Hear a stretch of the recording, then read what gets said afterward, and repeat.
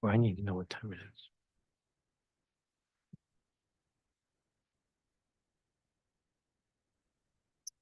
I'm calling to order this hearing. This is a public hearing of the Committee of the Whole of the Council of the District of Columbia. And the issue is Bill 25-800 entitled Mathematics Education Improvement Amendment Act of 2024, but more broadly on the issue of mathematics education generally.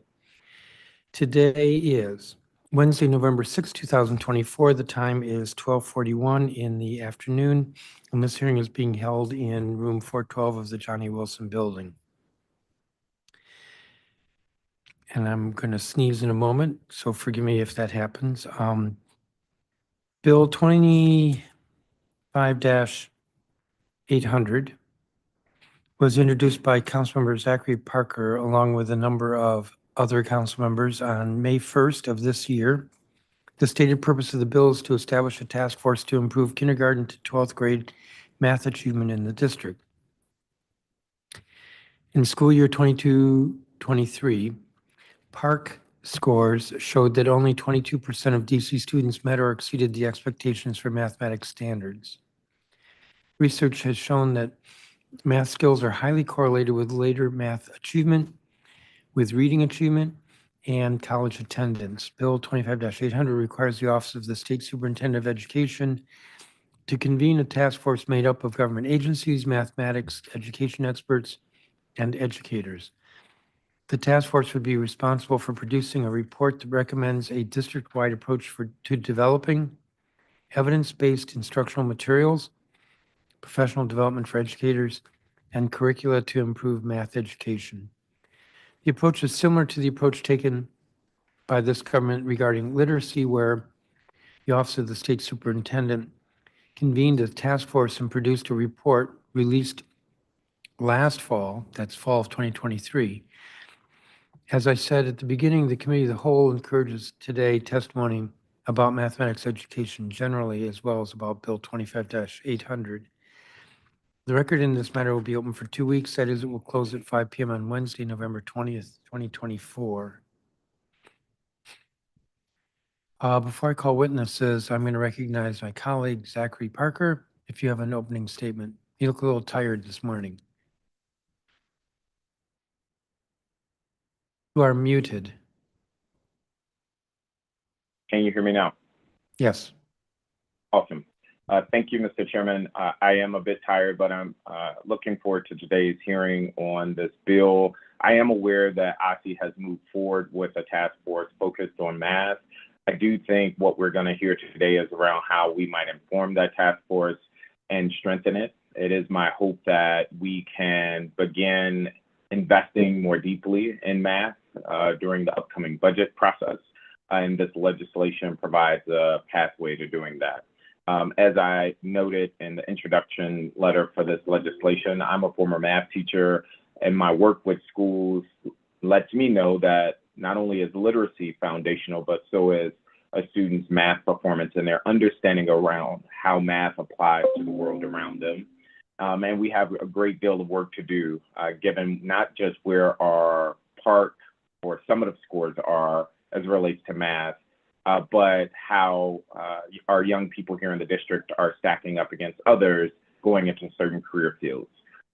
My hope is that after today's hearing, we can mark up this bill and, as I mentioned, inform the work that OSSE is doing with its math task force and make specific and deep investments in math in the upcoming budget process. I'll stop there. Looking forward to today's hearing, and thank you for taking the time to engage in this legislation.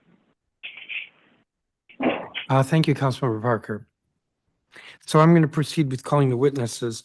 We have scheduled the first 4 witnesses as sort of an expert panel, so I'll call them, and then we'll proceed from there to the public witnesses. Victor Horton, who's Deputy Director, Education Reform Now Advocacy. David Kung, who is Director of Programs at Transforming Post-Secondary Education in Mathematics. Jenny Beltramini, who is Director of Mathematics for Student Achievement Partners, and Josh Boots, who is Executive Director of Empower K-12.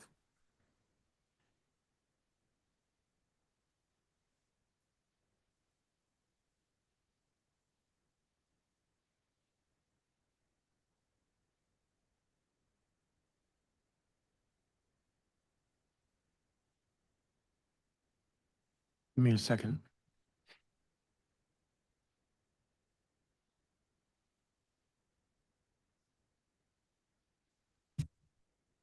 Mr. Horton, why don't we begin with you? And good morning. Good morning. Good afternoon, excuse me. Good afternoon, Chairman Middleton, council members, as well as community members. My name is Victor Horton. I am a Ward 7 resident, and I am testifying today on behalf of the DC chapter of Education Reform Now Advocacy, where I serve as the Deputy Director. EARNA is an organization advocating for a just and equitable public education system for all students in Washington, DC. And again, thank you for giving me the opportunity to testify. I'm a former DC math educator with over a decade of experience, having dedicated my career to improving student outcomes and supporting educators.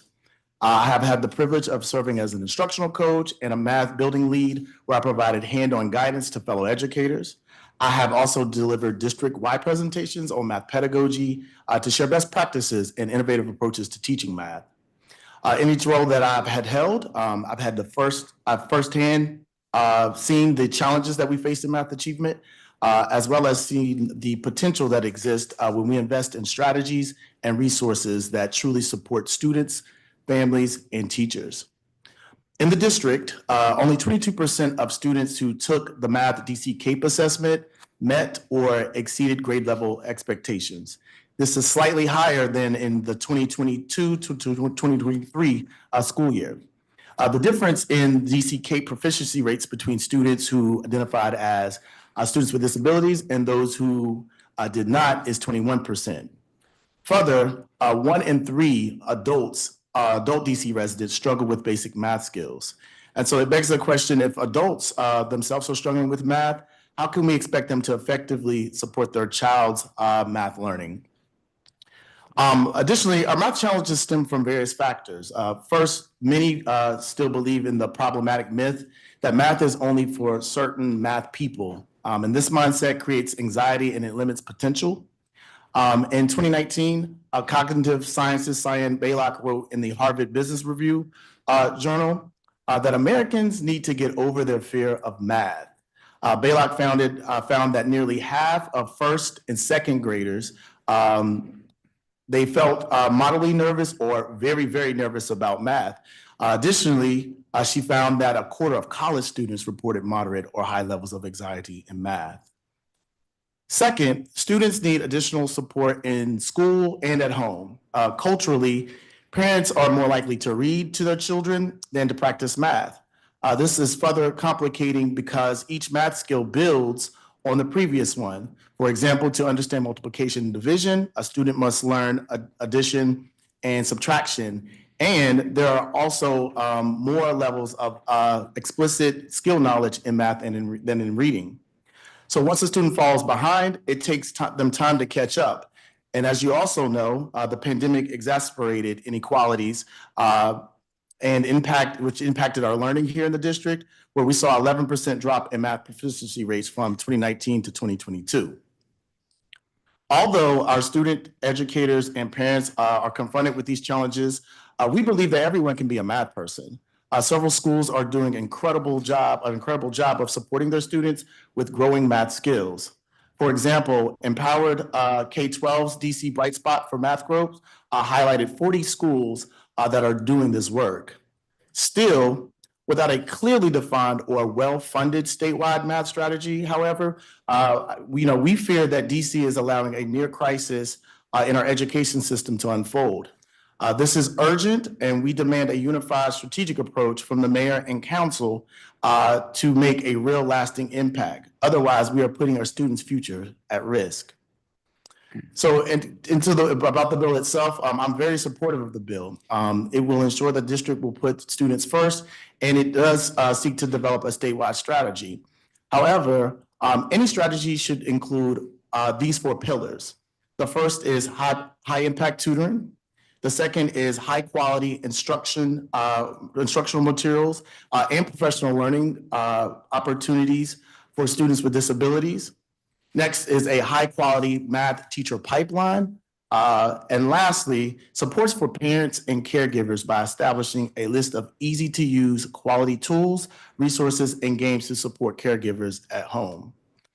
As mentioned earlier, it is also my understanding that OSSI is currently convening an interagency math task force that is molded after the Early Literacy Education Task Force.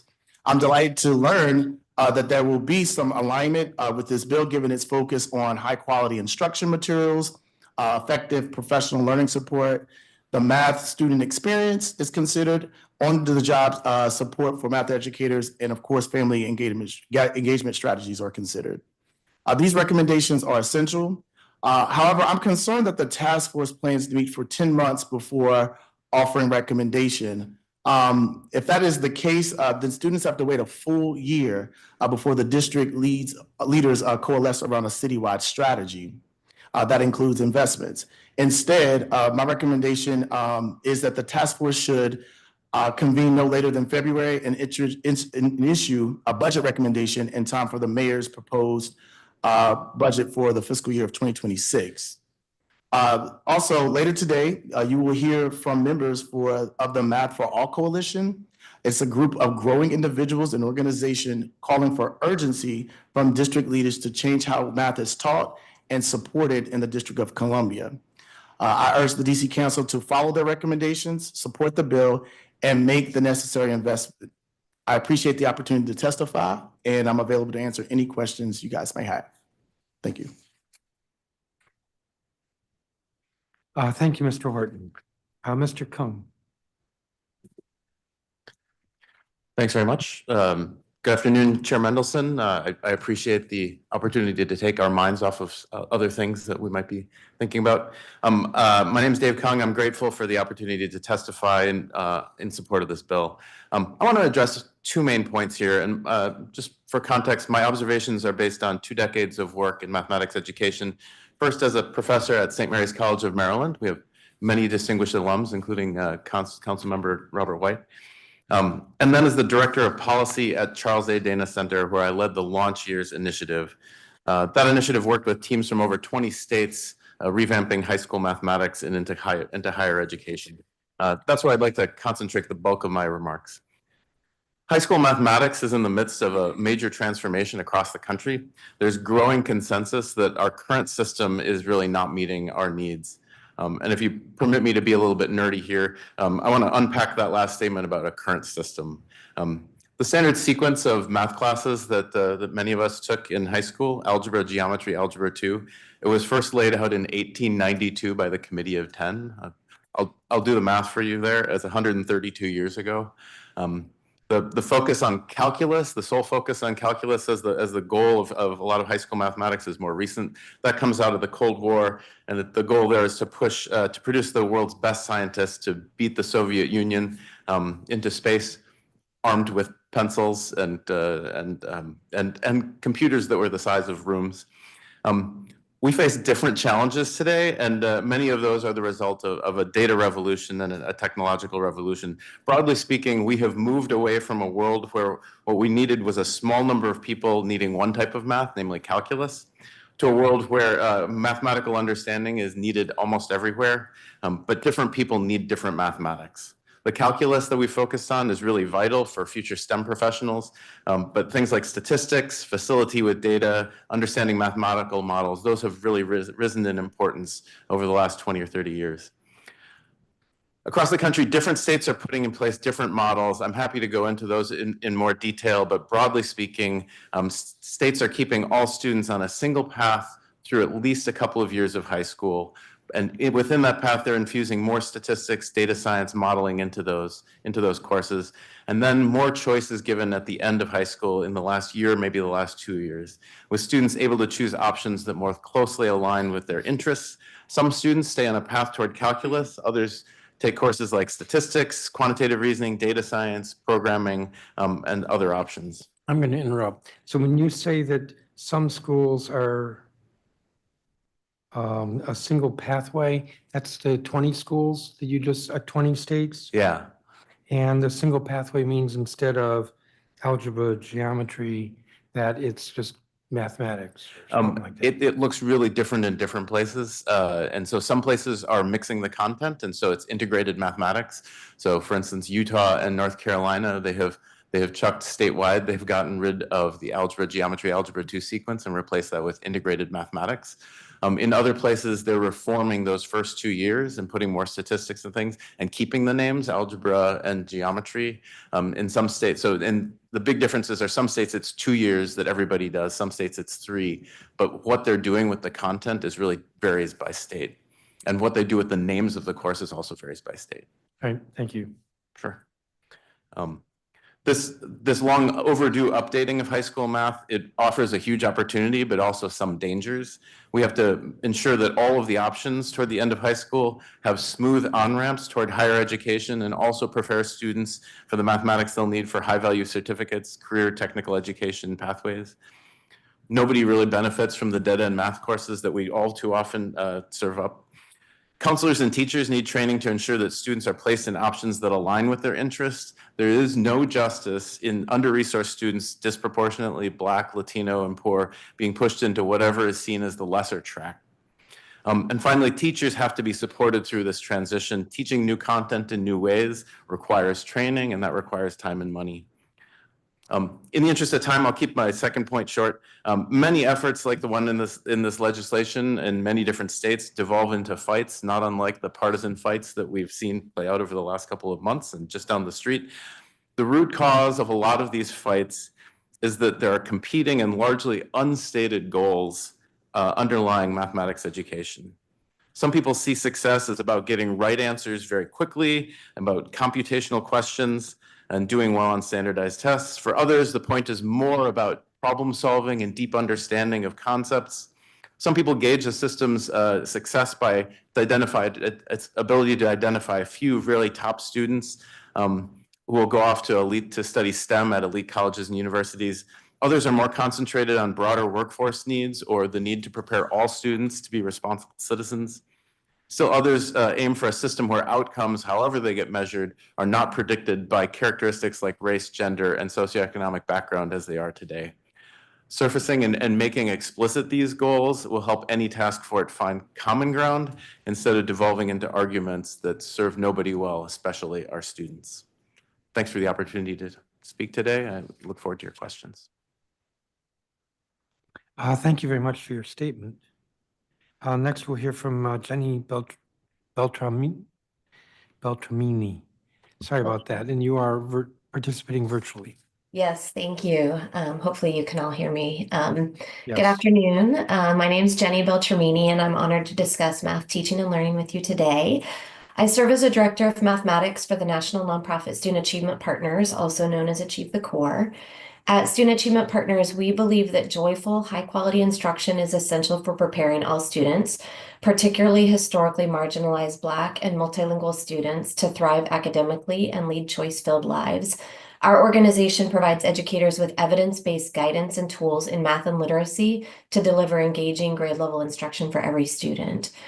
Before this role, I was a mathematics leader in the other Washington State, supporting educators statewide in implementing college and career-ready standards. I'm also proud that I maintain my National Board Teacher certification in early adolescent mathematics. My commitment to high-quality math instruction is personal. Like many adults, I did not have a positive experience with math as a K-12 student. Too many students historically and currently struggle with math, dislike math, find math uninteresting and irrelevant, and don't see themselves as capable mathematicians, which has lasting consequences for their futures. However, we can change this.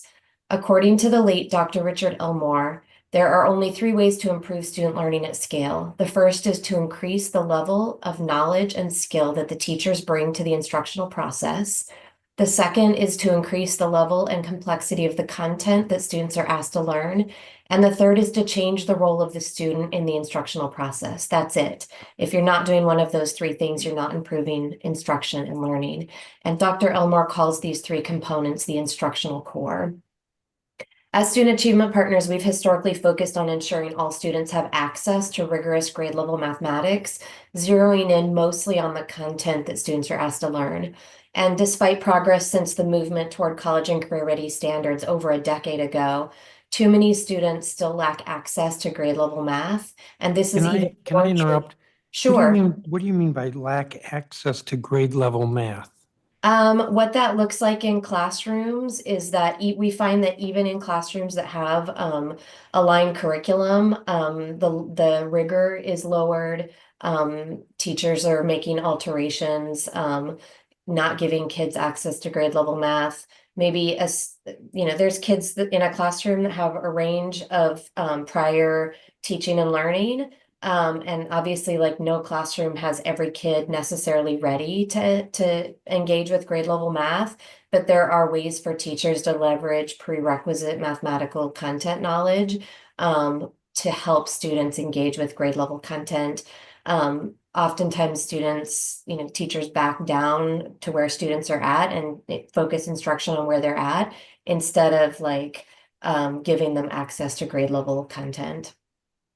In other words, the teachers aren't teaching grade level, they're teaching below grade level. That happens a lot. All right. Yep. Yeah. Forgive me for interrupting. No problem. I was just gonna name that this access to grade level of math is evidence shows that it's even more true for students of color, those from low income families, multilingual learners, and students with disabilities. So we know that access to grade level math for all students is a necessary piece of creating more equitable outcomes, but actually it's not sufficient on its own. And so 3 years ago at Student Achievement Partners, we decided to look beyond just the standards, which is what we historically focused on, and unpack the evidence base around a number of aspects related to high quality instruction. This led us to create a new framework for high quality instruction that brings together often disconnected strands of research on instructional practice, practitioner knowledge, and student learning experiences to guide transformation to a new cohesive vision of student-centered high-quality instruction. So in 2023, we published the Essential and Equitable, or E-squared, instructional practice framework, which outlines a comprehensive vision for high-quality instruction, and it emphasizes all three components of Dr. Elmore's instructional core: teacher knowledge and skills, the content, and student engagement in the learning process. Our framework includes categories of grade level, what I was just speaking about, joyful, linguistically sustaining, and culturally responsive sustaining instruction. So if you allow me, I'd like to speak briefly about each component related to mathematics teaching and learning. So the first one, which is what we just talked about, research shows that students thrive both in the short term and long terms when they can access and engage with grade level instruction. But we have to recognize that effective instructional design and support are necessary for students from diverse backgrounds to engage with this content. So, for example, teachers need to be able to identify appropriate scaffolds that build on students' existing knowledge, which requires teachers to have deep mathematical content understanding and insight into students' mathematical thinking. So evidence indicates that sustained professional development for teachers in mathematical content knowledge improves teaching practices and student outcomes. And this is even more true when teacher content knowledge learning is connected to the curriculum materials teachers use in their classrooms every day. So joyful learning manifests in classrooms through eager participation, excited questions, and sort of those aha moments. But this tangible manifestation of joyful learning in our framework requires educators to create a positive intellectual and emotional environment for students by designing their math instruction to be engaging, motivating, and meaningful. I'm guessing not many in this hearing can recall their own K-12 mathematics classrooms as being joyful, engaging spaces that fostered curiosity and excitement. However, after the COVID-19 pandemic especially, it's even more crucial than ever for math teachers to support students' social and emotional development, attending to belonging, relevance, agency, and relationships to create these joyful math experiences alongside academic growth in the design and execution of their math lessons. And this is a skill set that teachers need professional learning to be able to do. It's not something that math teachers are typically it's not front of mind for them to create to attend a social emotional development in math lessons. So we've observed that math educators often struggle to support multilingual learners in understanding and doing rigorous mathematics. Instead of viewing diverse linguistic backgrounds as challenges to be managed, educators need to shift perspective to see them as strengths. Being multilingual is an asset, and evidence points to these assets of multilingual students, including enhanced communication skills, better understanding of how language works, greater executive function, considerable cognitive flexibility, and improved memory, just to name a few.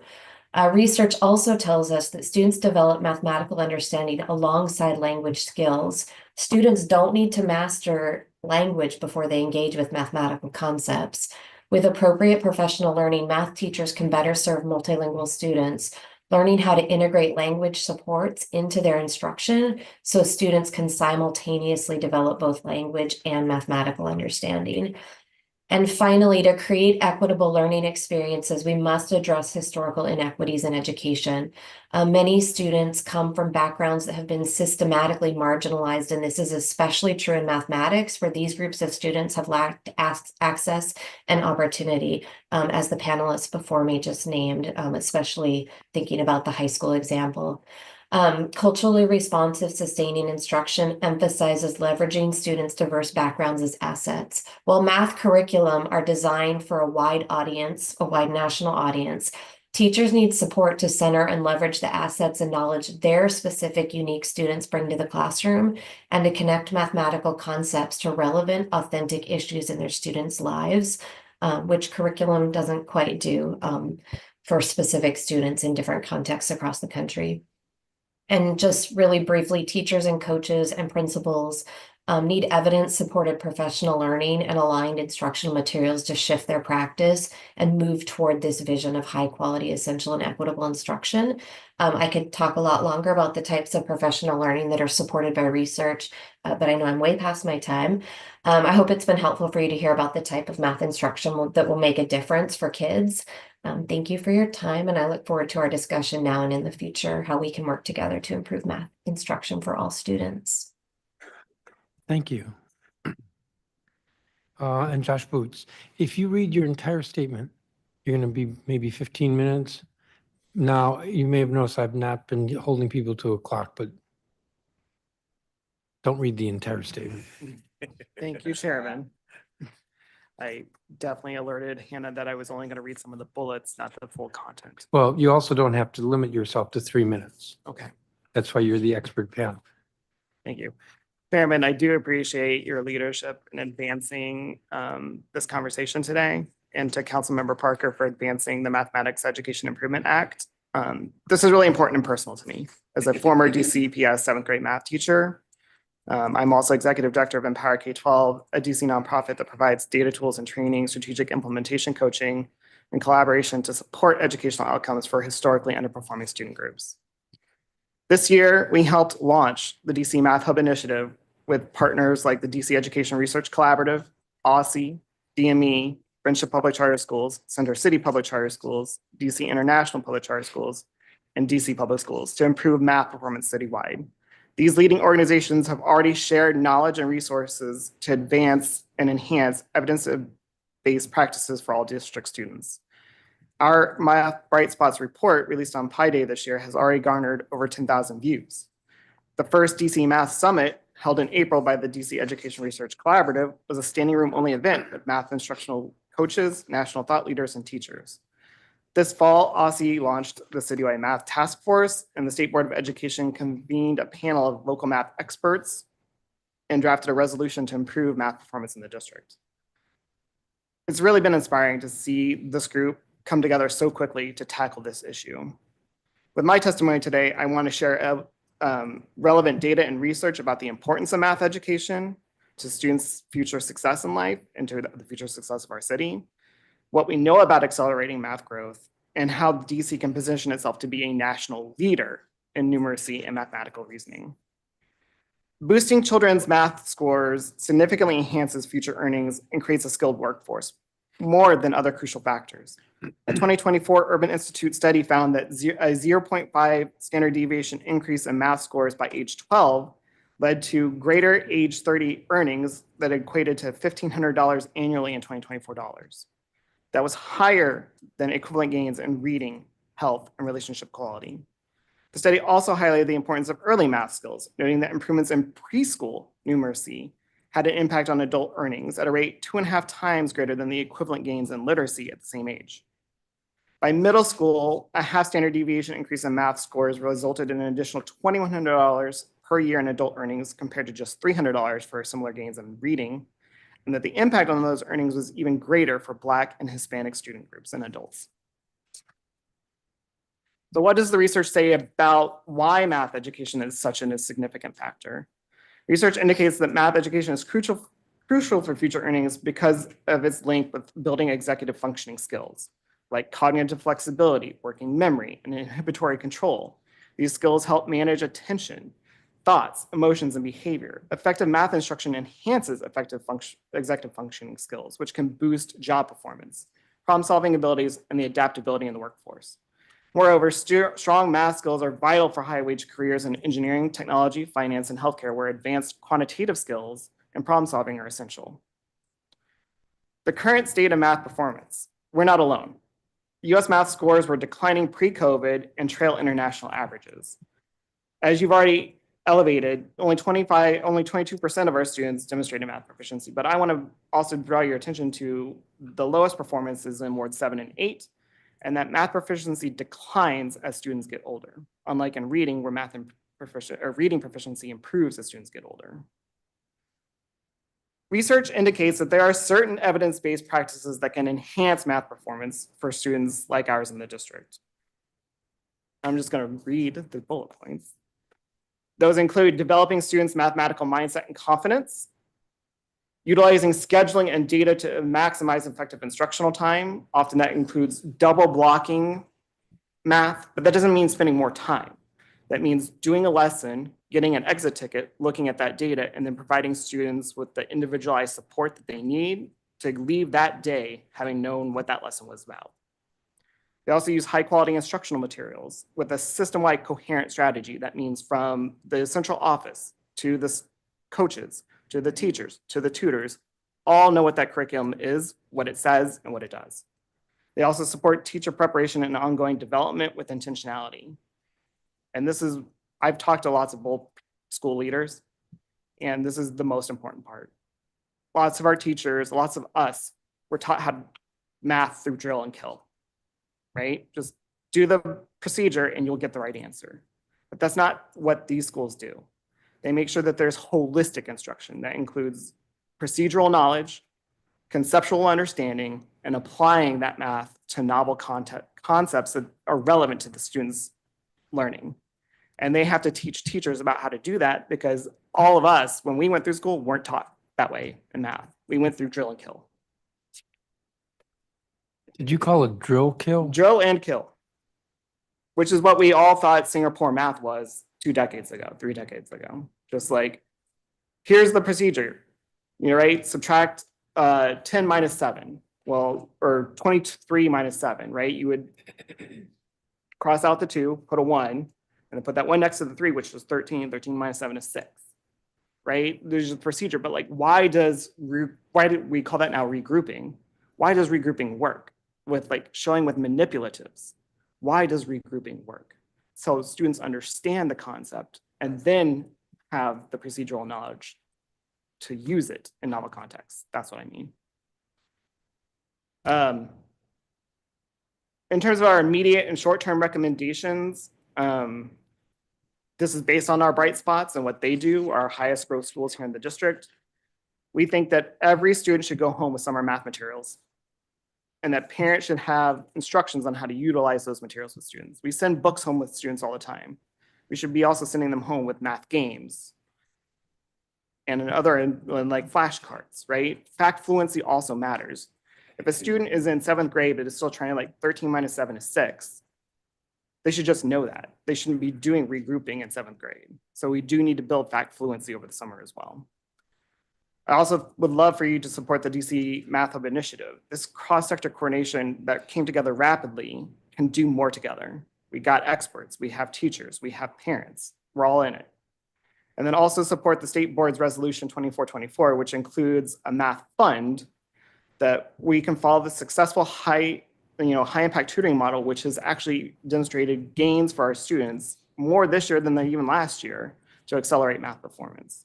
The fund should require that competitive grant applications from LEAs, that they implement those strategies in alignment with the upcoming Math Task Force report, and that they participate in facilitated design sprints that will increase the likelihood of a successful implementation, plus data sharing and ongoing evaluation to make sure that this works in real time.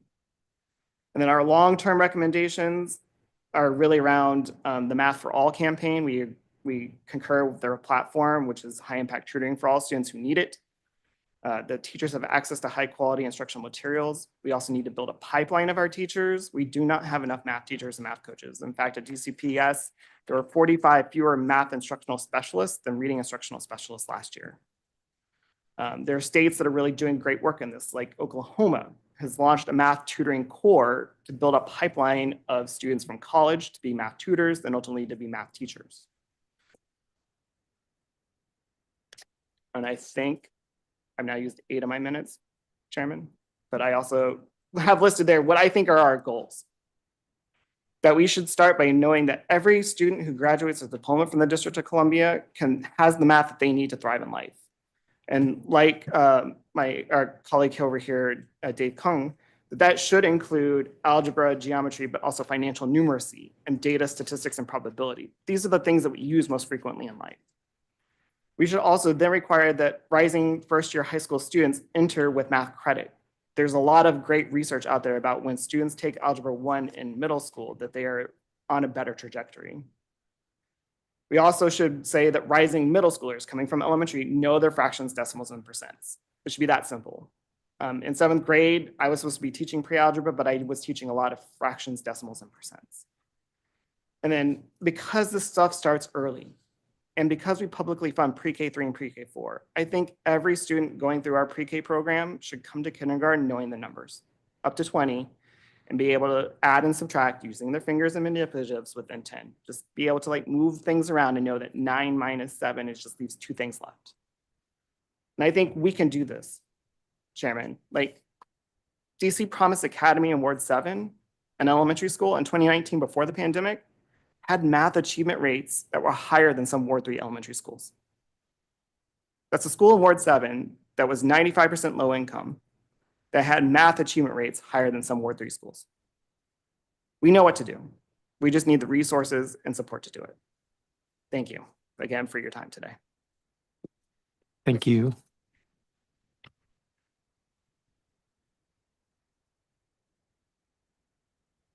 There'll be one 10-minute round. I'm saying that for Mr. Parker's benefit as well as mine. And we've also been joined by Councilmember Bonds, I believe. Oh, there she is. So you'll be after Mr. Parker. So I have a few questions. Let's see.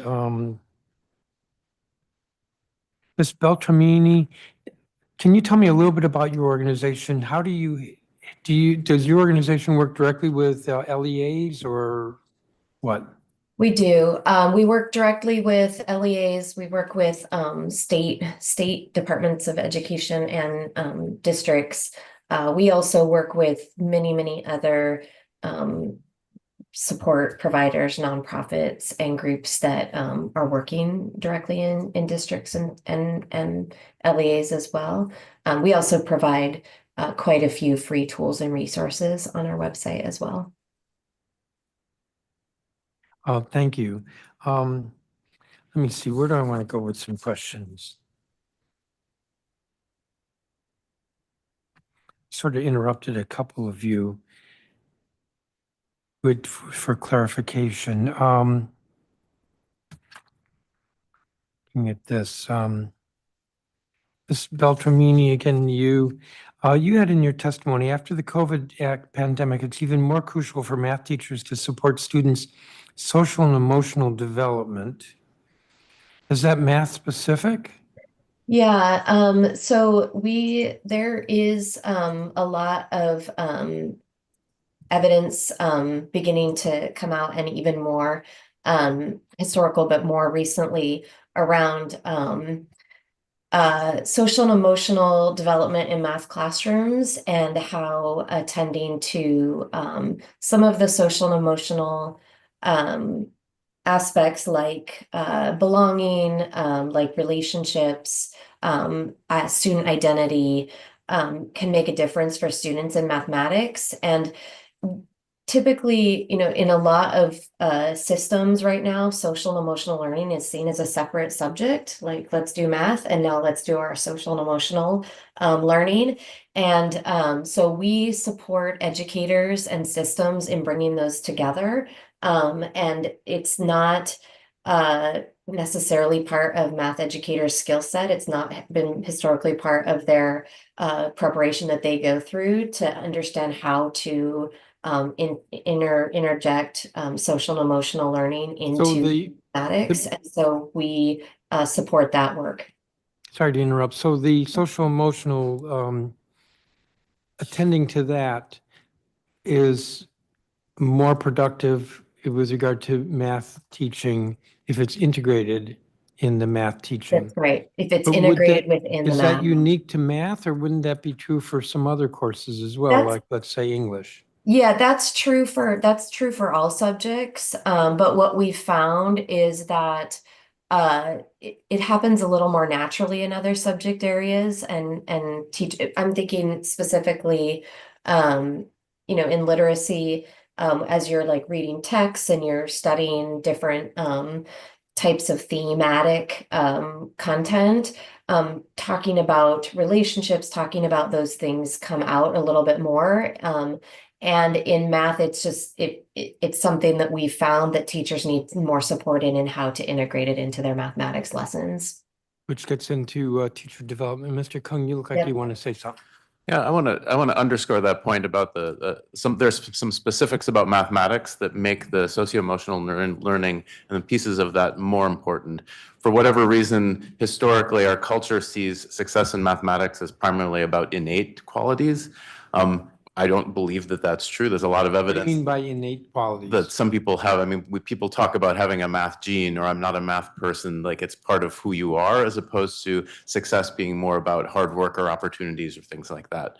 And when we talk about and when we see success in math about sort of natural ability, then when students start to struggle, what they see is, I'm just not a math person, as opposed to seeing themselves as, you know, struggle is part of the learning, and it's actually it's appropriate and very common to struggle, and that's okay, right? And so the socio-emotional learning to support students, to give them an alternative narrative for when they're struggling, is incredibly important, and there are aspects of mathematics that make that more important in mathematics than in other subjects.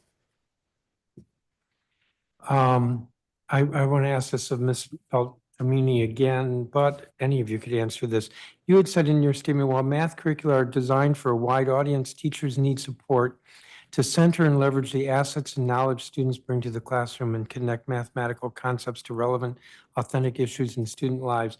I think that's different than the point with the social emotional. At least you made that statement at a different point. I Yeah, think I understand what it means, but I wanted you to elaborate on that.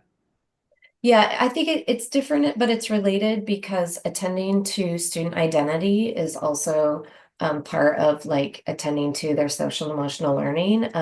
Thinking about how representation and students seeing themselves in the mathematics that they're doing kind of is a bridge to cross over between a social and emotional aspect and what I was speaking to was culturally responsive and sustaining instruction. But math, you know, in order to make math relevant to students, and to their specific lives and their contexts. You know, a classroom in, say, Southern California is really different from a classroom in Washington, D.C. And curricula, it's getting better. Newer curricula that's recently released is you know, one of the goals is to make it more culturally responsive and sustaining and culturally relevant. However, in order for teachers to make math relevant to the students sitting in front of them, they need support in how to do that. It's not something that is, again, not taught in a lot of teacher prep programs. And there are tweaks and modifications that teachers can make to curriculum to make it more relevant to the specific students that are in their context. Let me switch to Mr. Boots. In your testimony, several places you talked about resources, but there was this paragraph. Ensure teachers have access to high quality and relevant math instructional materials and professional development that covers the importance of math fact fluency, conceptual understanding, procedural knowledge, and application of skills and novel problem-solving opportunities. So when I saw that, I said, well, isn't that happening now? Which is another way of saying, why is that an issue? Um, I think we need to confirm that it's happening everywhere. I do know the math curricula that DCPS and the schools that work with us use are considered high quality instructional materials. Eureka Math Squared is high quality instructional math materials. Illustrative math that are being used are high quality instructional materials. So one, we need to verify that every LEA is using high quality instructional materials, but also that they're deploying that in a coherent manner. In a what manner? Coherent. And by coherent, again, I'm talking that the leadership understand and have been trained on the curriculum, that the math coaches have, that our tutoring providers also know this curriculum, so that students are getting a consistent message about how a math skill is being taught. And that way we accelerate learning. So what I think I'm hearing is that at the top of the LEA, we may be talking the right talk, have the right materials, instructional materials, but when you get down to the classroom, it may not be there because of the professional development I'm going to say professional development that gets into this broader range of issues. Is that what I'm hearing? I think that's exactly right. And I think that question is a good question for the panel that you will have at the end of the day. So you mentioned there was a Ward 8 school that had better test results than some Ward 7 school. Yes, in 2019, KIPP Promise Elementary School had higher math achievement rates than some Ward 3 elementary schools. So this is maybe the $64,000 question. How is it that some LEAs, or maybe I should say schools, can implement these strategies successfully and others don't? And that's for anybody who wants to answer it. Again, we weren't all taught the way we should be taught math. And so this is what our bold schools talk about, the amount of time that they spend with intentionally supporting teachers of math, especially in elementary school, but also in middle school, and making sure that they conceptually understand the math that they are about to teach, and to make sure that that lesson does not contain any misconceptions that a student might gain accidentally. And so it really is the practicing of that lesson in front of your peers, is building that culture inside the school where it's okay to practice a lesson in front of your peers before you give it to students, because you know what? That makes us better. And that requires time and culture, other things that I know that our schools are working on. So how do we, the Council of the District of Columbia, make that happen? Well, one, you're holding a hearing about it today, so that's step one, important. And I think the other thing is we haven't invested the same resources in math the way we have for the science of reading and literacy. And so we do need, again, a coherent approach statewide, right? OSSE is doing math boot camps. So every math teacher of elementary school to middle school to high school should go through a math boot camp or be certified in math, right? That's part of the pipeline. We have a bunch of people who are teaching math who aren't certified to teach math or wouldn't pass the certification exams. We should be incentivizing every LEA, DCPS or charter, to make sure that our math teachers are highly qualified to teach math. So do we need a task force to figure this out? When it sounds to me like we've sort of figured it out, I'm mixing my subjects here. Do we need a task force to figure out what needs to happen? When we know how the teaching will be more effective, and the challenge is to get this done in the classroom. I always appreciate your rhetorical questions. That was not rhetorical, was it? No, I mean, it is the right question. And I think the math task force, which I am a member of, that we could quickly come to 4 general strategies that we need to implement today. But there is going to be the details of those strategies and how to make those successful at scale that we do need to discuss. So you're right, there are certain like high quality instructional materials, right? That's important, but then how do we train and scale and ensure that that happens statewide? There's nitty gritty details that I think the task force should be able to get into and come up with really great recommendations, right? Looking at what other states have already done and being like, yep, that will work here, or nope, that won't work here for whatever reason. Mr. Cohen. I think you called it a $64,000 question. I think if you could figure out how to get high quality instructional materials with really good pedagogy into a classroom, it's worth a whole lot more than $64,000. There are a lot of people working on this issue. I want to highlight that I don't see this as a problem that's just about professional development for teachers. I think there are structural issues here that are really important as well. When I'm in classes watching teachers, the pressures that they feel like because of the system are real, and they actually push us in the wrong direction. So just to give you an example, if you're sitting there struggling with students and you know that there is a quiz at the end of the week that leads directly into a high stakes assessment at the end, you have a lot of incentive to teach students how to get the right answer on that particular thing, not do what we're talking about here, what Josh is talking about, which is do really in-depth, can you understand, like building up from first principles, from deep understanding, what does this mean, right? And so there are structural parts of our system that push all of the teachers involved toward a very sort of a very computational, very hand computational, just get the right answer perspective on mathematics that harms students. And in fact, they might actually get a better score on the quiz at the end of the year, at the end of the week, or on whatever high stakes assessment, but it hurts them later when they don't understand the mathematics underlying that particular topic. And that's sort of the longitudinal, the long-term arc of ideas is really key, and the sort of the frequency and the high stakes assessments really really screw with that, with the sort of longer term ideas and how they follow from from not just in 1 year but across grade levels. What does multiplication mean generally, as opposed to how do you multiply fractions or decimals?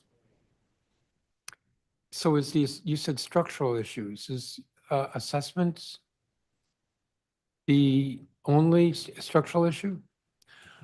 I think assessment on many levels is an important structural issue. And I think this goes back to some comments I made earlier about what are the real goals of our mathematics education system, right? And so I think we have to have hard conversations about what those goals are, and then do we have alignment, not just with high quality instructional materials and professional development, but also with the assessments that are involved. Like, are the assessments actually, if we have socio-emotional learning as part of our goals, if we have students having confidence with with this material, are those part of the assessment structures? Because that's not what I see in most places. What I see in most places is the assessments are about computation and not about deep thinking and not about these other goals that we have. I'm over my time. Councilmember Parker? Yes, thank you. I want to just start with a little bit of context, and then I'm going to jump into questions.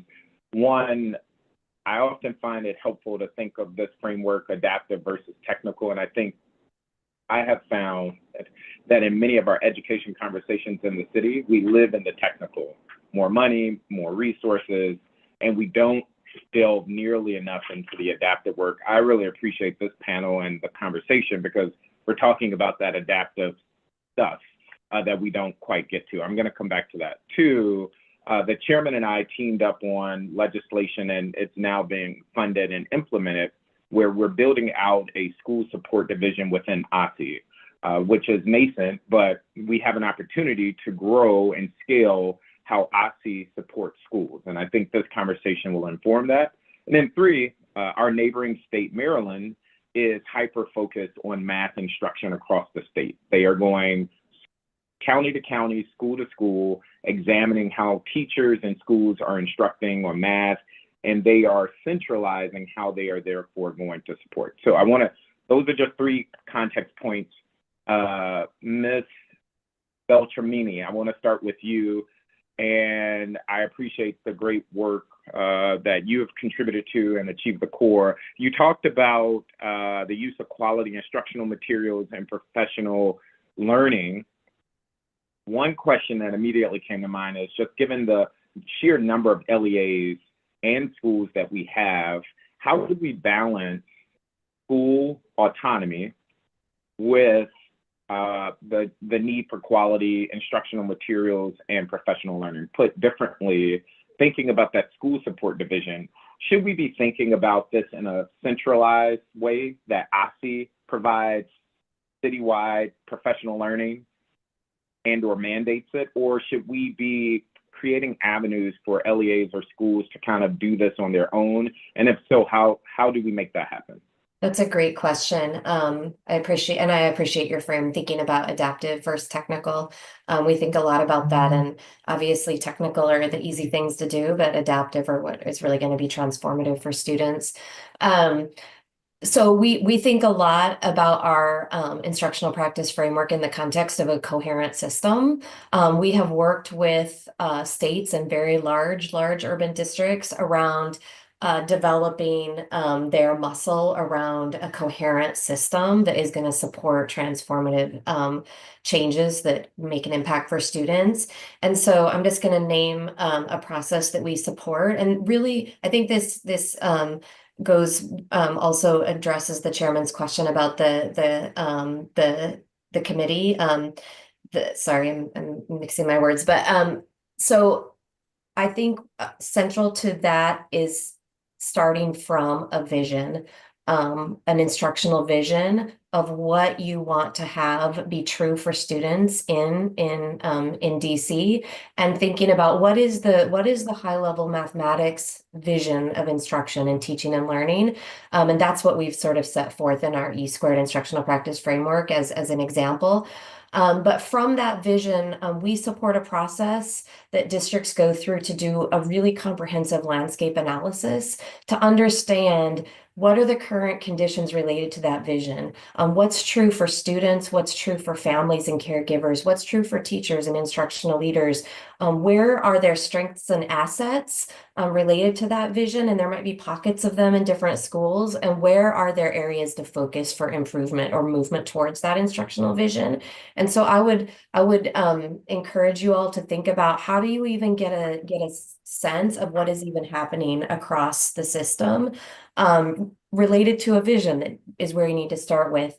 And then from that, this is where your question about autonomy comes into play. Because once there's a clear understanding of where there's strengths and where there's areas to focus, and that's going to look different across schools and across probably regions within your system, that's where individual schools can dive in and say, this is our area of focus. Here's where we can start to work to move toward this vision. And this is our area of focus. And it might look different in say high schools than K-5 schools, or different parts of the system because of different student populations that live in different places, or teacher and leader skill set and knowledge. But everybody's sort of working towards that common vision, and then the professional learning that's provided, the support for the instructional materials that's provided can be more streamlined towards like where do those different spaces need to work towards. So that's how I would say it's a balance of a coherent common vision and movement toward that vision, and being able to work towards where different places within the system need to be working to be able to improve teaching and learning for all kids. So hopefully that helps.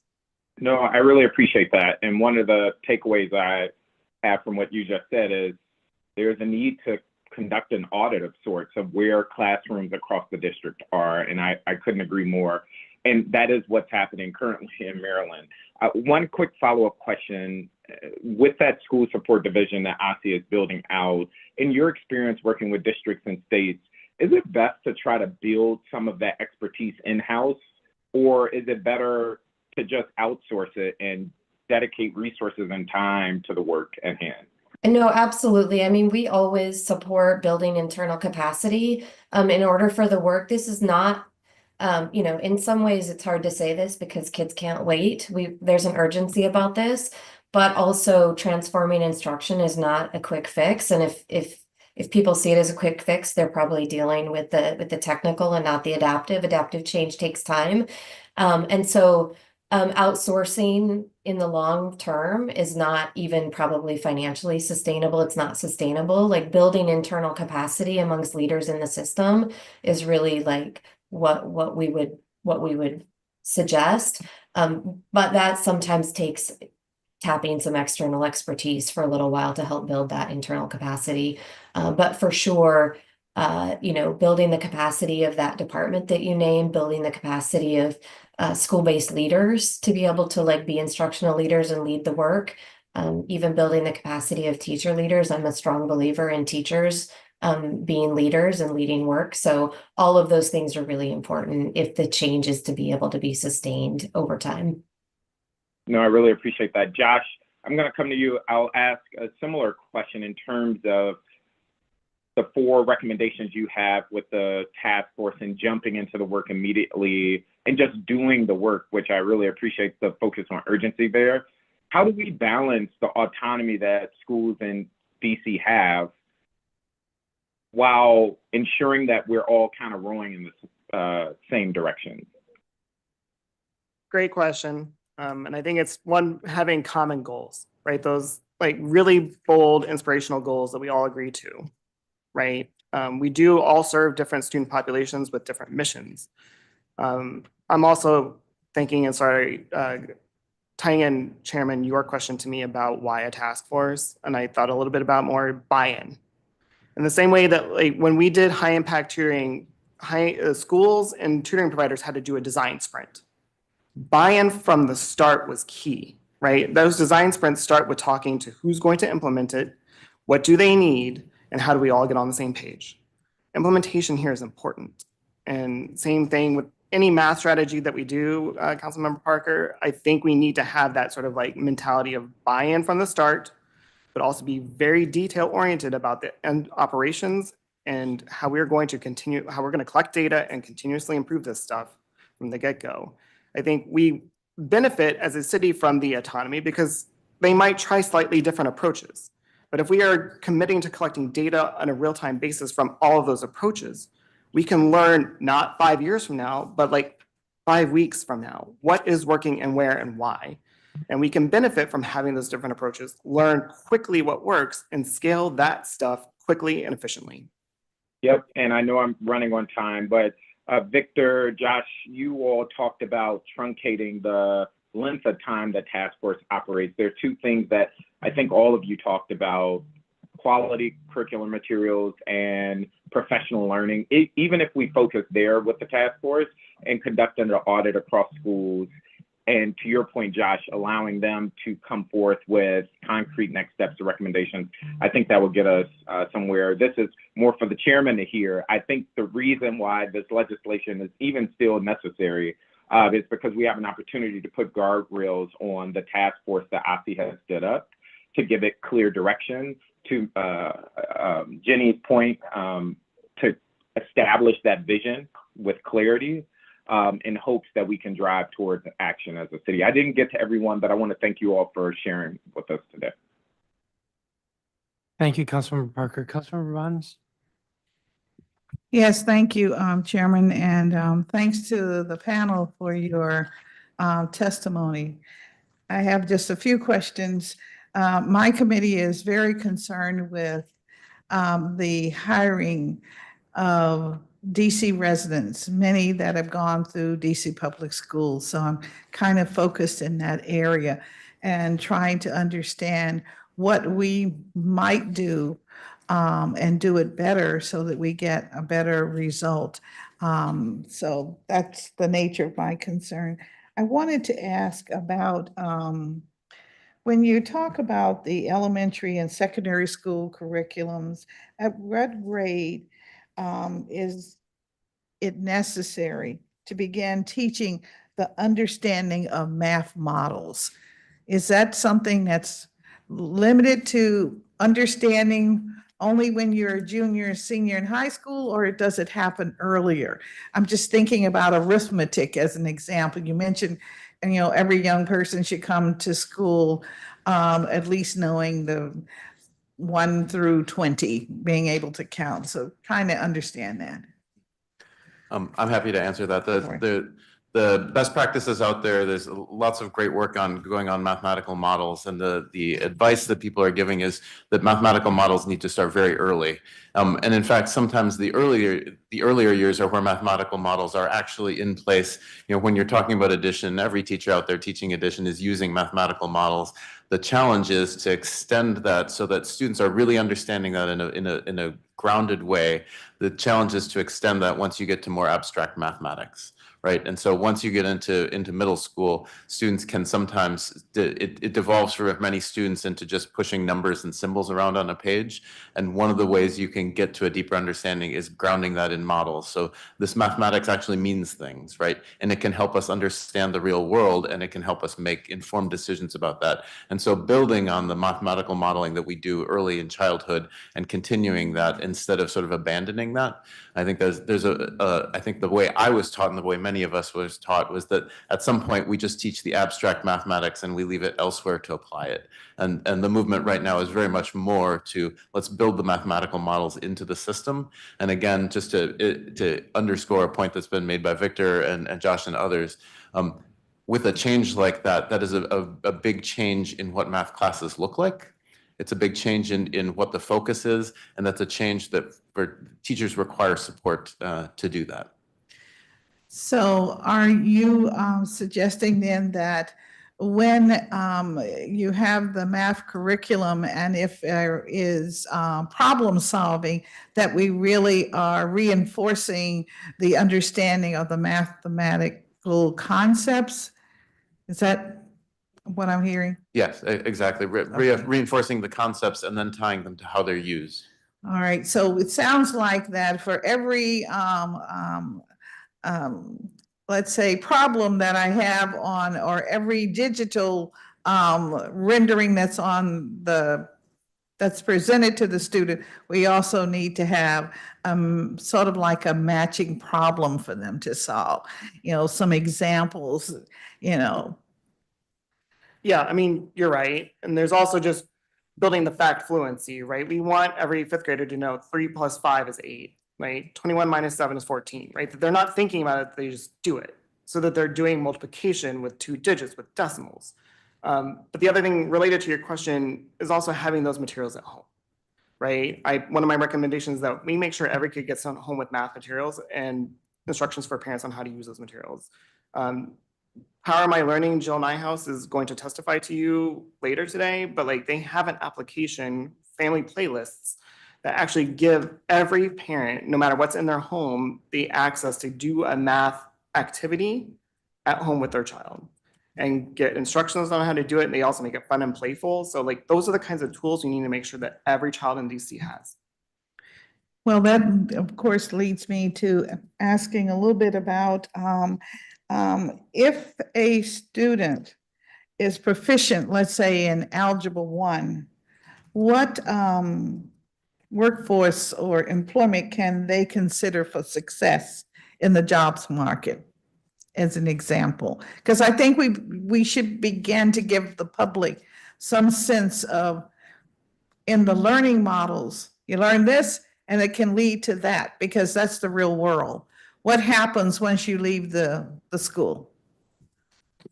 Any management position of any business, period, right? When you're a manager of a business, there's a lot of math that goes into are my revenues, are my expenditures, is what I'm paying for this at this rate going to get me to where I need to be a business that works and functions in this city? And so Algebra 1 is important for that in any business of any manager, period. So Algebra 1 for, if I'm going to open a restaurant, I gotta know something about Algebra 1. All right. What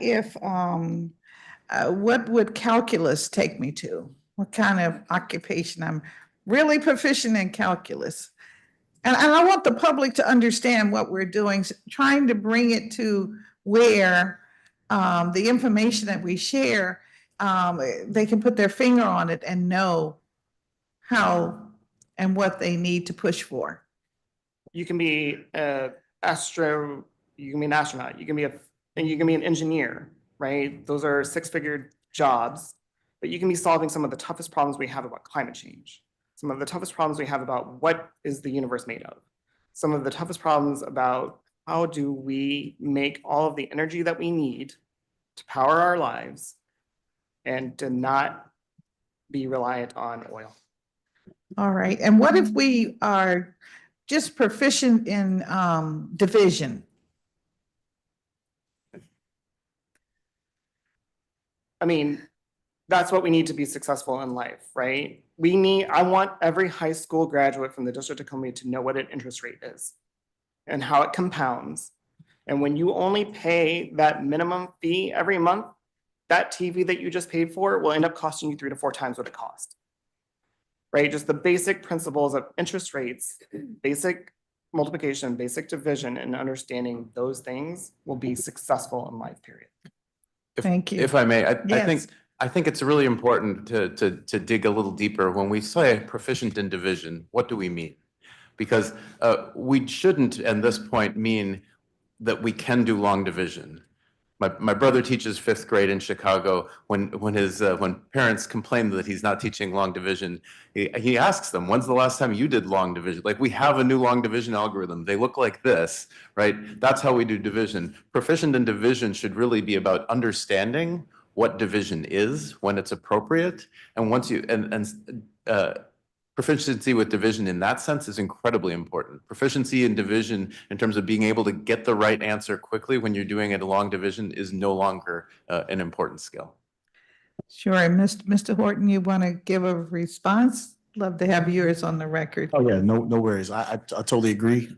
In terms of the division, as a math teacher, I stopped teaching long division many moons ago because I didn't see how it was applicable, and it's for other things as well.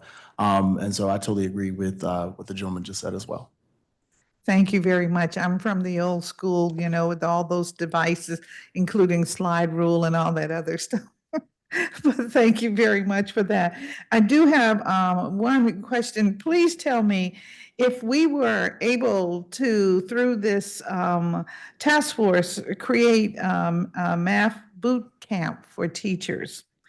What's the time frame or the duration for this opportunity to last? Can it be done and they become proficient in techniques that would work at the 5th grade level in 6 weeks or 6 months? It's just a couple of days, if I recall correctly. When Aussie comes up and testifies later, Ms. Bonds, they already offer math boot camps for teachers. And what is their time frame? You're familiar with it, obviously. I'm familiar that they do them. I'm not exactly Okay. familiar with the time frame, but I think it's just All a right. handful of hours across a couple of days. All right. Well, your all's testimony is very exciting, Mr. Klug. Thanks. I want to go back to what Councilmember Parker said about adaptive versus technical solutions. Like, I think boot camps like this can be an important and a very important thing, right? But there is no silver bullet, and there isn't no sort of amount of a boot camp that's going to solve this problem. It is a process by which teachers become sort of change their ideas about what math is important. It's about the systemic issues, about the assessment structures that incentivize them to do certain things. It's a complicated solution, and we can move toward a solution, but there is no silver bullet in there. This is definitely an adaptive problem and not a technical one. Well, I'm out of my time, so thank you very much to this panel. Thank you, Councilmember Bonds. Thank you, each of you, for your testimony. Ms. Beltramini, thank you for your testimony as well. I'm saying it that way because you're virtual, the others are in person.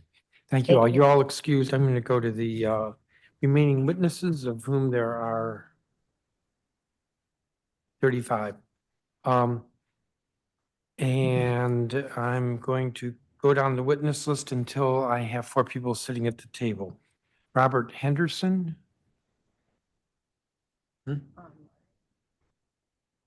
Ebony Rose Thompson. Both are with the Board of Education.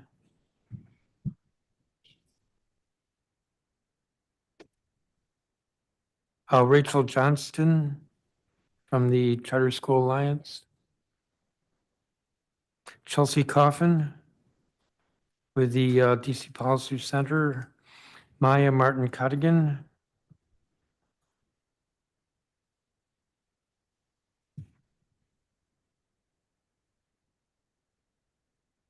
I made you a panelist? Yeah.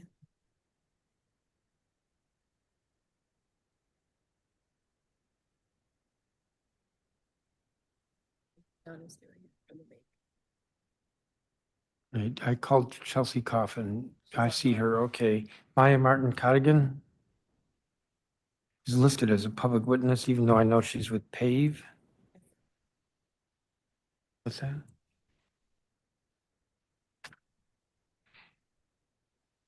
Angela Das, Director of Mathematics at Friendship Public Charter School. Yep, she's on there. Regina Bell, General Vice President, Washington Teachers Union. Molly Kayira Wongs.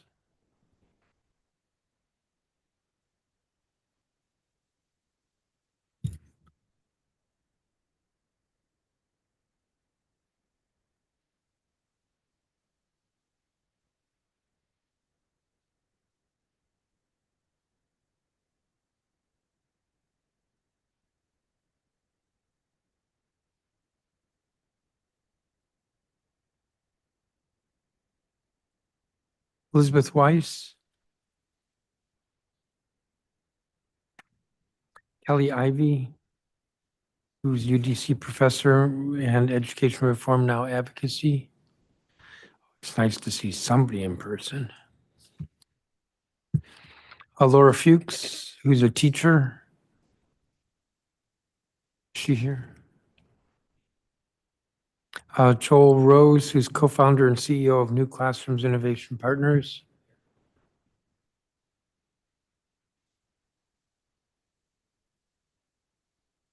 Anna Rodriguez.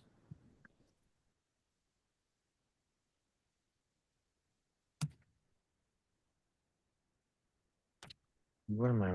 2, 4, 6, 7, 8, 9, 10, 11, 12.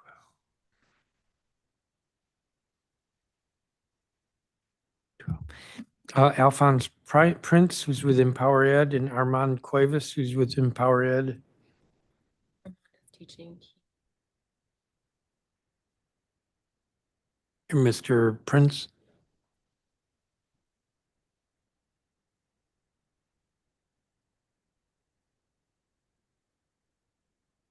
I think I'll stop right there. All right, most of the witnesses are virtual. We'll start with Robert Henderson, who's Ward 5 representative on the DC Board of Education. Good afternoon, Chairman Mendelson. I am testifying in my individual capacity as Ward 5 member of the State Board of Education, and I'm not representing the views of the board as a whole. As you know from Councilmember Parker's introduction letter and much of the testimony today, as measured by our statewide standardized test, more than 3/4 of DC students are not meeting expectations in math. To me, this signals not only that we are not doing enough to support our students currently, but also that what is needed has to be scaled proportionally. We have to ask why our current approaches are falling so short. Bill 25-800 calls for a math task force. We now have that task force. It is imperative that the task force work quickly. We can't let another budget cycle pass without stronger and better investments in math supports. The state board hosted an expert panel on math at our June public meeting. There was remarkable consensus across the experts about promising practices to implement. Those are included in the state board resolution that President Thompson will talk about shortly. The point I want to make now is that the task force doesn't need to reinvent the wheel. The National Council on Mathematics Teachers, for example, has already done considerable work in vetting and curating high-quality evidence-based practices and resources. The task force should lean on the work of reputable organizations like NCMT to expedite its work. Of course, we should be continually evaluating and adjusting, but we have actionable information now. Let's use it. We need to use broad levers to support our students. This includes acting on structural factors that we know are related to student performance, like food security, income security, healthcare, and housing stability. And at the school level, we need to equip and support the teachers doing math instruction daily through professional development, coaching from math subject experts, and collaboration with other teachers. These supports won't be effective unless teachers have time to do them and feel that that time is well spent. This cannot be a case of top-down impositions of training that teachers do not find relevant or additional tasks or tests that take time from planning and learning. The best way to achieve that is to include and incorporate teachers in every aspect of planning and implementing. Finally, you have and will continue to hear about high-impact tutoring. I urge the council to carefully consider the effectiveness of this intervention. We've allocated tens of millions of dollars to high-impact tutoring to reach a small percentage of students, about 6%, many at lower than optimal doses across both reading and math. While there are undoubtedly benefits to one-on-one or small group tutoring with highly trained tutors meeting 3 or more times a week for a sustained period, I simply see no cost-effective pathway for scaling this intervention to fidelity for the students who have received it already, much less to all the students who need it, remembering that 75% of students are not meeting math expectations. I think that investment would be better spent on broader levers that touch more students, inclusive of those already receiving high-impact tutoring. I also want to add that teacher retention and leader retention is so important in being able to change school culture to organize around a transformation math performance. Thank you. Thank you, Mr. Henderson. Ebony Rose Thompson. Good afternoon, Chairman Mendelson, members of the council and staff. My name is Ebony Rose Thompson, and I'm the president and Ward 7 representative of the DC State Board of Education. I'm pleased to be here today to talk on behalf of the State Board to provide testimony on Bill 25-800, the Mathematics Education Improvement Act of 2024. The State Board commends the Office of the State Superintendent of Education for creating the DC Math Task Force, which began convening last month. We appointed Ward 6 Representative Brandon Best, a former math educator, to the task force at our October public meeting. Aligning the ongoing work of this existing task force with Bill 25-800 will be beneficial because the bill transparently describes who should be included on the task force, what they should accomplish, and the timeline for doing so. Bill 25-800 also outlines what recommendations the task force should include in its final report. Several of the proposed recommendations are aligned with the State Board's resolution, SR 24-24, recommending actions to improve mathematics performance in the District of Columbia. The points they agree on include the need for the following: training and professional development for math coaches and educators, high quality instructional materials with a system-wide coherent strategy, research-based intervention, and improved engagement and communication with families. SR 24-24, which is attached as an appendant, is informed by expert testimony and feedback from the 90 members of our Student Advisory Committee. The resolution also includes recommendations that Mayor Muriel Bowser and the council should provide funding beginning in fiscal year 2026 to support several initiatives. This includes an OSSE Mathematics Support Fund, Math Fund, through which local education agencies, LEAs, would apply for grants to implement school-specific action plans. Such action plans would focus on improving mathematics achievement, especially targeting students scoring below grade level in math at high-need schools. The State Board was a proud participant in OSSE's Literacy Task Force, and we are encouraged that the council is continuing to combine content expertise with cross-agency collaboration. If the council and OSSE are looking to emulate the work of the Literacy Task Force, we recommend considering the time and resources that would be required to accomplish the goals outlined in this bill. For example, the Literacy Task Force discussed and established criteria for vetting whether trainings and materials are high quality, research-based, and more. OSSE was given an extended period of time to evaluate different options based on those standards. B25-800 asked the Math Task Force to evaluate professional development, curricula, and materials, all before the final report is submitted in June of 2025. The State Board appreciates the urgency to complete the work by the end of the current school year. We encourage councils to strategize with the Math Task Force partners about what knowledge gathering, research, and planning can reasonably be completed before the Budget Support Act for the next fiscal year.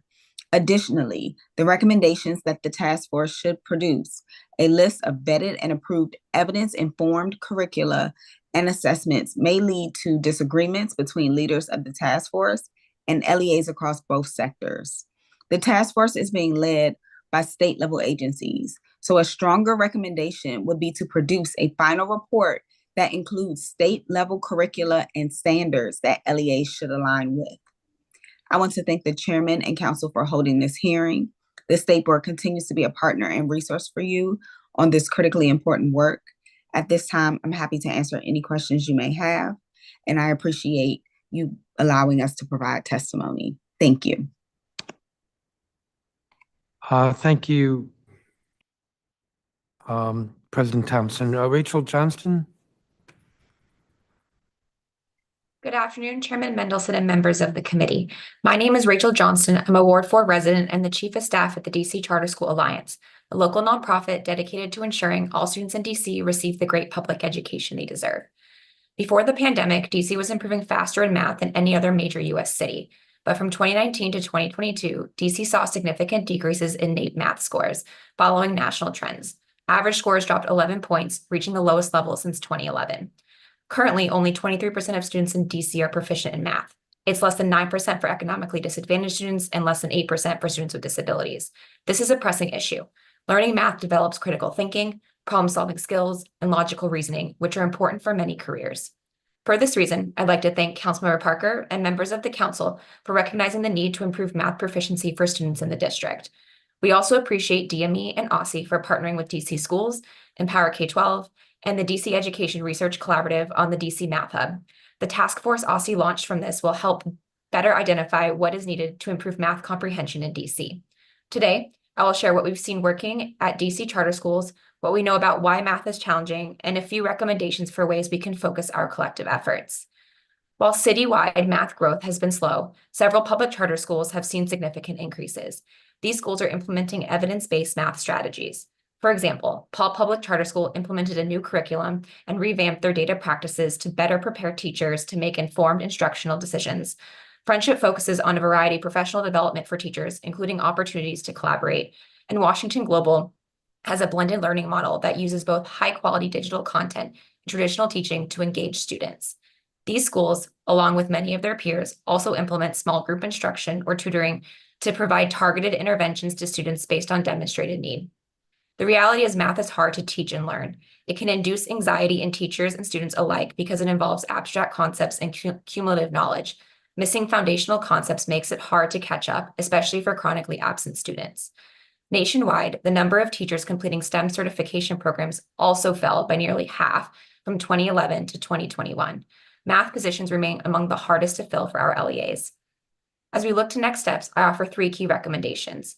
First, we need to bolster the pipeline of math teachers in DC and ensure existing teachers are well trained and supported.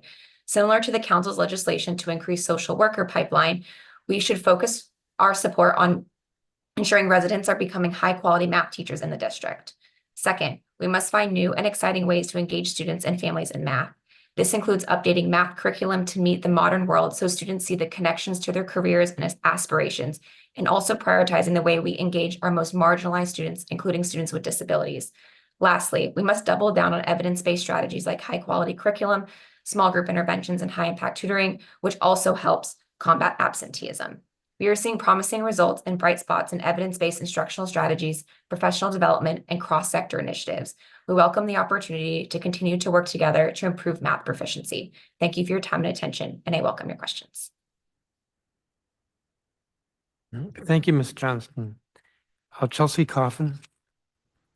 Good afternoon, Chairman Mendelson and members of the Committee of the Whole. My name is Chelsea Coffin, and I'm the Director of the Education Policy Initiative at the DC Policy Center, an independent think tank focused on advancing policies for a growing, vibrant, and compelling District of Columbia. Today, I am here to discuss the urgent need to improve math instruction and achievement in DC, especially in middle and high school grades and for students who are the furthest behind. I will also highlight the critical need for professional development in math and explain how the Math Task Force recommendations should be different than those of the Early Literacy Task Force, particularly in linking professional development to achievement.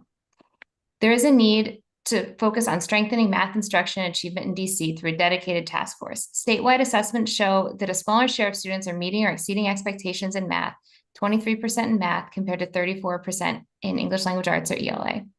Furthermore, the gap between pre-pandemic achievement and achievement in school year 23-24 is greater in math, 8 percentage points lower than ELA, 3 percentage points lower.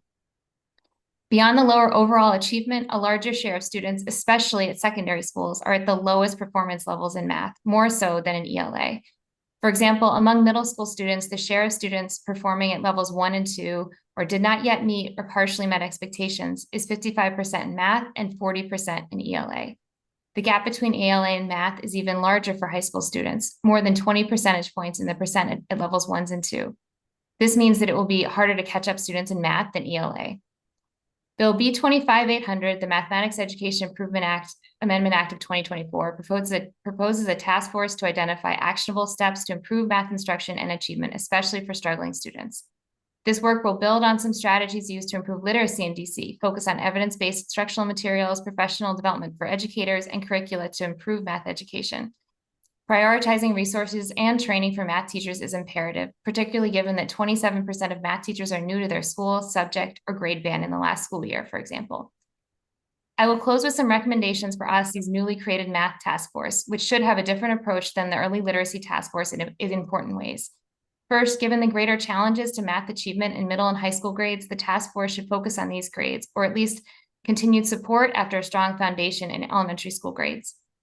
Second, the task force should emphasize a strong connection between learning outcomes and professional development or recommended materials instead of just their availability.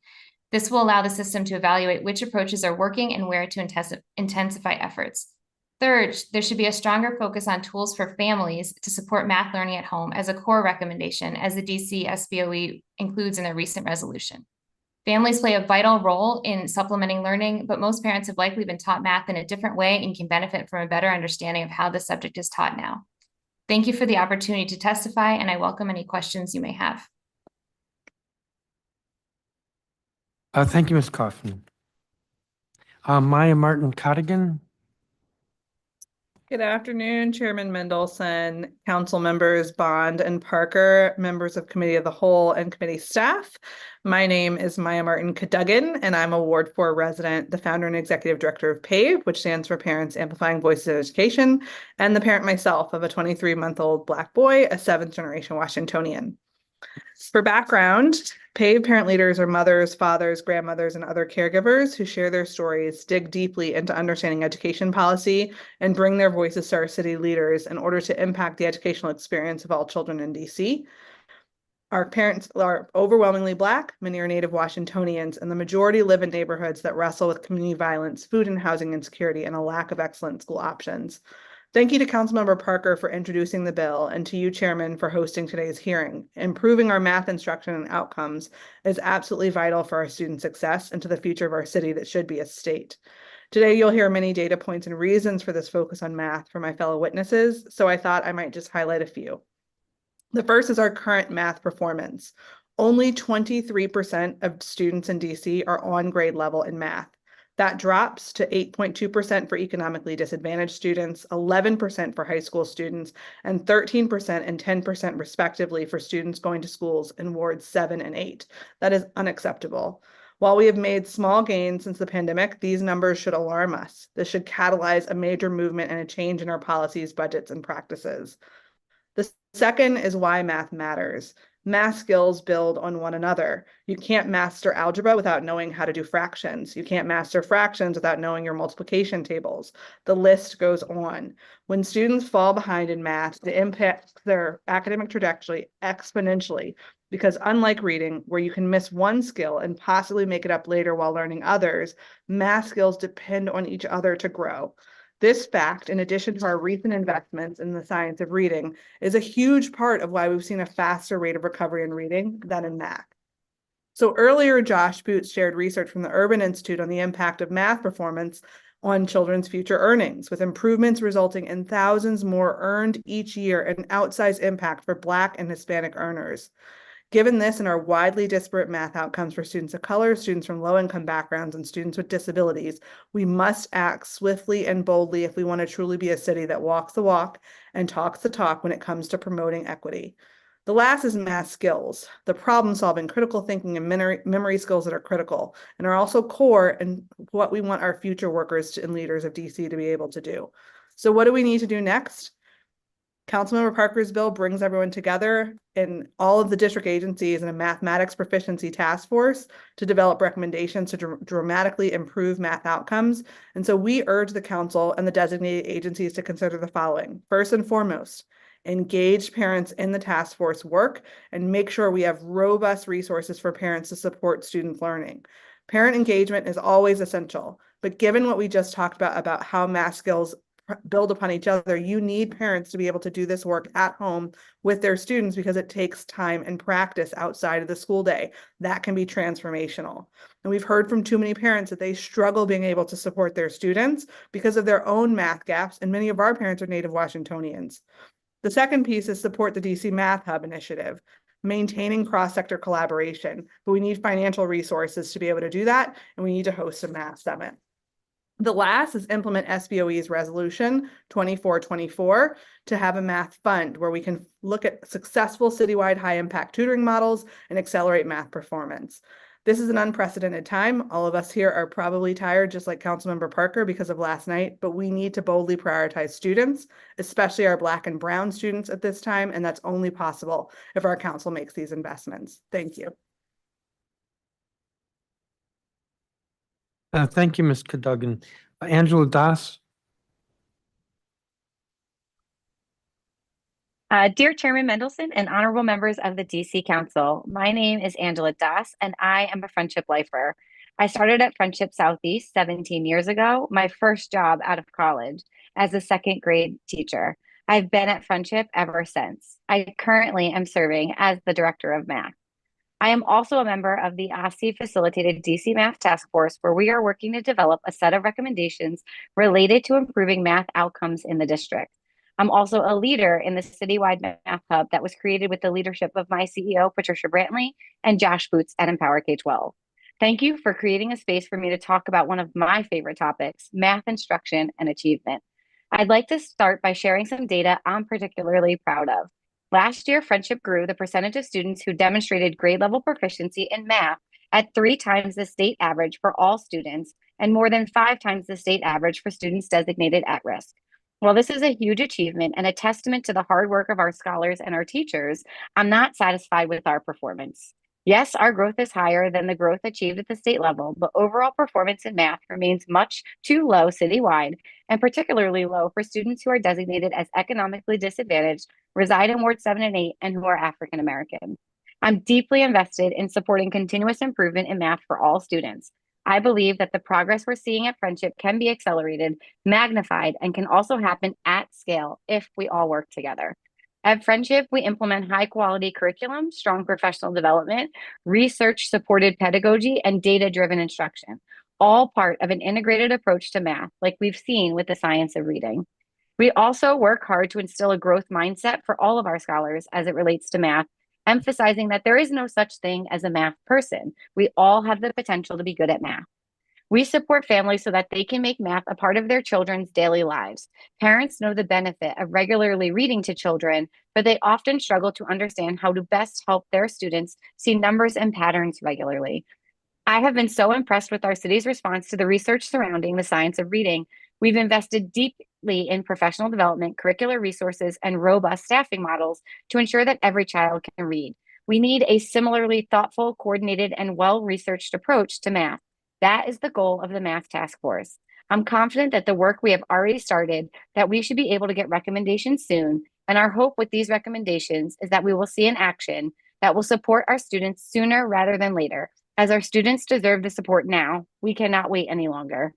For now, I ask that you support our work, but more importantly, I ask that you engage with us when we return with a set of recommendations, some of which will require additional funding resources. We estimate that we've invested over $2,000 per teacher on professional development and implementation of the science of reading. If we hope to see a similar impact on math achievement, we should be prepared to make a similar commitment. Studies have found that the mathematical achievement predicts career success. For both males and females, mathematics precocity in early life predicts later creative contributions and leadership in critical occupational roles.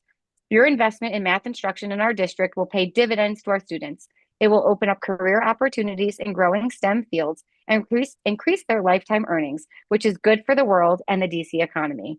If you'd like to see what we're doing at Friendship to accelerate math learning, and talk to us about how to extend our approach across the district, I'd be happy to host you for a visit at some time in one of our classrooms. Thanks again for the time to speak with you today. I'll stick around to answer any questions that you may have. Thank you, Ms. Das. I believe Regina Bell is not here. And I believe Molly Kayura-Wongs is not here.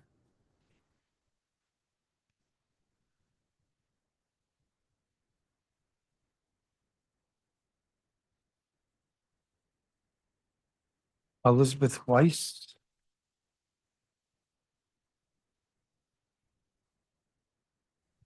Hi, I am here. Please proceed. I'm Elizabeth Weiss, a 15-year math educator currently in Ward 5 and a doctoral student researching math education at Johns Hopkins University. Through this work, it's clear that math can be far more than numbers or test scores. It's a pathway to empowerment, a means of understanding the world, and a skill that can open doors for every student. Unfortunately, traditional approaches to math education often lead students, especially those from marginalized backgrounds, to disconnect from math altogether, a phenomenon known as disidentification. When students feel that math doesn't reflect their experiences or identities, they believe that math simply isn't for them.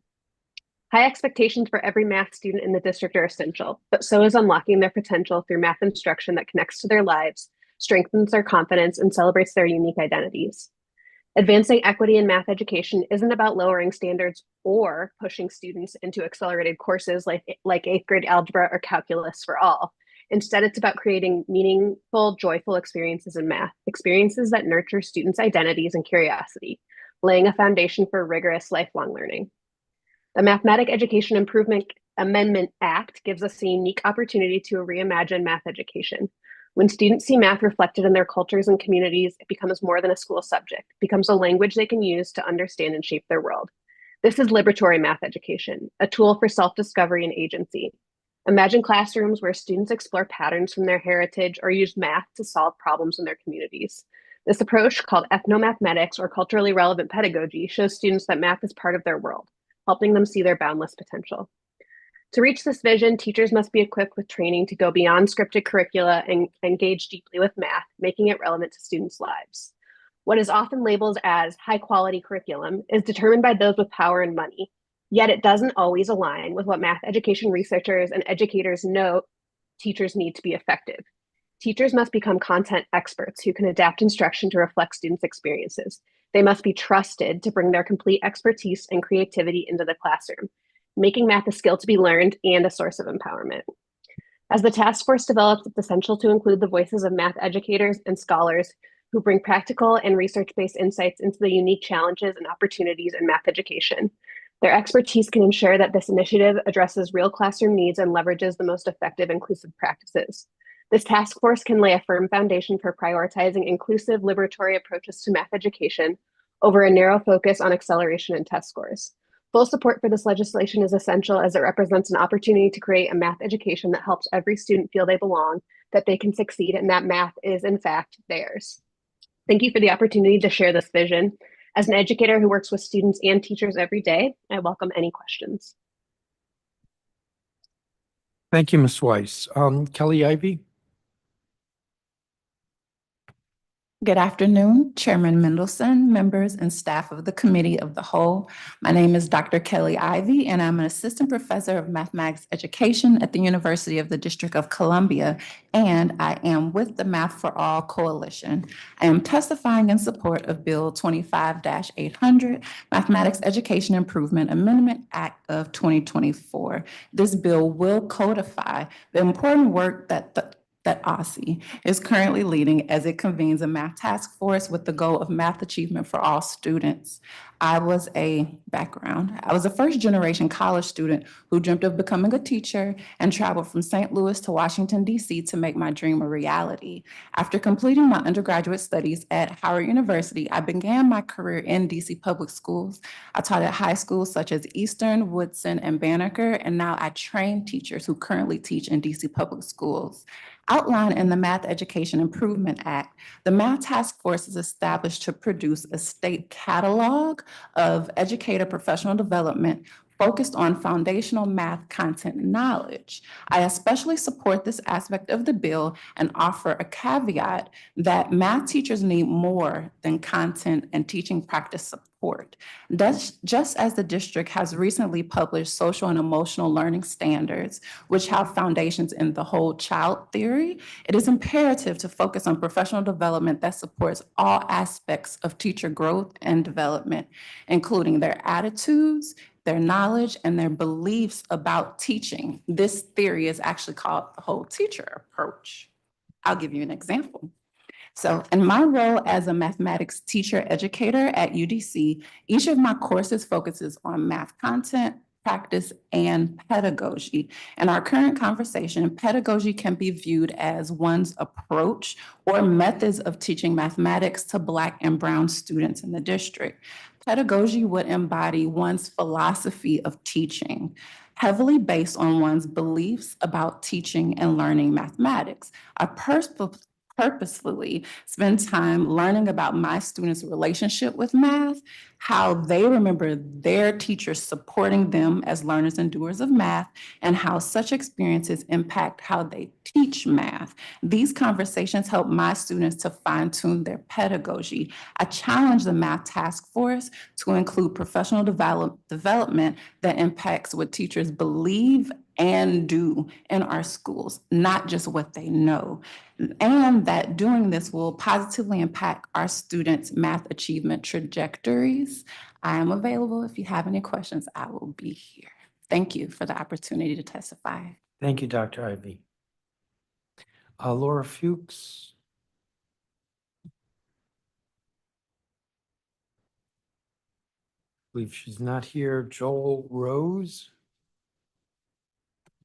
Thank you, Mr. Chairman. My name is Joel Rose. I lead a national nonprofit organization called New Classrooms that's worked with states, districts, and schools for a decade across the country to improve math education. Our research during this time has helped us to understand an invaluable lesson about how exactly to do that. Yes, standards matter. Yes, curriculum matters. And yes, professional development for teachers matter.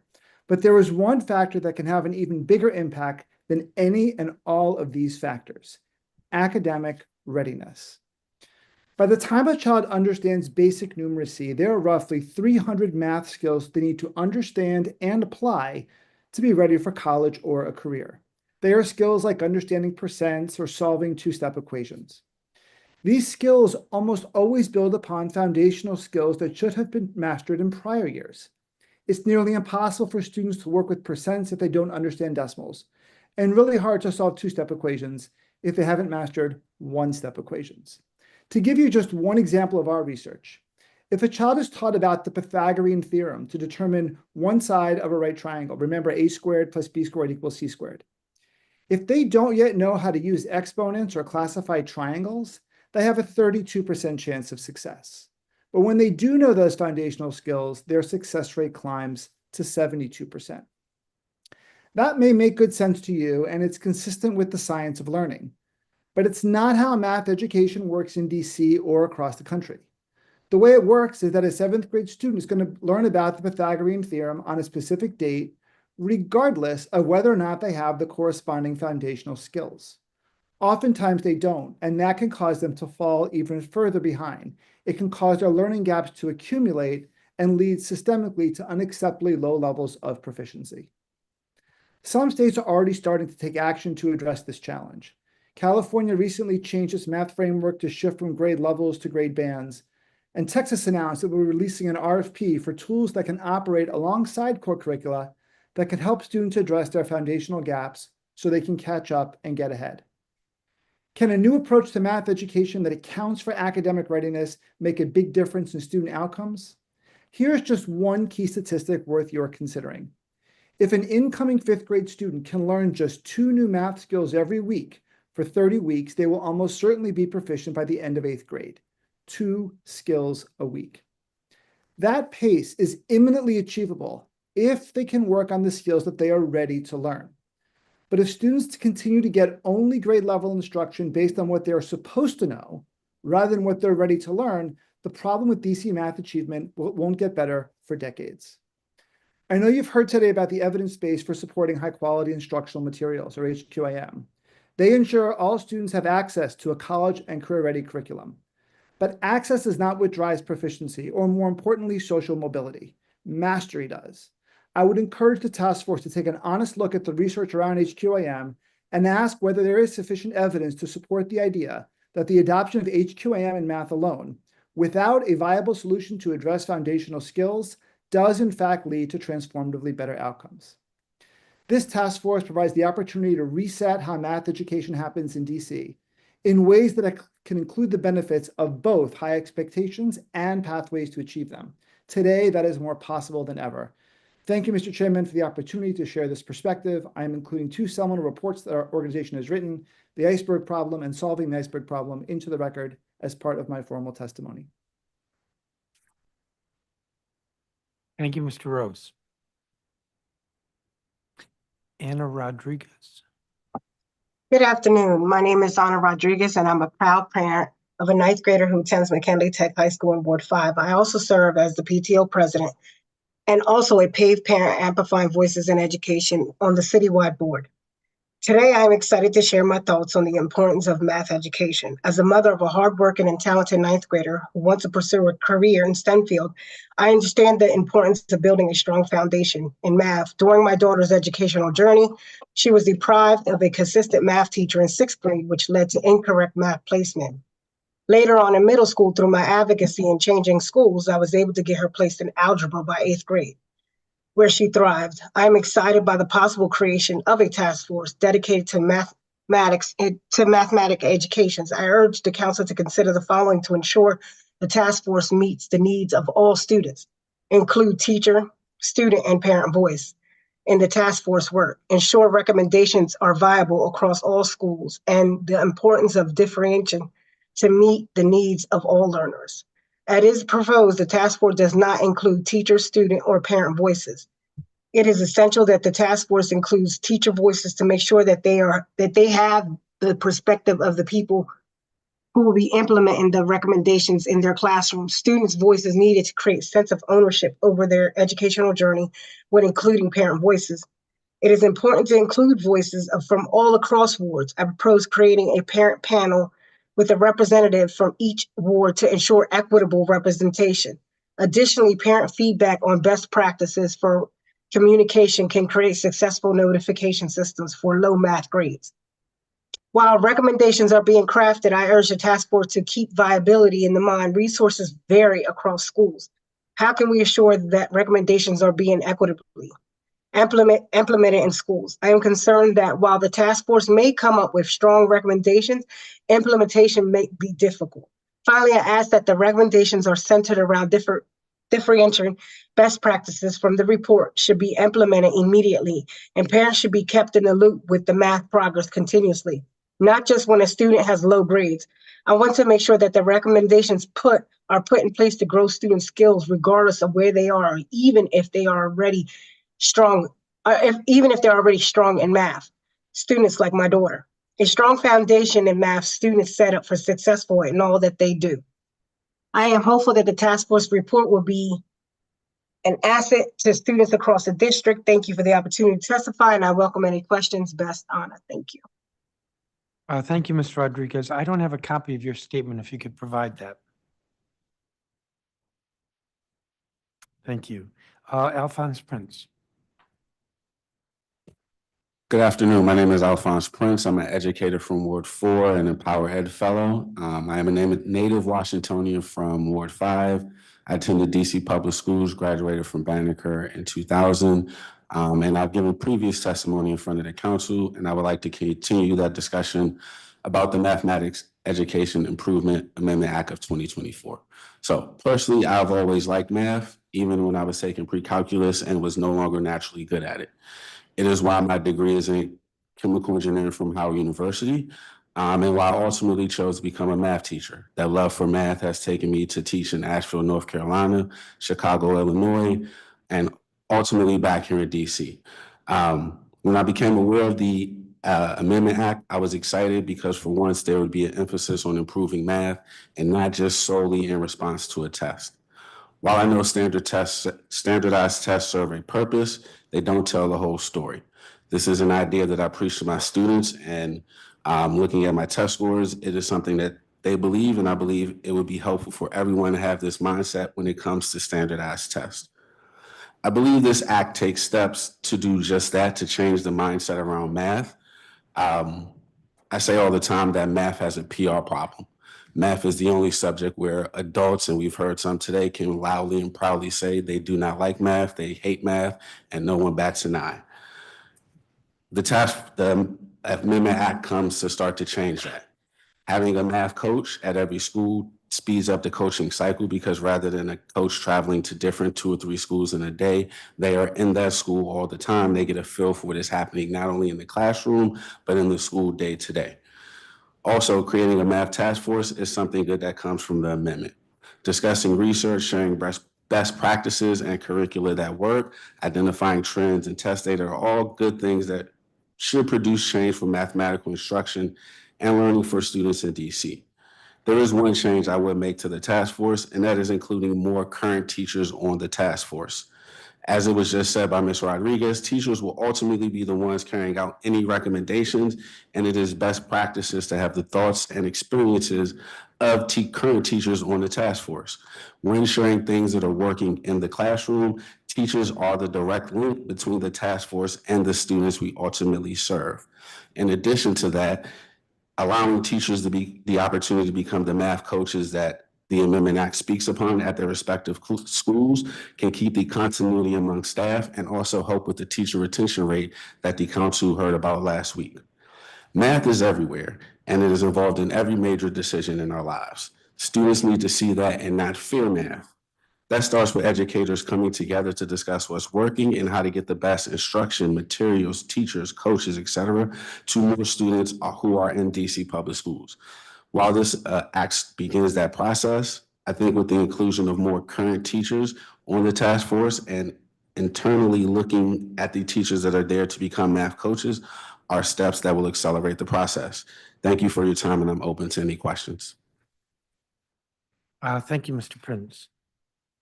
And I believe Armand Cuevas is not here. I just have a few questions, and not for all of you, but it's not because your testimony wasn't helpful. I'll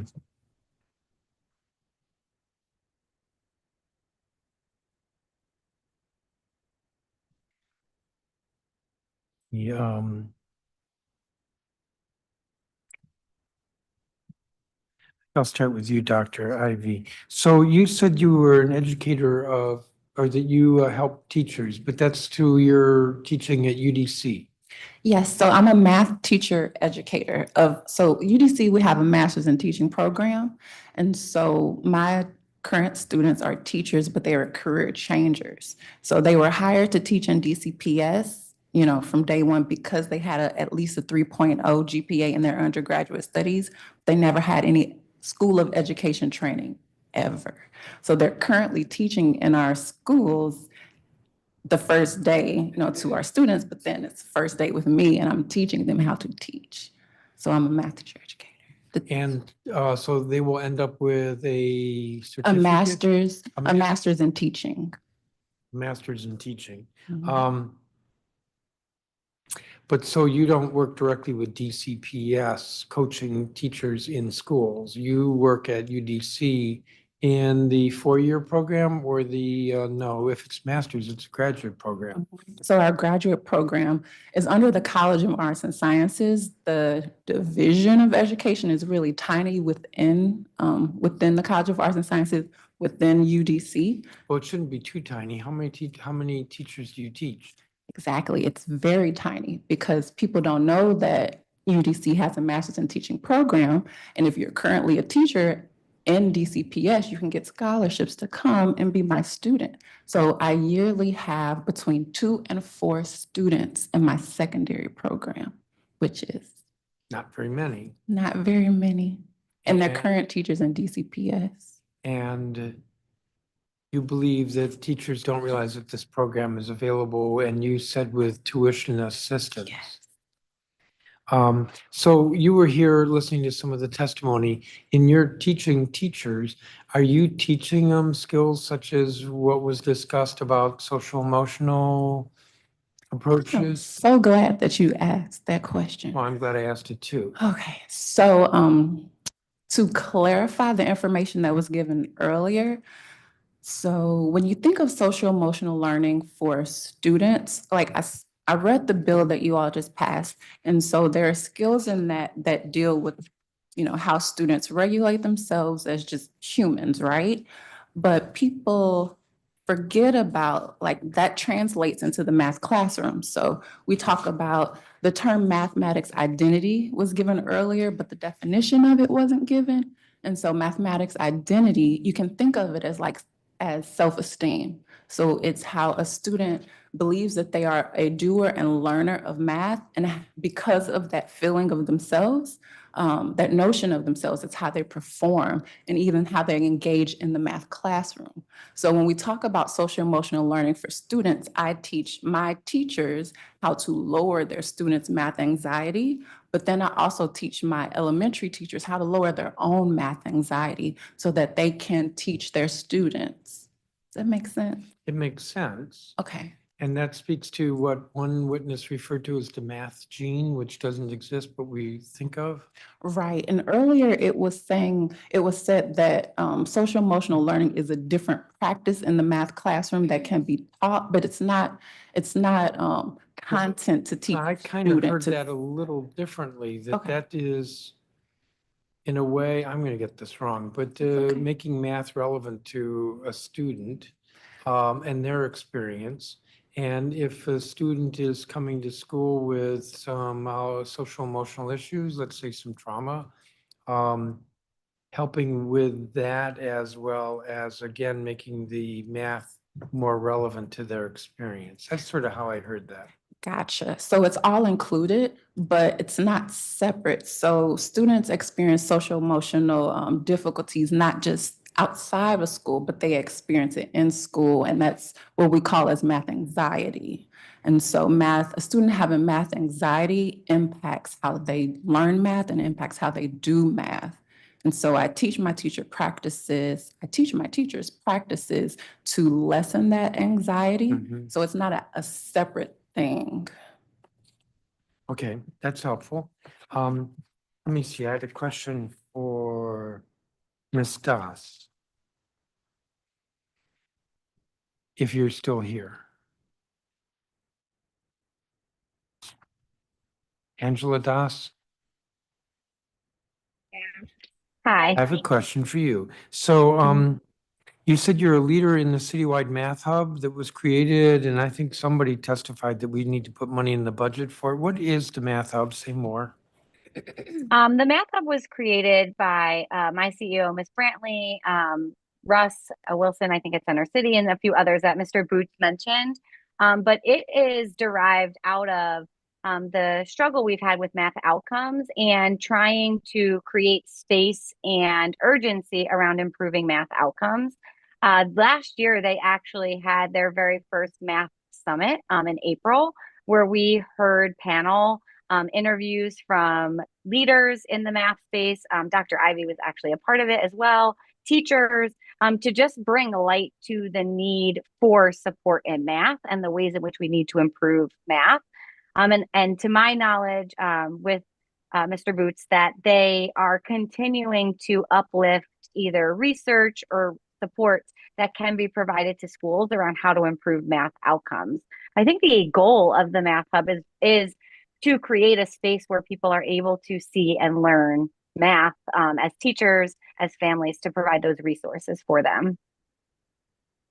Now, I'm probably going to get this wrong, and this is going to probably sound horrible, and I don't mean it that way, but it sounds like this could be an event for those who already get it and are active in this, rather than reaching out to teachers who don't necessarily understand that they need more professional development to teach well, to teach math well. I think in this first year, that is a fair statement that we inspired and requested for anyone who was a part of math to attend.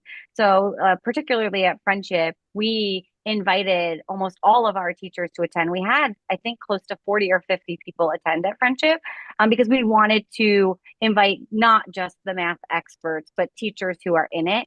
My hope and assumption is that in year 2 of our Math Summit, we expand to provide more professional development opportunities during that summit time, as well as the panel interviews, so that we can reach more staff and teachers and even families eventually who can support in that work. So why would the Math Hub need some funding from the city? Well, for bringing in all of that professional development, that knowledge, and that work takes time, energy, money, and support. And so I think the reason that the Math Hub specifically needs it is to be able to do the research along with what's already been done to provide the necessary research supports needed, training needed. And at least in my hope with the Math Hub is that it becomes an even bigger evolution that offers some of the professional development we've been sharing here that teachers need around content knowledge to be successful. And as I shared in my testimony, with the science of reading, schools and teachers were offered $2,000 to complete the letters training and be certified through that program. And so if we could offer something similar, that would incentivize teachers who aren't math experts currently to want to become math experts. Let me see. The letters training is, I think, through OSSI, but the Math Hub is not OSSI, correct? It's not OSSI. So I'm not sure it quite works the same in terms of a $2,000 incentive through OSSI for letters and creating an incentive through the Math Hub. I think our goal with the Math Hub is to create a space that didn't exist, right? At the time that the Math Hub was created, it was because nobody was talking citywide about what was going on with math outcomes. And especially not in the same way that OSSI was currently talking and supporting LEAs and schools in improving in the science of reading. So to my knowledge, that is how the Math Hub came to be. If OSSI were offering a similar program that they do with the science of reading, not to say that the Math Hub wouldn't have happened, but maybe then it would be through OSSI. Now I had another question that I was going to ask of Ms. Johnston, but I could ask you. Friendship's Armstrong and Woodridge campuses saw double-digit increases in their math scores. They did. Our Woodridge campus, 3rd grade particularly, had 42% of their scholars scoring 4+ on DC Cape, which is meeting expectations. And in Armstrong, we had similar outcomes. You don't remember what it was specifically at Armstrong? I could look it up for you. But Woodridge was 3rd graders was 42%? Yes. I'm At or pulling up exceeding our expectations? Yes. And I'm sorry, I'm pulling up our handy That's dandy certainly data higher sheet than so I can see. the average. Yes. Yes. 3rd grade overall, friendship wide was 18 and 5,300% 4+. And I believe I might have other LEAs to compare to, but Woodridge in particular, the 3rd grade math teacher there was at 41 and 0.3% proficient, which was well above any average we saw at any school. Okay, thank you. Ms. Ebony Rose Thompson, President Thompson. You said aligning, are you here? There you are. You said aligning the ongoing work of this existing task force, the task force that OSSI set up with Bill 25-800 would be beneficial. What would that look like? I mean, one sets up a task force, the other, no, one established a task force, the other would establish a task force. I'm sorry, Chairman. I'm pulling up my testimony again. I think there's a couple points that we highlighted in the testimony where there's a difference. So uh, we would like, before the task force concludes, to make sure that we're not on the back end, kind of litigating between LEAs, which different curriculum options there are. The bill currently asks for the math task force to evaluate professional development, curricula, and materials before the final report is submitted, which we do think is a good thing.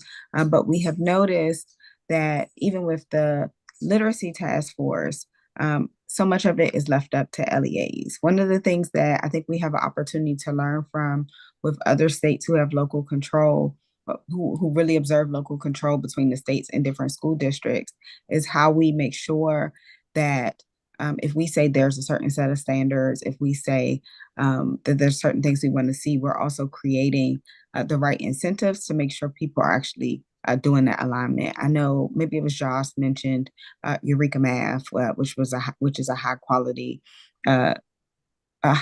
quality instructional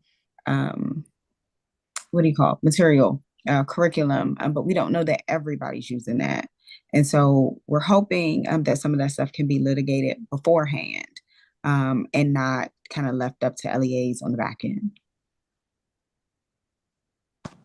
I think I'll leave it there because I'm realizing I'm over my time, and that's always a bad thing when there's another council member present. Thank you. Councilmember Parker. Thank you, Chairman. I'll pick up there. Representative Thompson, so I recall with the literacy task force, one of the big pushes was for an alignment on the types of training that teachers across the district would undergo with letters. And while I'm sensitive to this idea that we should respect and maintain autonomy, is the board suggesting that OSSE should not, let me ask it another way. It seems like you're saying the board is saying that it's fine for OSSE to put forth a list of recommended curricula that support our state standards. However, we should engage and distribute that with LEAs before the report. Is that accurate? I do think we should engage and distribute before the report is done. I would also add, and I will say this is not a board perspective. I'm leaning on my national professional perspective. So in many states, what ends up happening, it doesn't matter if it's math, it doesn't matter if it's reading. But what we learned from Common Core is there are ways, despite not having the authority to say you must do this, that you can create incentives so people adopt aligned curriculum and instructional practices. So, for example, right now, every one of our charters is its own LEA, and then you have DCPS as a LEA. We could say, hey, everybody, these are the recommendations from the Math Task Force. And if you adopt the following curriculum that is set forth, we will also give you a grant to help support professional learning for this. If you adopt this, we will give you, I don't know, some other, whatever it is, but you essentially apply carrots sometimes to get people to align. And that's actually really important. It doesn't matter if it's in Alabama, which is super local control, or Alabama Avenue over here, where we have some of our schools in Ward 7. That extra step to ensure that the implementation happens is actually really important, because if not, you end up with a set of recommendations that you can't enforce, but also no one is encouraged to actually implement. Does that make sense? No, it does. And I appreciate that. And I'm sensitive to this local control issue. The spirit behind it was less for OSSE to mandate to schools to use one curricula over another, but more so for OSSE through its own expertise to provide a list of recommended curricula for schools that are trying to figure this out. I also really appreciate the board's push to ensure that we get a report before the budget process so that we can take those findings and make investments. I think that makes a lot of sense and aligns with what we've heard from others. Right now, for those that may be watching, I believe OSSE is expecting to take upwards of 10 months and I'm sure that's going to come up later when we talk with OSSI, but it seems like there's a reoccurring theme of people saying we can do this a lot quicker so that we can get to the work and action a lot quicker. So thank you for that. Representative Henderson, I wanted to come to you. You talked about the structural issues and the connection to housing and food access and a host of other things. I just want to note, I completely agree. I know there's in our teacher retention hearing, there was a lot of discussion around community schools and a need to continue focus on wraparound services for schools, and that resonates. I wanted to come to your point about high impact tutoring and just make sure I was understanding. What I took from what you were suggesting is, yeah, this is fine, but it's not worth the investment. One, is that accurate? And two, where might you recommend the council look to redirecting funds, if not towards high impact tutoring? Yeah, for me, it's a matter of emphasis. It's not that the tutoring is bad, but given the limited resources that we have and the size of the gap that we're trying to close, I would de-emphasize tutoring and look more towards what I was calling broader levers. I'm thinking of the things that Dr. Beltanini was talking about. If you're doing professional development for all the classroom teachers, that's going to touch a lot more of the students than the high impact tutoring is able to do. Yeah. And so I do think it is a more cost-effective way to attack the problems that we have. Yeah, no, I appreciate that. I just want to, again, lift up another thing she said, which was we have to audit what's happening in our classrooms. And something I plan to bring up with OSSI, this cannot be a task force that just operates within a nice conference room and we produce a report. We have to engage with parents, teachers, schools, and really unearth what's happening. Ms. Kadaga, I'm going to come to you if you're still here, since I referenced parents. And I know PAVE is highly engaged with parents from across the system. I wanted to ask two questions connected to this point from Representative Henderson, where we know resources are limited and there will inevitably be this need for us to make choices, trade-offs. How do we best do that from a parent lens is one question. And then you made the push that we must engage parents through this task force. Can you elaborate how you would envision that happening? Not just when the report is ready, but through the process. Yeah, I mean, I think one is hearing from parents about, in terms of the task force, hearing from them regularly about how math is coming home to them, right? I think that's not a conversation that we have as much. I think a lot of times we're talking with teachers about math, which is really important in improving practice. But like I said in my testimony, like kids only get better at math by routine, by practice. I don't know about you guys, but I'm a Gen Xer, so I had to write out my multiplication tables hundreds of times. I look like a Simpsons episode most of the time in my household. And that was what my mom did with me. That was not what was done with me at school. It was something that I had to do at home, and it was how she understood for me to be able to understand my multiplications tables, my times tables. And so I think really what a lot of parents are asking for is give us the resources to understand how to support our kids on math at home, and talk to us about what we are or are not receiving from our schools so that we can close the gap there. And we hear that often from parents, especially because, as I said in my testimony, many of our parents are saying they don't always feel equipped to help their students on those things, that they have math gaps themselves. And I think one of the things we know is that those math gaps are generational. And if a parent doesn't feel comfortable with math, then they feel like they can't help their child with math. Now their child isn't getting the support that they deserve at home, not because the parent doesn't want to give it to them, but because they don't feel equipped to be able to give it. And so I think one of the things we really need to do is break down those silos and have those conversations with them. If I could jump in right there, I know, PAVE, you all have your priorities, but if that was something that the council or OSSI said, hey, PAVE, and other parent organizations, can you all help us reach parents and do kind of like one-on-one town halls, or this is how we're going to do this math? Would that be something you'd be willing to help with? Absolutely, 100%. Got it. And then just the framework for like funding trade-offs, because that is going to be real. I know everyone is saying we need more money for this and that. Like, how do you recommend we approach this while centering the voices of parents as we're thinking about funding different priority? It's interesting to have a funding conversation on this day, knowing that, our incoming administration has already talked about cuts to the federal funding and education. And so I think one of the things I will center in my conversation is just, we are going to have to decide that we're going to put kids first, and that might require a larger investment from us than we're used to around things that maybe the federal government could have supported before, because we don't know what those grant programs and opportunities are going to look like. So I would just state that on this day, on November 6th, after what happened on November 5th, and what we know is to come in January. The second piece of that I think is really important is that I think parents definitely do want that one-to-one support for their children around math, and they want their students, teachers, to get the support around instruction. So I think both the Math Hub and math tutoring is important. I hear what State Board Member Henderson is saying in terms of the tutoring, but one of the things that we actually just got access to was there was a large 20,000 parent survey done across the country by 50CAN, along with a researcher, and they looked at the parent perceptions around tutoring and parent access to tutoring. And DC was one of the highest states for that, but most of that is centered in reading.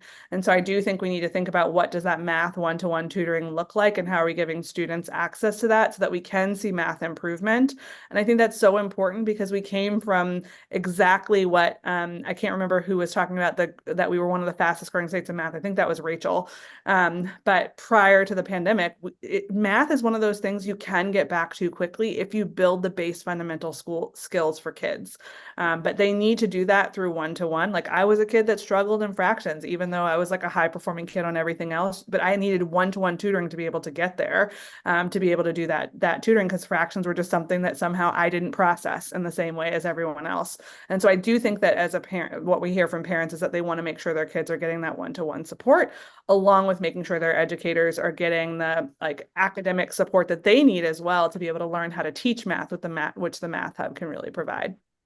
No, I really appreciate that. And Mr. Chairman, if I could just have one additional minute. Ms. Coffin, if you're still with us.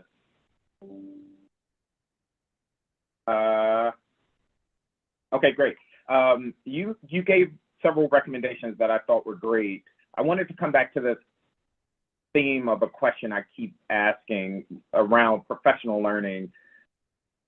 In your opinion, should that be more centralized, that OSSE is leading these professional learning opportunities, or decentralized, where we're empowering LEAs to kind of choose their own adventure of sorts? Thank you for the question. I think it would be good in this case to see what's been working on the literacy side. I think having resources available centrally is really valuable, especially for smaller LEAs. I'm thinking about single site charters, or and I know that I'm sure the DCPS has their own resources, but I think not mandating, but providing some centralized opportunities would be incredibly valuable for those that may not have the capacity to develop their own. I do think it's important that schools can find what best fits their needs, especially if some schools, for example, have more new math teachers every year and some have returning. I think it's important to be able to customize to fit where your school needs to grow stronger. Thank you. I didn't get to everyone, but thank you all for sharing on this panel. Thank you, Mr. Chairman. Thank you, Councilmember. Thank you to all the witnesses, especially the two of you who are here in person. Thanks. Scott Goldstein, Executive Director, Empower Ed.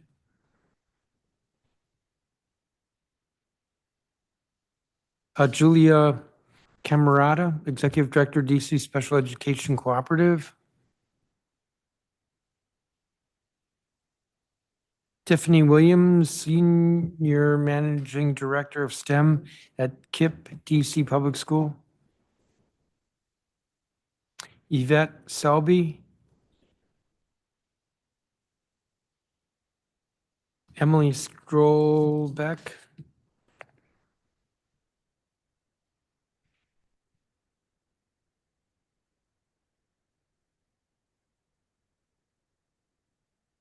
Kawazi Nix.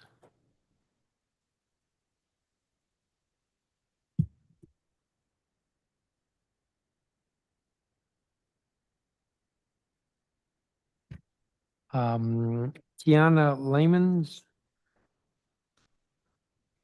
Brandon Fry. Jill Nyhus. Chief Growth Officer at Power My Learning. Alex Stein.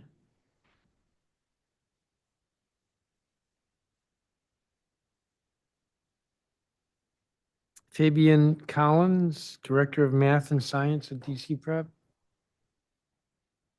Christine Miller, listed as a public witness. I'm pretty sure she's active in PAVE.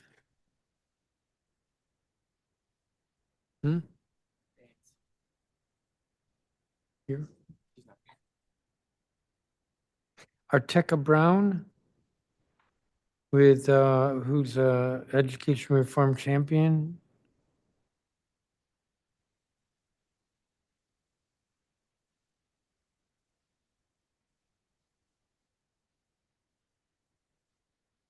Hey, you all spread out at that table. There should be 4 that can fit there. I will stop there. Mr. Goldstein, you're first. Thank you. While it wasn't addressed directly until Maya did on the last panel, I have to start by saying the implications of the election last night overshadow a lot of what we're discussing today. It is the Department of Education, which the president-elect has promised to abolish, that even if he were to simply gut from the inside, that provides the funding for professional development for teachers. It is the Department of Education federally that provides the money for special education. It is the Department of Education federally that provides money for high poverty schools, 12% in addition to what we provide. There is no scenario we can do anything we have discussed today that does not require DC spending substantially more in the next year on education than we are doing now. I'm one of those people who would always say math isn't for me. I'm bad at math. It took a friend and a great math educator to tell me how that language could be damaging for others to hear, who will then start to classify themselves in the same way and fear math. Despite the criticisms of the new ways of teaching math, helping my daughter with her math homework the last few years has shown me the new way is actually extremely helpful to the logical brain who might not consider themselves numbers people.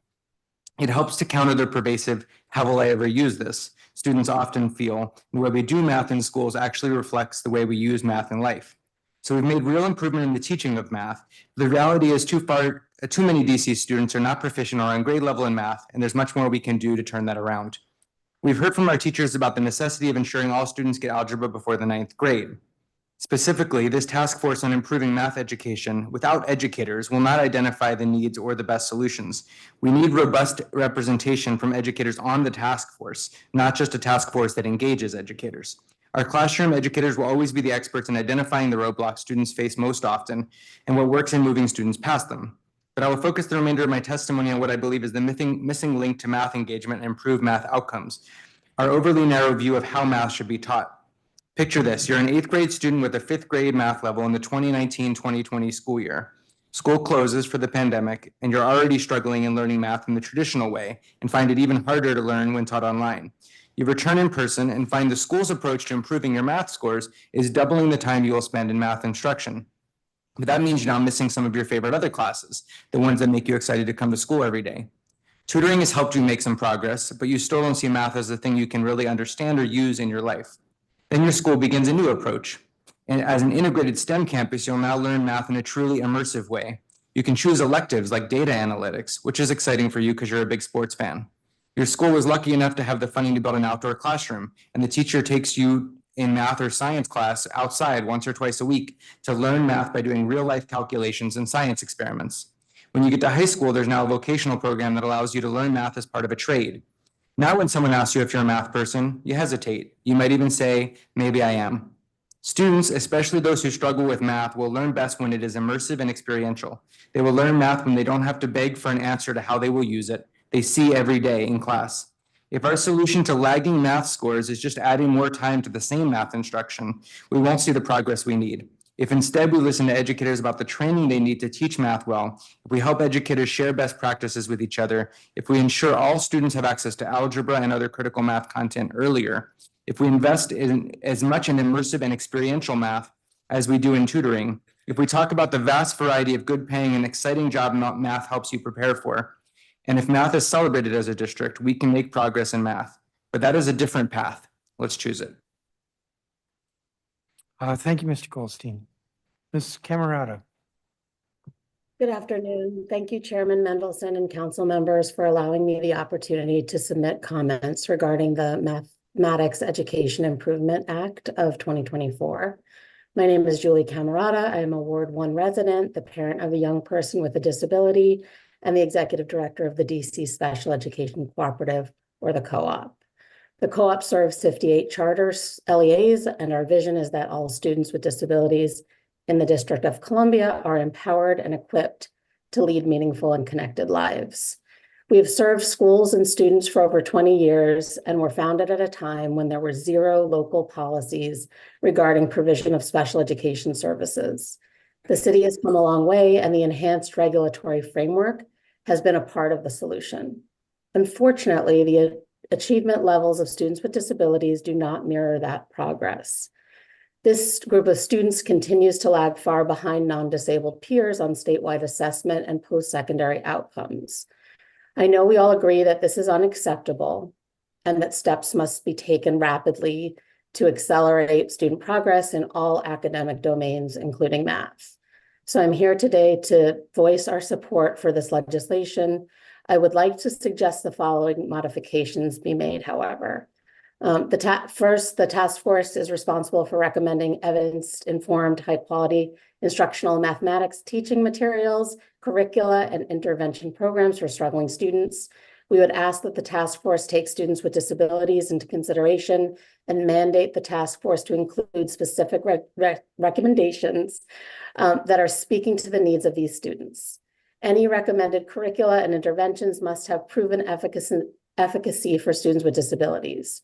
I want to be clear that this applies not only to interventions, but also to curricula, as the majority of students with disabilities spend most of their time in general education classrooms. Second, when the task force outlines a process to create a state catalog of educator professional development and resources focused on foundational mathematics content knowledge, we ask that this catalog take the needs of all educators, both general and special, into consideration.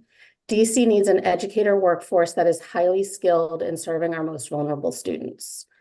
Third, and lastly, I'd like to recommend this bill making explicit the need for school leaders to I'd like to commend that the bill makes explicit the need for leaders to understand the best practices for providing instruction on interventions for students with disabilities. However, I'd like to recommend that you adjust the language to clarify that leaders should understand the best practices for providing core or tier 1 instruction to all students, including those with disabilities, and also understand the best practices for providing interventions.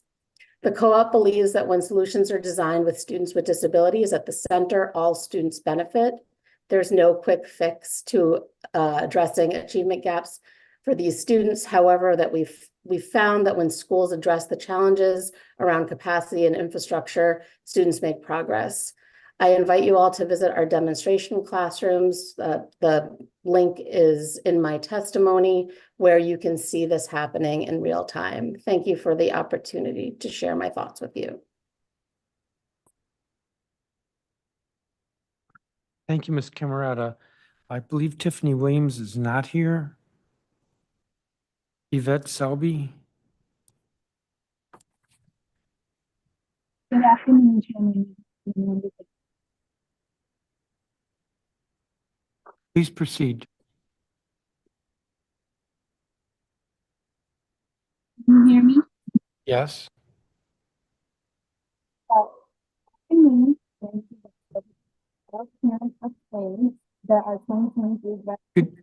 Could you speak closer to the microphone? Let me do it this way. Can you hear me now? Yeah, that's much better.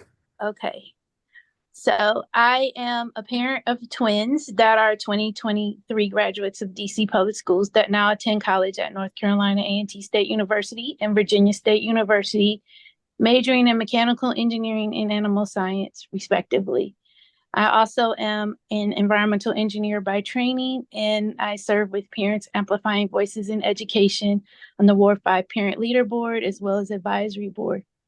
Having a foundation in math nurtures our ability to think critically and approach problems logistically. It equips us with analytical skills to dissect complex issues into manageable parts and come up with effective solutions. All of these things open up doors to many different career paths and ensuring that our kids are globally competitive. I am testifying today in support of the Mathematics Education Improvement Amendment Act. The current legislation lists representatives from district government agencies, but also does not mention including representatives of subject matter experts from the math in the community as part of the task force. Understanding and being proficient in math is very important to success in life. Again, I think that as parents, we have not always received great resources and tools to help us at home with our students. And this is especially hard where math is not their field of expertise. So therefore, it is important that in addition to government agencies, representatives from the working community be included in the task force, especially to assist with researching best practices and ways to systematically improve math outcomes, better align math literacy and standards that support math integration for students in the workforce, and I especially see the addition of community representatives supporting the goal of recommending the intensive training programs that are put in place for principals and instructional leaders in elementary, middle, and high school, so that we're able to grow our overall proficiency, to especially help those students who are grade level or struggling. I think ensuring that community-based expertise representatives are part of the task force will lead to more educational equity, essentially giving every student the tools they need to succeed and thrive. Math literacy and numeracy level the playing field, and is something that we need to close our achievement gap so that we can produce stronger outcomes for our students. Thank you. Thank you, Ms. Selby. Emily Strobeck.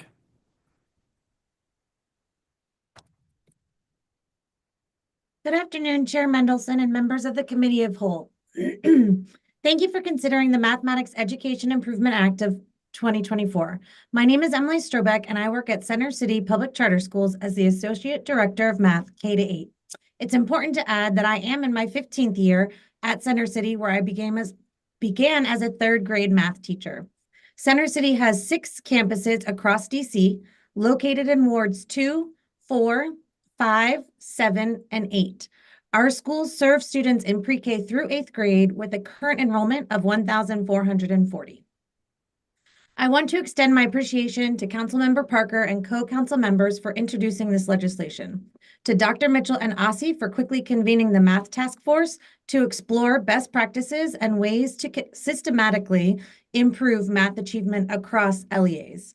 Center City is an LEA involved, and it has been my privilege to participate in the first meeting last month to collaborate around such an important goal. I would also like to highlight that Center City is a proud member of the DC Math Hub initiative, spearheaded by Empower K-12, which further underscores our commitment to improving math education in our schools and across the city. At Center City, we believe that improved math achievement begins with positive math experiences, accelerated math opportunities, and extremely capable math teachers. By focusing on these key levers, we've seen higher gains in math achievement from school year 22-23 to school year 23-24 than any other large elementary and middle school LEA. Additionally, we've seen double-digit increase in growth to proficiency from 41% to 52%, and a higher than average median growth percentile of 62%. Center City took the below research-based actions to increase students' confidence, resilience, and achievement in math. We reflect on and customize our curriculum, which includes high-quality instructional materials. We use Eureka Squared. We train and support teachers to create a strengths-based and growth mindset-oriented math classroom culture, which is the identity and belonging we have been talking about. We focus on data-driven and collaborative co-planning with English language development teachers and special ed teachers to deliver grade-level content with appropriate accommodations and supports. We provide professional development and consistent instructional coaching that centers our curriculum and the expectations of the grade-level standards. This includes the development of teachers' conceptual understanding of the grade level expectations and the use of the vertical coherence in math standards to address the unfinished learning. Though Center City is seeing a positive momentum with these shifts, we know there is so much more work to do, especially for all students. It has become harder each year to find highly qualified teachers with a background in mathematics. When new teachers come in, they require more coaching, development, and time to support the range of learners in our classrooms. This has been exacerbated by the pandemic. Today, I ask for continued support and a focused priority on math education improvement so that the students of our city can be among the most competitive in their quest for continued education. We need more professional development to further teacher capacity and keep great teachers in the classroom. We need more content specialists in buildings and in leadership to support, model, and coach for best practices in math pedagogy. We need more opportunities for cross-sector collaboration focused on data-informed and research-based solutions to make an impactful difference in math education across the city. These solutions need to be publicized and shared with those who are in the schools, doing the work, our teachers, our leaders, and the families. We need a long-term solution that addresses teacher shortages and a lack of qualified teachers. Thank you for the opportunity to testify today, and I look forward to answering your questions. Thank you, Ms. Strobeck. I believe Kowalski Nix is not here. Kiana Lamans would be next.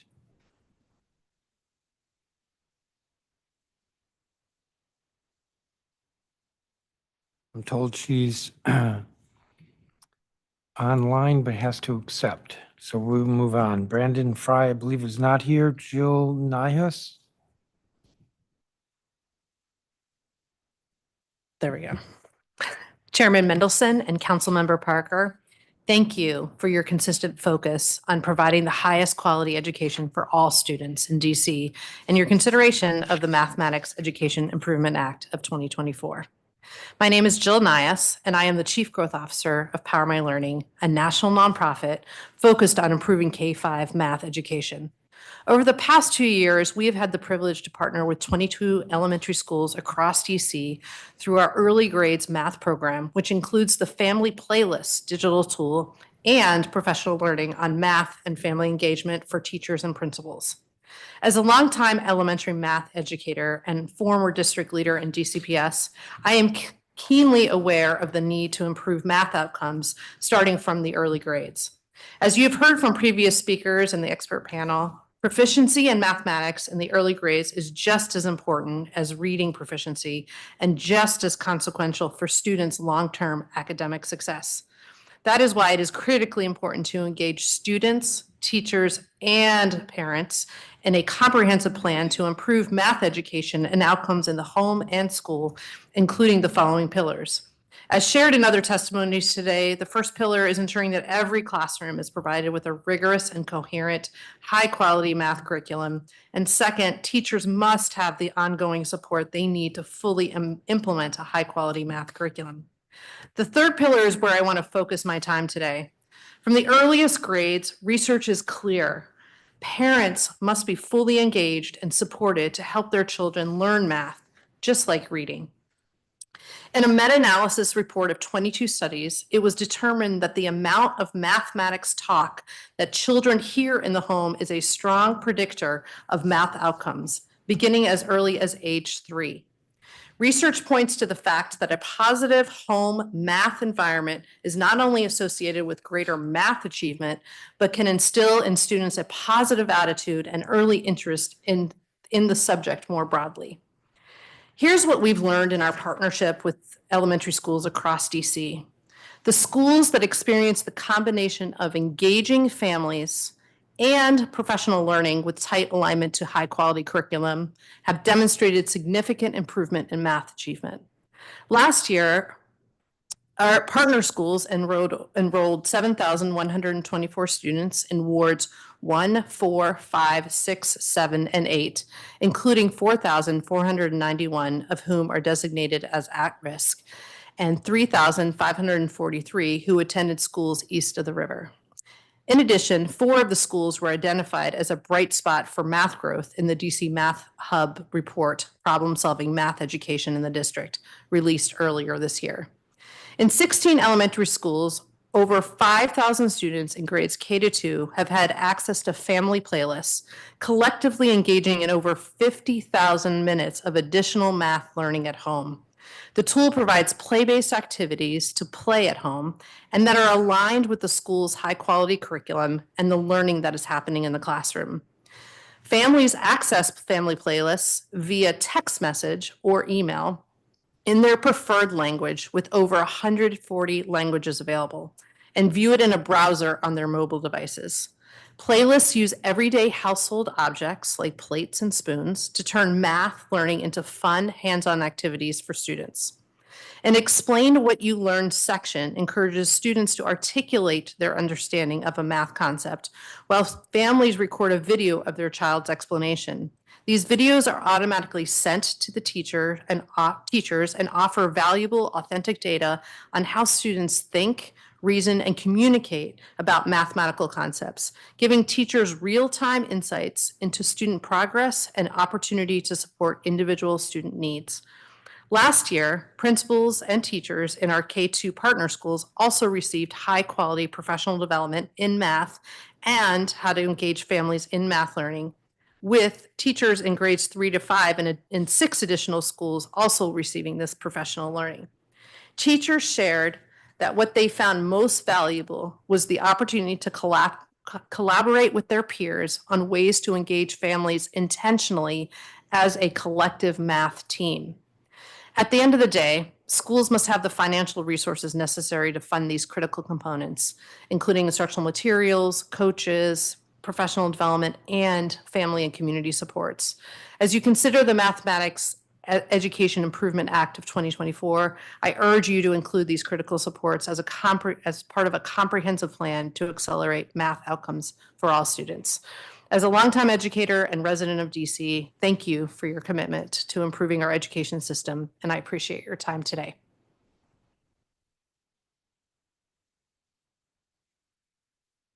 Thank you, Ms. Nijhuis. Alex Stein. Good afternoon, committee. Washington, D.C.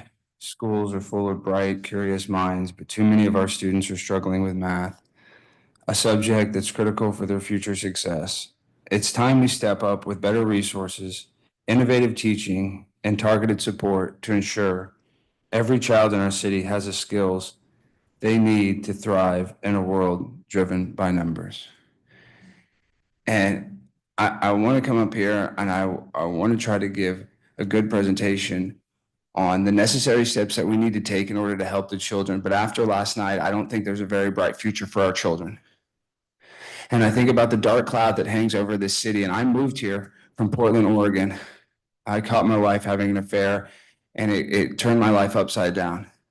And I moved here to be an educator. And I've gotten the opportunity to tutor some kids at Dunbar High School that I met because I'm the shift supervisor at the Panera Bread on Pennsylvania Avenue. And the hope that these kids have, it's amazing. But they are too young and naive to see the dark future and the possibility of Project 2025, making it so that only Asian children and white children can actually have access to mathematics or calculators. We have a system that is racist towards not just African Americans, but Latinos, Venezuelans, that they're saying they're eating cats and dogs. How's a kid supposed to go to class, Mr. Mendelson, if they think that their peers' parents are eating cats and eating dogs? How do you learn? How do you learn when you're in a situation like that, Chairman Mendelson? I'll tell you how you do it, is we have to stop Donald Trump from getting into office. I came here with a dream, and that dream is becoming a nightmare. And when I lost my teaching certificate because my whore of a wife slept with one of her students and caused me to get fired as well, my life has been turned upside down. And I'm sick of that. And I'm not going to stand for it. I'm not going to stand for Donald Trump. I'm doing it for these kids. I love these kids.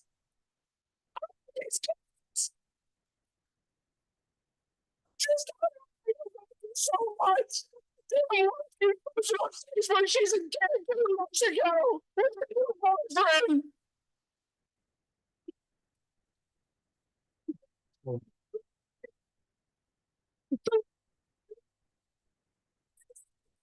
Eight times 8 is 64. I wish you did have most children. 8 times 7.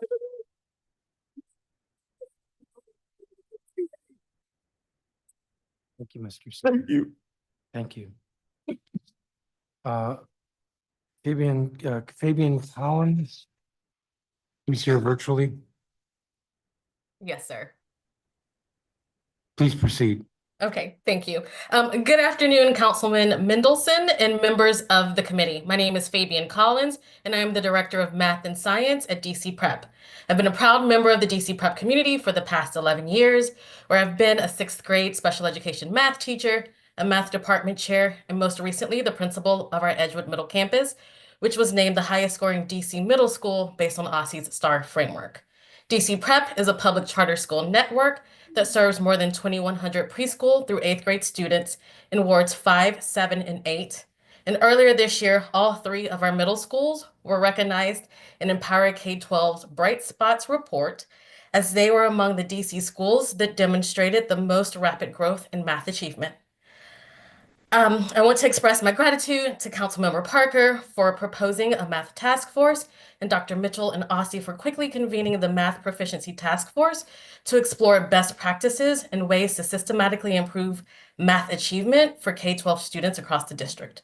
At DC Prep, we believe that rigorous math is possible for all students. We believe that setting and holding a high standard for our mathematicians and our teaching team is one of the ways we fulfill the promise we make to our families and to ensure their preppies are ready to succeed in high school and in college. One of our initiatives that embodies our promise is what we call Algebra for All. Every 8th grader at DC Prep takes the Algebra 1 course and CAPE assessment. Through the convening of our own task force of K-8 educators, much research, and the adoption of the intensified Algebra Agile Mind curriculum, we have seen gains in our algebra outcomes. Based on our school year 23-24 CAPE results, 39% of students at one of our campuses scored 4s and 5s, which is a 12-point increase from school year 22-23. Additionally, based on our most recent Achievement Network assessments, 50% of students at one of our campuses are on track to meet and or exceed their personal growth goals. This increase in outcomes is made possible by experienced teachers who not only have deep algebra knowledge, but also deep content knowledge in elementary and traditional middle grades math. Our general education and special education teachers are in constant communication with one another and hold weekly collaborative planning meetings with our Agile Mind partners to review student data and make the necessary instructional adjustments for upcoming lessons. I am confident that this math task force is exactly what is needed for both DC Prep and the district to improve math outcomes for all students. As the task force develops its recommendations, I urge them to also consider what schools will need to implement the recommendations. Flexibility to determine how to make the standards work in our own context, time to prepare our teachers and school leaders to implement the changes, and financial support to invest in resources and professional development. Thank you for the opportunity to speak with you today and for your leadership in prioritizing math education and outcomes in our schools. Thank you, Ms. Collins. I believe Christine Miller's not here. Artika Brown. Good afternoon, Chairman Mendelson, members and staff of the Committee of the Whole. My name is Artika Brown, and I live in Ward 5. I'm here both as a parent, a community member, and as a civic leader with Education Reform Now in DC. I'm also with the Math for All Coalition. Today, I'm here to discuss B25-0800, the Mathematics Education Improvement Amendment Act of 2024. As a parent, I've seen how personally my children have struggled in the subject of math. Having more funding for math tutors can help our children gain a better concept of the subject. For example, one of my sons came to me this year and expressed how he felt discouraged, and even said that he did not think that he was smart. Knowing that his grade percentage in math had dropped, as a mom hearing those words, it was very disturbing. With my continued effort and the help of math tutors, my child will receive the necessary help he needs to succeed. DC students like my child need the additional support. To build on the bill, I'm asking the DC Council to implement a comprehensive statewide strategy that includes 4 pillars. Continue investing in high-impact tutoring. HIT is a tutoring intervention that can produce dramatic gains in student learning.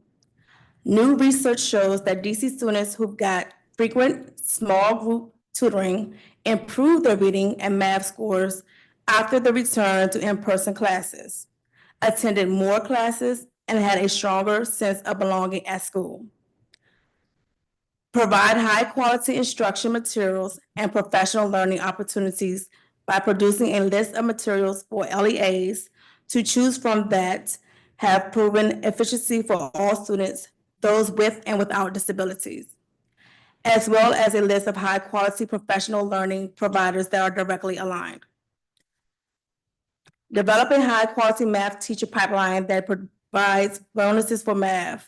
Educators, including special educators with a math specialization.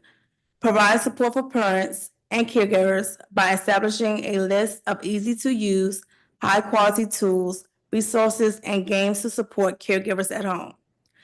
B25-0800, the Mathematics Education Improvement Amendment Act of 2024, is key for improving math proficiency in the District of Columbia.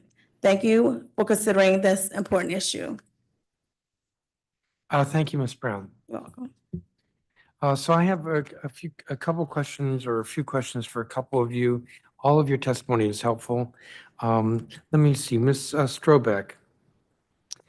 I think you said you've seen a double-digit increase in growth to proficiency and a higher than average median growth percentile. How does Center City customize its curriculum to achieve that? Great, thank you so much for the question. So what we actually shifted from Eureka, Great Minds Eureka to Great Minds Eureka Squared just last year.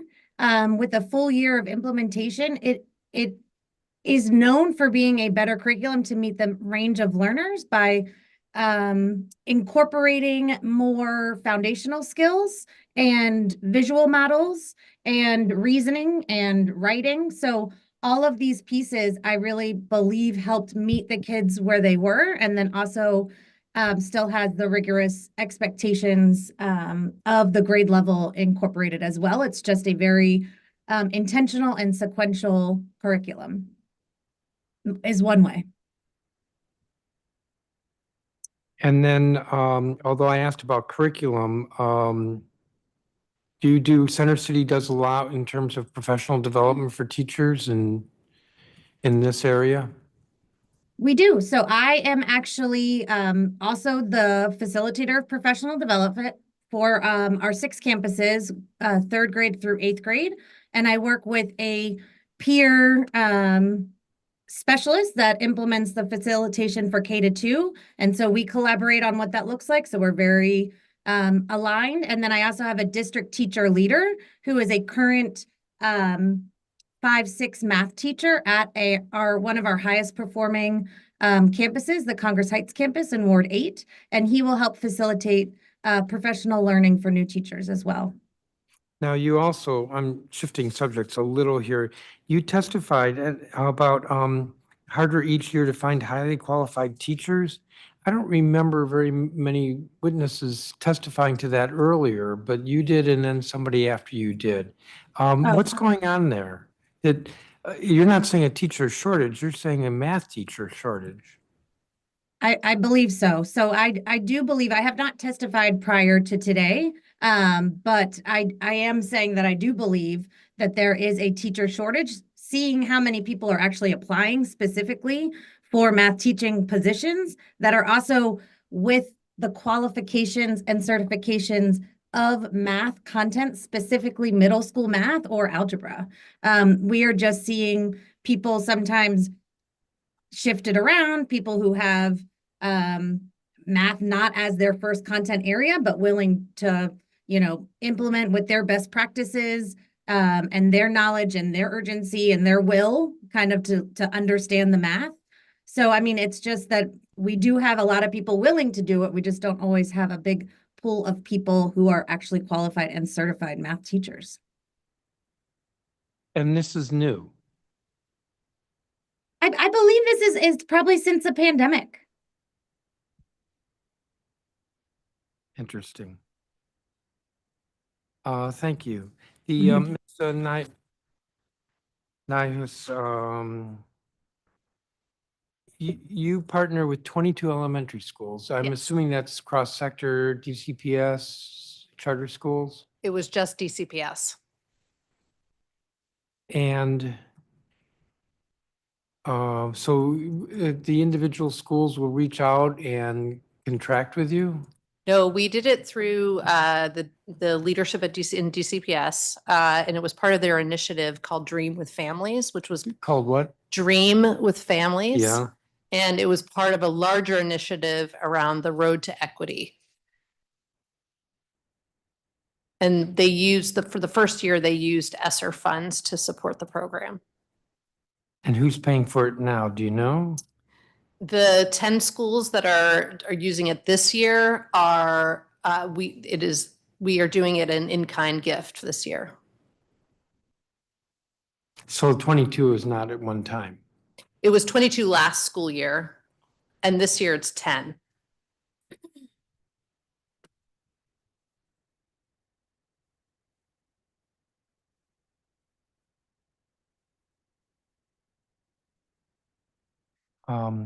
You spent most of your time talking about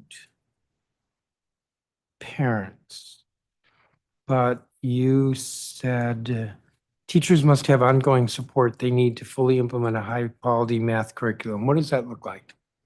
So what it looks like for teachers to be Yeah. supported. So that includes coaching, I think, is the core of it. We believe that one-on-one and small group coaching is essential.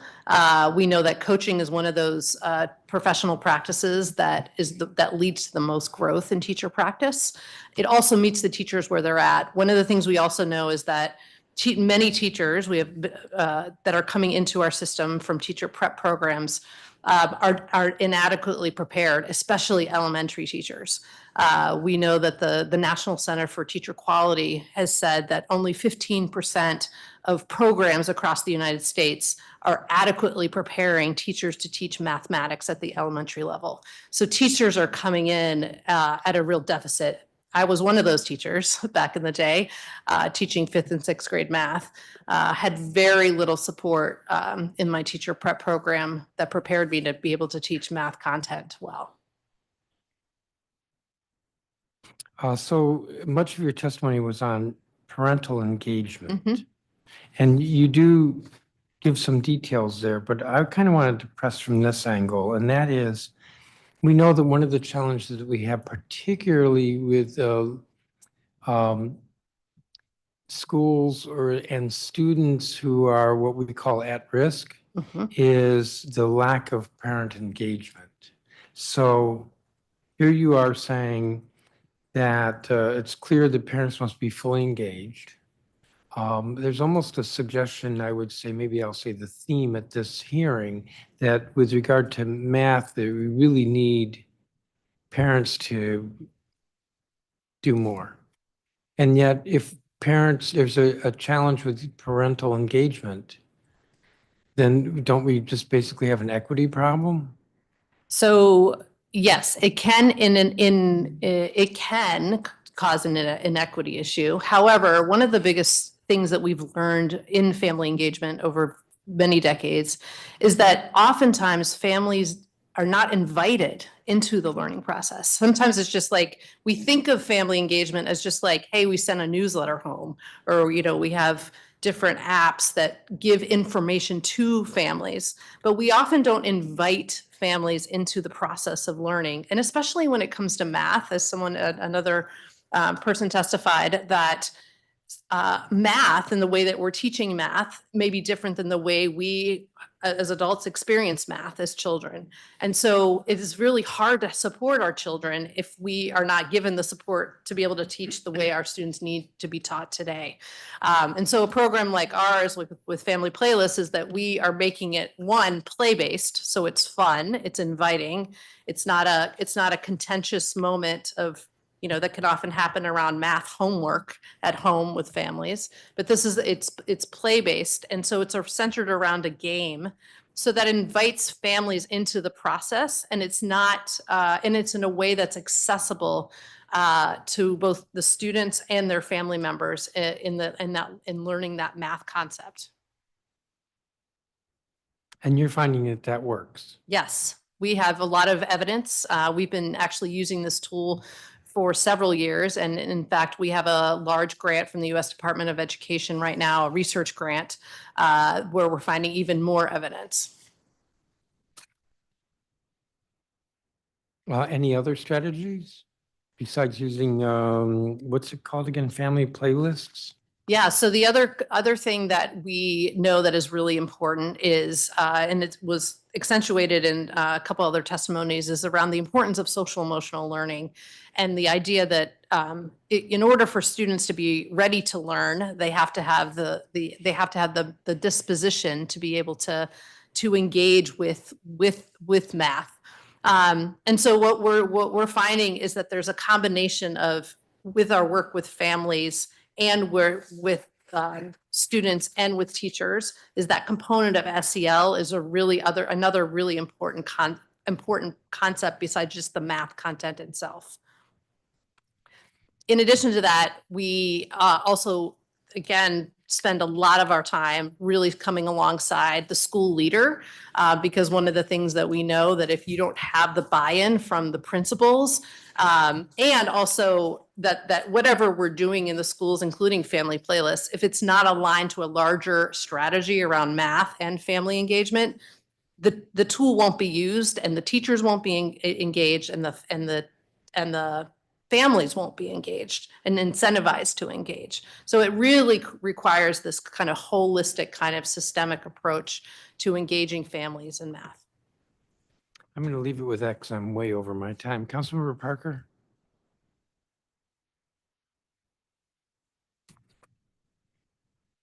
Councilmember Parker?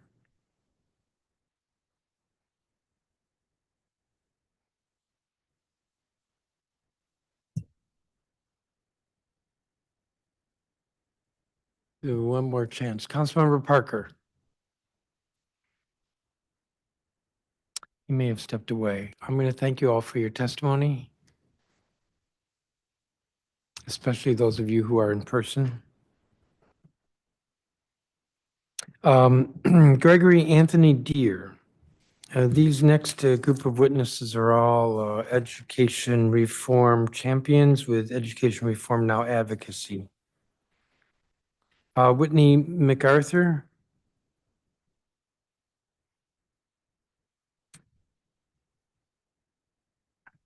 Christopher Charles. Bonique Bullock.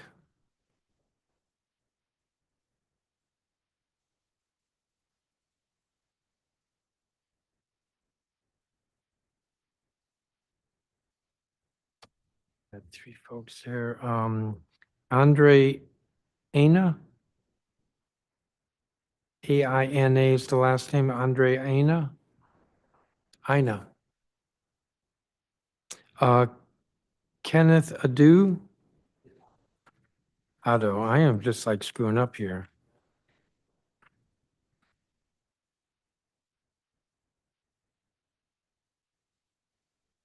Okay, well, this is an education hearing, so. Andre Ryan is online.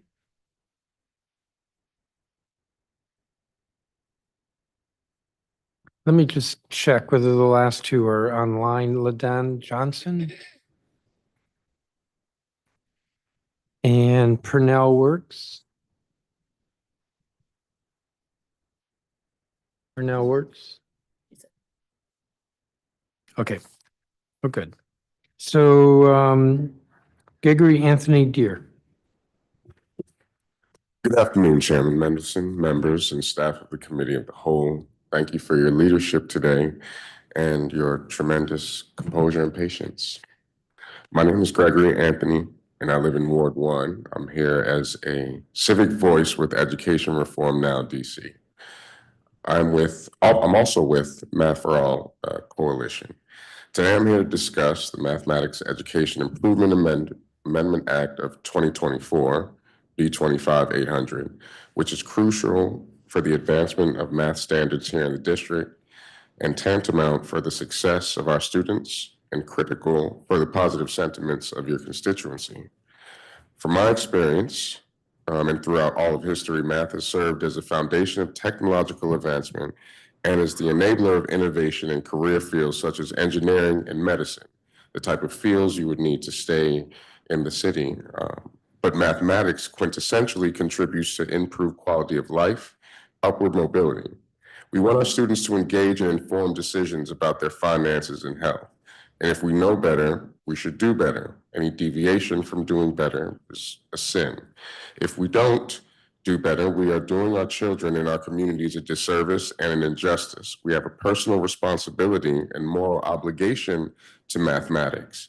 Any deviation from the emphasis on the important role that math plays in all of our lives will be opening the floodgates for consequences of inaction. Here's what's happening with your constituency. Math proficiency is at an all-time low for students. 22.5% of students who took the Math DC CAPE assessment met or exceeded grade level expectations. 21% of students approached expectations. Only 7.6% of students with disabilities met or exceeded grade level expectations, the lowest of any student group, which remains unchanged from 2023 to 2024. A little bit about neurodiversity or neurodivergence. Some students have dyscalculia, a learning disorder that affects a person's ability to understand number-based information in math. Lastly, DC has a very limited math educator talent pipeline. There are fewer math instructional specialists and coaches than reading throughout our system, and fewer teachers certified to teach math. Looking ahead to next year, we are asking the DC Council to implement a comprehensive statewide strategy that includes these 4 pillars. Continue investing in high-impact tutoring. High-impact tutoring is an invention that can produce dramatic gains in student learning. Provide high-quality instruction materials and professional learning opportunities by producing a list of materials for local education agencies to choose from that which has proven efficacy for all students, those with and without disabilities, and a list of high-quality professional learning providers that are directly aligned. Develop a high-quality math teacher pipeline that provides bonuses for math educators, and lastly, provide support for parents and caregivers by establishing a list of easy-to-use, high-quality tools, resources, and games to support caregivers at home. Supporting B25-800 is key for the advancement of math standards and progress of our city. Thank you for considering this important issue. Please feel free to ask any questions, and I'm willing to provide more details if needed. Thank you. Thank you very much. Whitney MacArthur. Good afternoon, Chairman Mendelson, members and staff of the Committee of the Whole. My name is Whitney MacArthur. I'm here as a civic leader with degrees in theater arts and special education, and I'm a current doctoral student studying education at George Washington University. I'm here with Education Reform Now advocacy, and I'm with the Math for All Coalition. Today, I'm here to discuss the B25-0800 Mathematics Education Improvement Amendment Act of 2024, which is crucial for ensuring DC students are proficient in math. As an educator for 10 years, I've seen how math plays an essential role in the betterment of not just an individual's life, but their family's lives and those of their community. Math involves more than just getting the right answer. It's building one's ability to persevere in problem solving, looking outside the box or parameters given and highlighting the fact there will always be more than one way to solve a problem, which celebrates inclusion and how all of us think instead of just one person. Math can be intimidating for a student who isn't familiar with what it feels like to be successful with the subject inside or outside of the classroom. This lack weighs on a person's self-esteem and confidence, beginning early and sustaining well into adulthood. One's ability to take risks in general stems from how their experience in the classroom affects them. A lack of success breeds insecurity, mistrust in one's own ability to lead, and a propensity to second guess one's instincts. So much so, they never follow it, and even worse, only follow the instincts of others. For example, as a STEM instructor at an adult public charter high school, serving ages 16 to 82 from mainly wards 7 and 8, my main job is helping my students trust themselves in the math classroom and decode the language of mathematics, which can present as if one is learning to speak in a foreign language. They have learned over time that their voices do not matter, they are not good enough, and that their strategies are automatically incorrect because they're not doing just as I do, approaching each problem just as I am. Instead of focusing on the correct answer, which is important, we focus on sharing each other's strategies to highlight our differences and how we all share a common goal and are powerful in our individual ways of processing and journeying to said answers. However, if a student is not taught to celebrate their mistakes and revel in the journey of finding these very important right answers, particularly in math, they spend their educational journey not trusting themselves, believing something is wrong with them and that they're unable to contribute.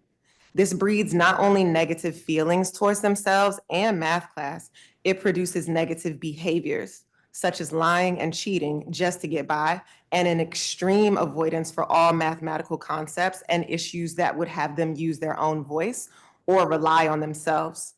Imagine what that looks like outside of the classroom. A student without empowerment, entrusted with being a contributing community member within society. I urge the DC Council to implement a comprehensive statewide strategy that empowers students and includes 4 pillars. 1, continue investments in high-impact tutoring. HIT is a tutoring intervention that can produce dramatic gains in student learning. New research shows that DC students who got frequent small group tutoring improved their reading and math scores after the return to in-person classes, attended more classes, and had a stronger sense of belonging at school. 2, high-quality instruction materials and professional learning opportunities by producing a list of materials for LEAs to choose from that have proven efficacy for all students, those with and without disabilities. Also a list of high-quality professional learning providers that are directly aligned.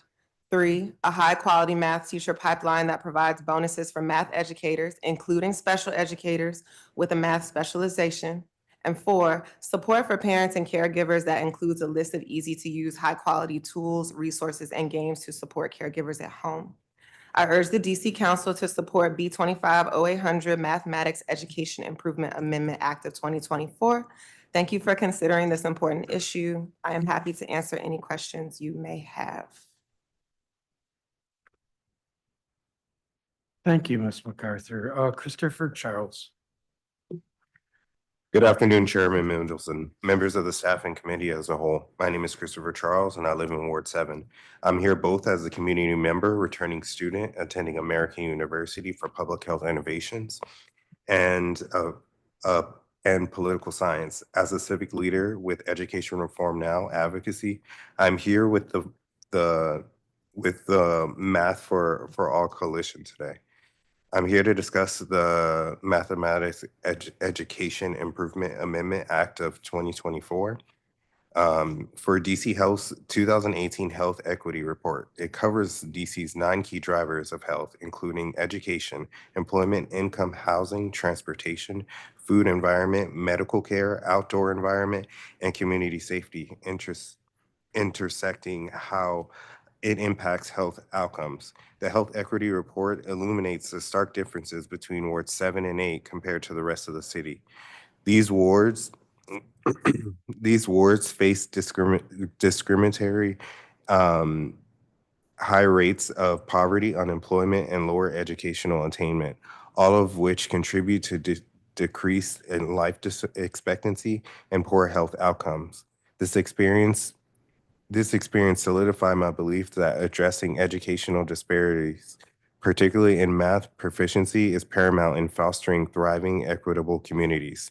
As a student with learning disabilities, I rely on various methods such as visualization, establishing stronger connections between methods, and it's critical to building a positive relationship to math.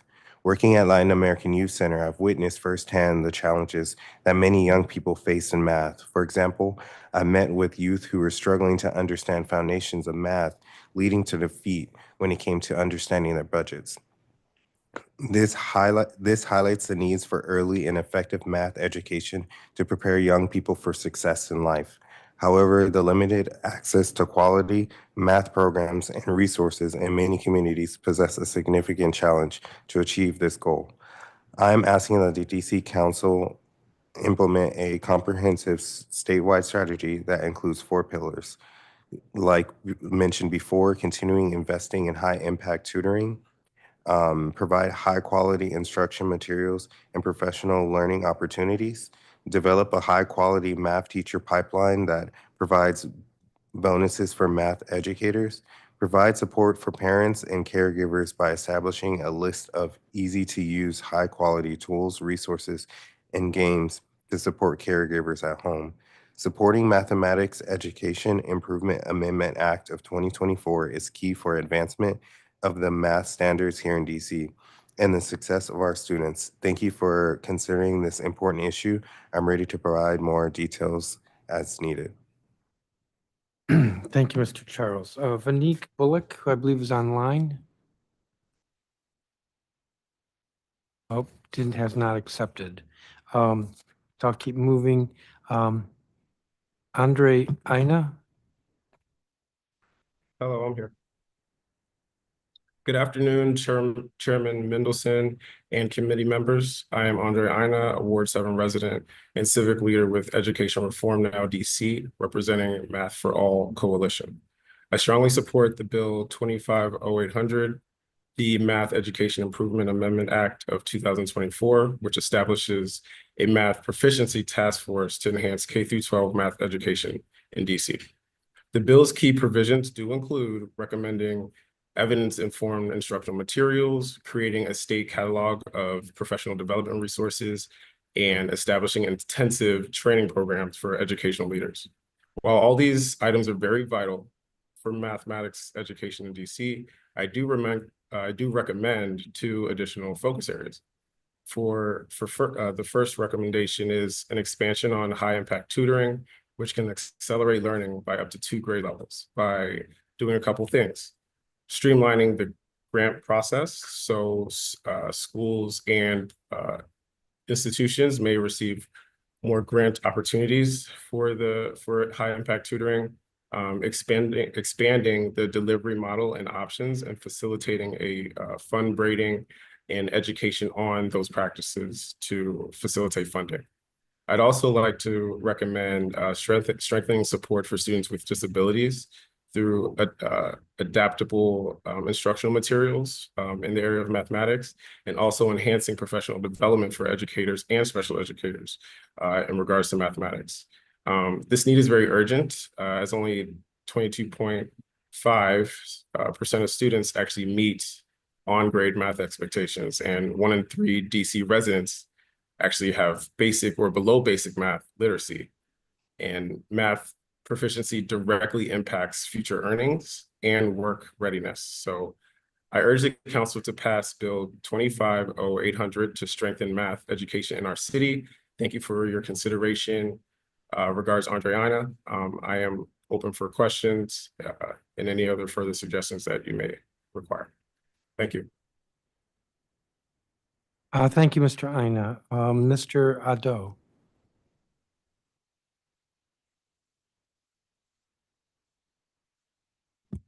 But I think I pronounced it correctly. Yeah, you did. You did a great job. Appreciate you. I'm learning. See, learning is a lifelong thing. Lifelong thing. Doesn't stop. Good afternoon, Chairman Mendelson, members and the staff of the committee as a whole. My name is Kenneth Otto.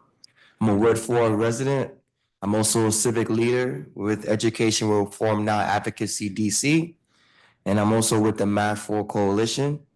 Like my colleagues here today, I'm here to express my strong support for Bill 25-800, which is the Mathematics Education Improvement Amendment Act of 2024. If you might not know, only 8% of students with disabilities meet or exceeded grade level expectations. And it's the lowest of any student group, and it remains unchanged from 2023 to 2024. For someone like myself who's neurodivergent, math isn't just about getting the right answer. It's about finding a way to even stay in the room with the problem. Our minds are like kaleidoscopes, spinning with ideas and colors, and it doesn't always fit neatly into rigid boxes that math demands. When you're wired like I am, woohoo, math requires more than formulas on a page. It requires an approach that acknowledges and adapts to how you actually think. Without that support, math was just challenging. It was defeating for me. So I'm here today because there are thousands of students in DC who feel like I did growing up, trapped in a system that asks them to succeed, but doesn't build the bridges they need to get there. So the sad truth is I'm not alone. There's adults, there's thousands of kids here who are neurodivergent students in DC, and they face the same struggle as I did growing up. They're left feeling as if math isn't for them. Maybe it's just meant for people with different minds. We've heard multiple testimonies talk about not feeling like you're a math person. There's whether you're neurotypical or neurodivergent, especially when you're neurodivergent, that's the case. So, that belief doesn't just keep you from one subject, it shuts doors to careers and possibilities and just the overall confidence to succeed. So, I eventually found my way. That's why I'm here in this room talking to you all. God bless. But it shouldn't have to be a maze. Right? And I urge you to see that math education isn't just a one size fits all. This kind of the prevailing theme throughout all the testimonies today. For the students in DC struggling with ADHD, dyscalculia, I feel like I'm dyslexic even saying that. Or other neurodivergent experiences, math requires a different approach. It requires a system that meets them where they are at, guides them, instead of leaving them to figure it out on their own. Any comprehensive statewide strategy in math should include the following, these 4 pillars that's been already discussed as far as high impact tutoring, the high quality instruction materials, the high quality math teacher pipeline, and then support for parents and caregivers. I'm passionate about all these 4 pillars, and I encourage the DC Council to support Bill 25-800 by championing these recommendations and considering neurodivergent individuals and students. Thank you for allowing me to testify. I appreciate it. Thank you, Mr. Addo. LaDan Johnson.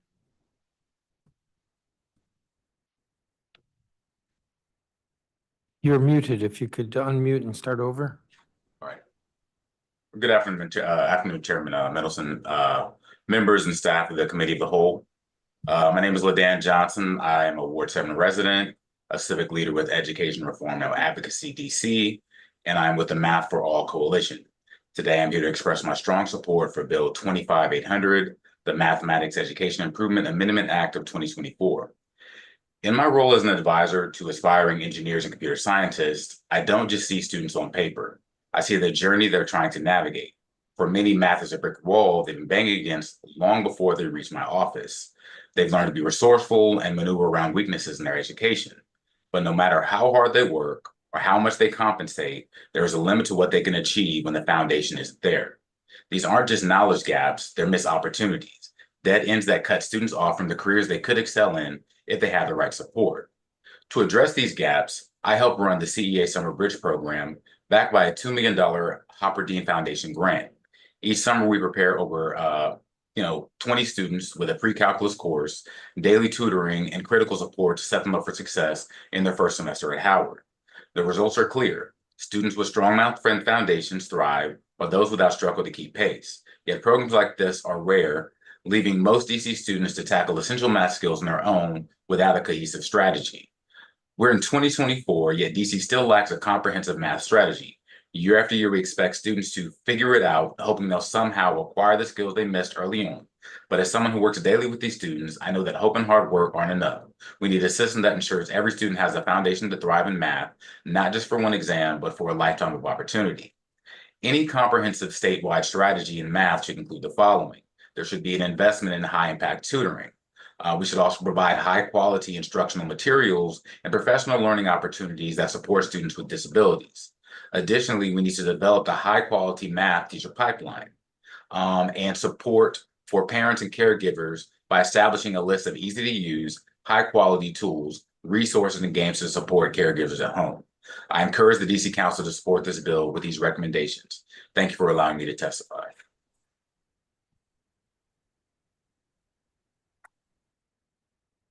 Thank you, Mr. Johnson. And for now, Wertz, I think, is not here. Armand Cuevas? Yes, I'm here. All right, dear DC Committee of the Whole, my name is Armand Cuevas, and I have loved math since I was a child. Now I've taught math for almost 10 years, and I love it more, and I hate it even more. I've taught SAT math, and I've taught almost all levels of math from 5th grade all the way up to pre-calculus. And every year I teach it, I fall in love more and more with how creative and vibrant it is, and also how much it's a part of the system that is very harmful to our students, our families, and even society as a whole. I'm here to advocate for the different aspects in this bill of the different reforms to math in our city, but I also want to call for a revolutionary overhaul of math. So first, I want to emphasize some topics and mindsets the task force should tackle. When it comes to professional development, I've often found many district-wide one-size-fits-all PDs to be a waste of time, which is really harmful where teachers are so time impoverished. But I had experience with some great PDs that were particular to what we needed as teachers, and they were focused on output and personalized strategies rather than just broad tidbits of math instruction. This math-related grant would be helpful in supporting math teachers to be better, especially having a math coach at every school. However, again, that coach needs to be truly focused on developing teachers and not just another checkbox that all the teachers have to do. Now, again, I love many aspects of this bill, but broadly speaking, I still want us to think more revolutionarily about math in education. How can we truly improve the math mindsets of our students beyond just reforms like more math coaches? First, I want us to think about how much of the math that we teach is something we truly need. I've taught almost all levels of high school math, and I've asked dozens of working adults how much math they use at their job. And the trend I see is 99% of adults use about 0% of high school math. A quote from the DCPS 5-year commitment says, ensure students in every ward have access to the same advanced math, financial literacy, and data science courses. Shift math-related mindsets to build math joy across school communities, among students, educators, staff, and families. Now, the financial literacy and data science courses that they talked about are not even required to graduate. It requires Algebra 1, Geometry, and Algebra 2, 4 classes total, and we need to uproot that completely. We could broaden to make math, any 4 classes, or make Algebra 2 an elective and require statistics and financial literacy. We're often worried that we aren't preparing future generations for the math they may need. And that feels very fear-mongering because plenty of adults never ever divide polynomials or use side angle side theorem, and our world is functioning just fine without it. Now, again, maybe people want to be engineers, and that's great. Pursue that. We don't force everyone to learn Latin anymore, and people can pursue that if they want. However, on the opposite side, more and more people are in financial debt, and they struggle to understand statistics and news. And yet these math courses are considered optional. Do we think that's okay? Quality over quantity as well is important. As we continue to stay beholden to testing like PARCC, we are stuck in an endless cycle of inapplicable math knowledge that covers an extreme amount of content that is a mile wide and an inch deep. Whenever I call up parents to support their child, 99% of them say, I can't do this math. If the adults raising their children can't do it, why are we forcing their children to do it? Math education feels like a decades-long tradition that no longer feels relevant. relevant, but we keep doing it because, quote unquote, we had to do it also. We can end that now. We can revolutionize what our math education looks like while also providing necessary reforms that support us on the way to that shift. I want to imagine 20 years from now where our children who grew up in a better math environment are now fully supporting their children and saying to them, I remember how to do this. I still do this math now. Here's how you do it. That is what I would want to see in the future of math education. That's all. Thank you for your testimony, and we do have a copy of your statement. Appreciate that. I just want to ask one question because I was piqued by the way this was phrased. Mr. Johnson, you said in 2024, DC still lacks a comprehensive math strategy. What is that strategy? Is that the 4 bullets that you have on page 2? You're muted. Yes, that is what I'm speaking to.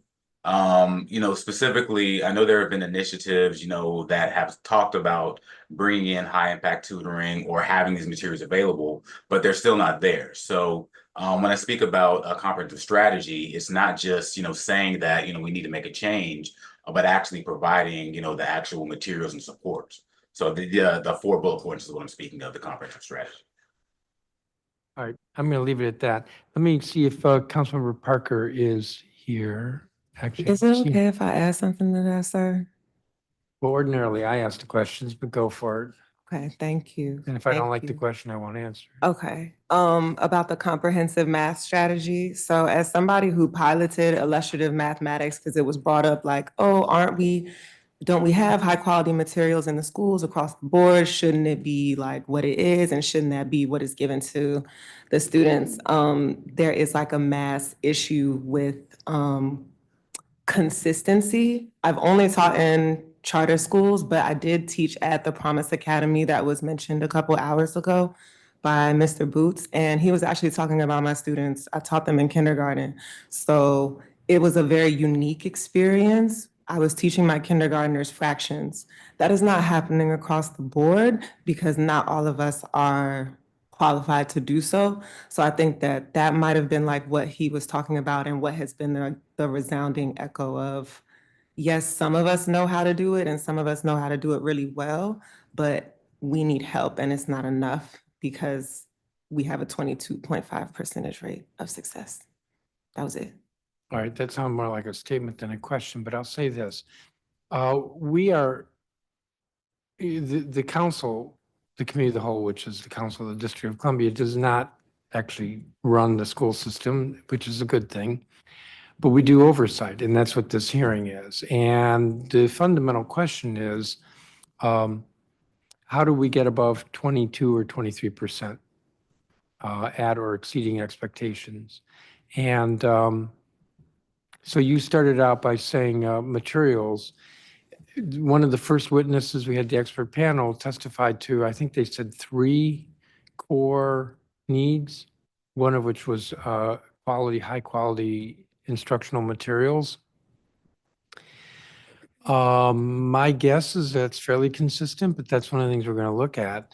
But what also has been a pretty consistent theme, which I've asked some folks to articulate more, just because I think it's part of the theme, is I'm going to say adequate training for teachers, whether it's coaching or professional development, meaning something a little different.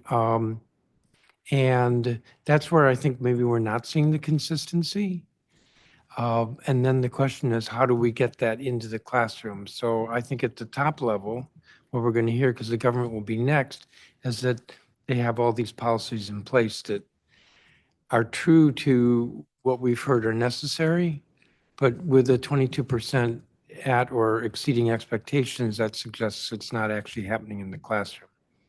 And I don't know how we do that.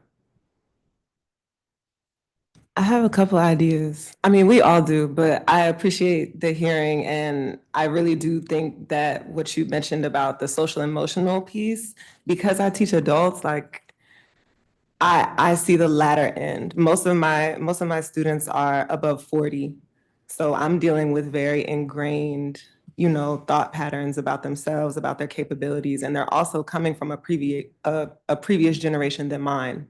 So they're telling me, oh, well, this isn't how I learned and this, that, and the third. So I'm having to apply this very new math that we're hearing about to them and make it a joyful environment and this, that, and the third. I do feel like because I have a background in art and I understand symbols, that's where that comes from. I've heard my entire life, oh, you're STEM and you're humanities. Language, wow, we don't do the same things. You're supposed to be left brain, you're supposed to be right brain. Like there is a disconnect between how people see things. And Mr. Otto, he said like color. So when we were virtual and teaching during the pandemic and we were all forced to be on a computer, the fact that I offered up using color to teach on the coordinate plane to my special education students blew people's minds. And I'm not complaining about that. I'm just letting you know the level of understanding that people are at with color theory in general and how it affects the brain and how we can actually help our students. So right now the bar is on the floor as far as like what actually works. So I would like to add that you are not alone in not knowing what works, but we are committed to figuring that out. Well, I don't know what works, but then again, I'm not a teacher and I wasn't trained to be a teacher. Yep. But what's clear to me is that there needs to be some customization to the individual student. Yes. I have no idea what color theory or teaching is, but it works for some students. And so how do we have the flexibility so that you as a teacher with a classroom of 15, 20, 25 students can connect with a student on whatever level he or she needs and connect with a different student in a different way? I'd love to chime in. Yeah, go ahead. Go for it. Hi, my name is Andre Aina. Oh. There's many different strategies such as thinking about the adaptability of curriculum, whether it be pacing guides, leaning into looking at our data, identifying where our students are going to be struggling before we even get there, and they're differentiating the material based on that. Now, not all schools have those individuals that can do those things, or coaches or data specialists or what have you. But that is a way to reach all kids if we are taking stock of the data that we have available and making intelligent decisions about them. Same way they do in businesses. A lot of businesses know what to expect based on the data that they're seeing, and we can do the same thing in education, I believe. Also being responsive to the behaviors that Mr. Otto mentioned as well, just getting people, like whether they're kids or adults, because I wasn't in here, but I also heard, things happen. So coping skills are a thing. Being able to keep somebody in a classroom when they reach a frustrational point, that is also a skill that lends itself to social skills. So to answer your question, I heard the suggestion about the auditing of the teachers, the certifications of the teachers, and not just the teachers, but the administrators. I cannot tell you how many times I've heard from my own admin, oh, I'm not a math person. I don't know how to do that. And just, been left to my own devices.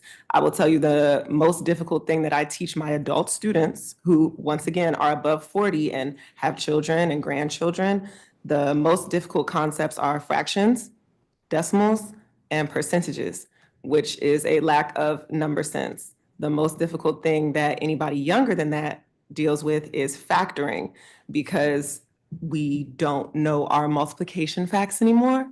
And we struggle to know what the roll our numbers, like 2, 4, 6, like there are things that we are missing in the fluency piece, but I do really think that it comes down to the foundational skills. I don't think that we all have to know how to do trigonometry or, unless we all want to become engineers. But I do think that this main focus on the foundational skills and the use of the data and the training of all of the personnel within the school, not just the math teachers, so that anybody can do it, will help us exponentially. And I did not mean to use a math term, but hey, we're here. That's fine, and you're going to have the last word. Thank you. Thank you, each of you, for your testimony, both online and in person.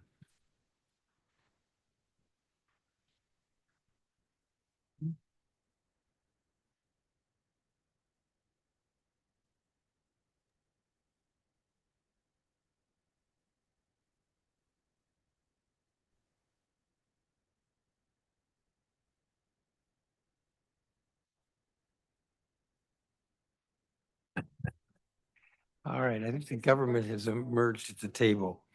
Corey Colgan, who's Chief Office of Teaching and Learning at DCPS, Jennifer Burkett, who's Director of Science, Technology, Engineering, and Mathematics at DCPS, Elizabeth Ross, who's Assistant Superintendent of Teaching and Learning in the Office of the State Superintendent of Education.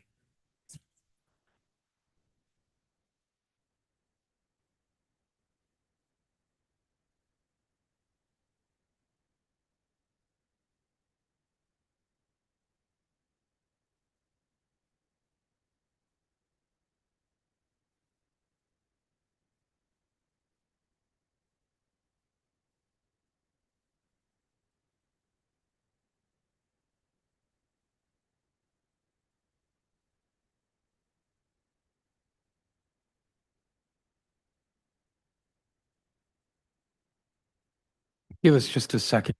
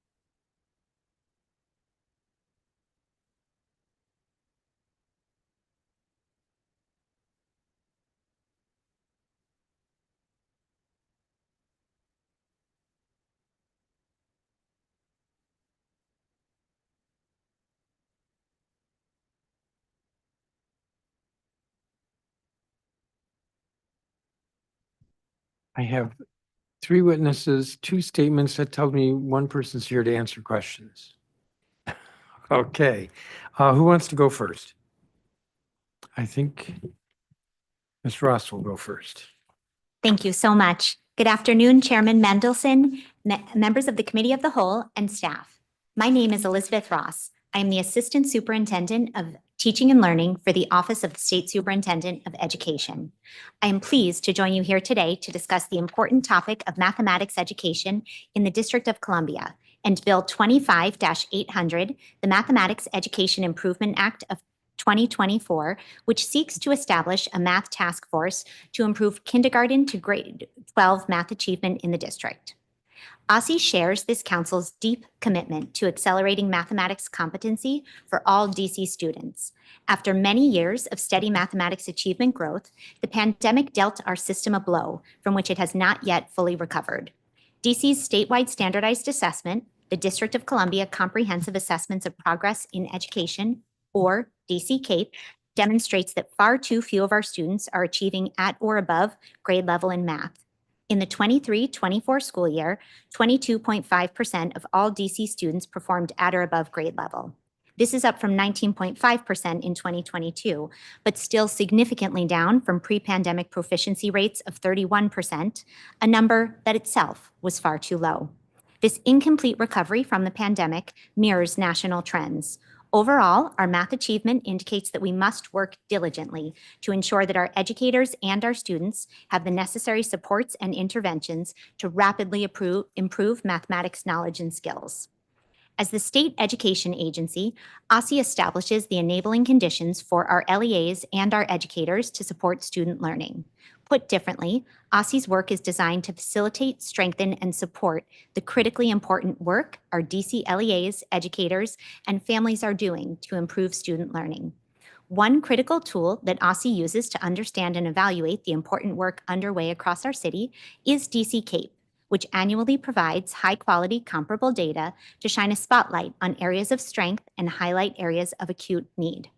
OSSE's provision of accurate and actionable data to DC LEAs, educators, families, and the public supports these groups in working individually and collectively to intervene to ensure that these data are not determinative for our students, but instead serve as a catalyst to provide our students with the academic supports they need. OSSE has also made strategic, targeted investments to enhance LEA capacity in math instruction, including in math teacher boot camps, high-impact tutoring, and Zearn, which is a high-quality digital math curriculum. Our math boot camps are a series of professional learning courses designed to improve educator and LEA practices in math instruction at both the elementary and secondary levels. OSSE has supported approximately 400 elementary and secondary teachers across the district in both DCPS and DC public charter schools and all 8 wards of the district through our intensive math boot camps. Elementary teachers have engaged in learning focused on foundational mathematics content, number sense, and fluency, while secondary teachers have focused on integrating the standards for mathematical practice into instruction and developing a growth mindset approach to teaching and learning math. OSSE is currently preparing to launch our next iteration of math boot camps later this fall. The new series will include mathematical reasoning and proportional reasoning for secondary educators, whole number sense and fraction sense for elementary educators, and an evidence-informed best practices course for all math educators. In recent years, OSSE has leveraged more than $16 million in federal recovery funding to support high-impact tutoring in math and $4.8 million in local funding to support high-impact tutoring programming in math and English language arts. This programming has enabled approximately 4,000 DC students to access additional intensive math instruction and is resulting in increases in student learning.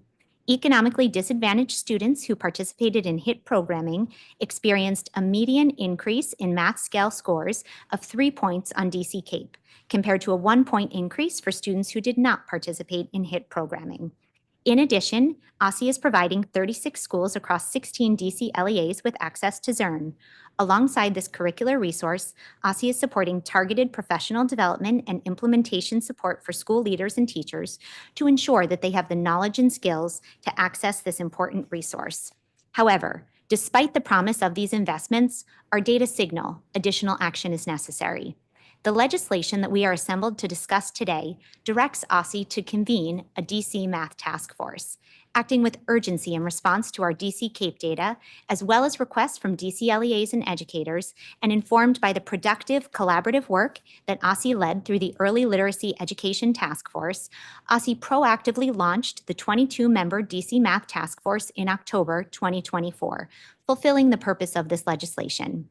The task force includes members from OSSE, DCPS, the DC Public Charter School Board, the State Board of Education, the Deputy Mayor for Education, and an appointee from the Chairman of the Council.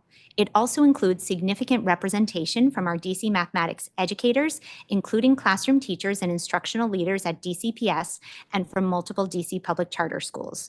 Over the course of the next 10 months, OSSE will work with members of the task force to develop a comprehensive strategy to improve math outcomes for all DC learners.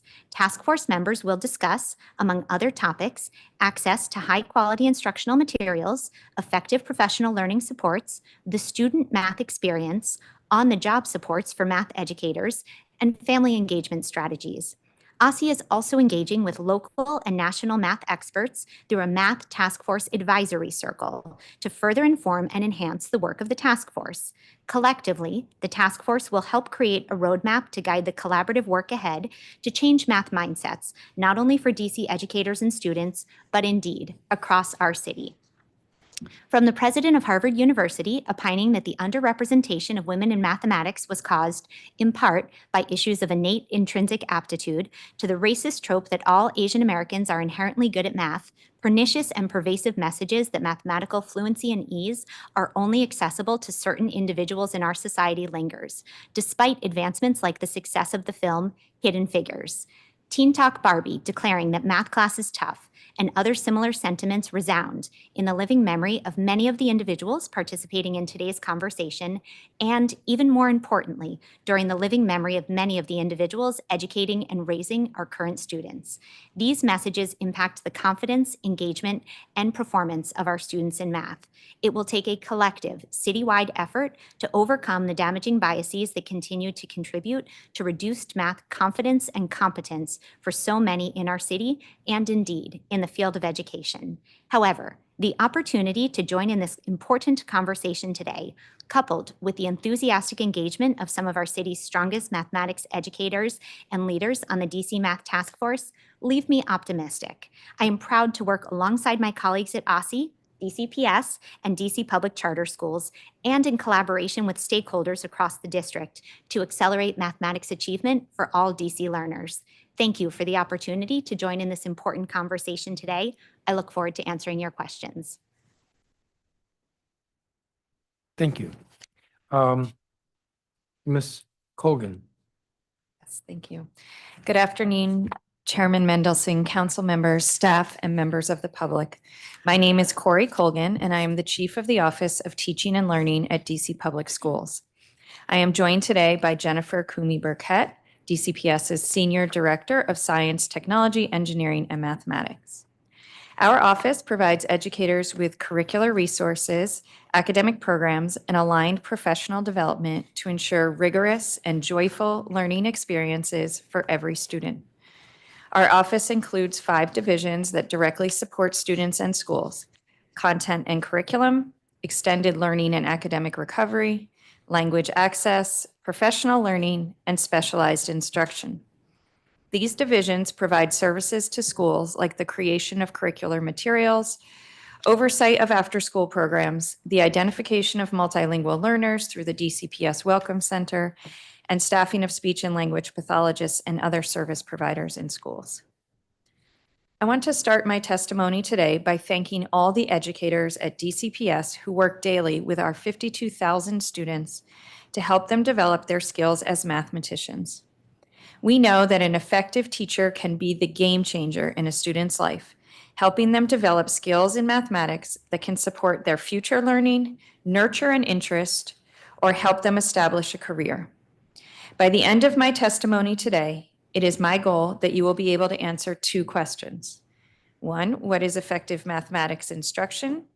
And 2, what is DCPS's strategy for teaching mathematics to students? First, what is effective mathematics instruction?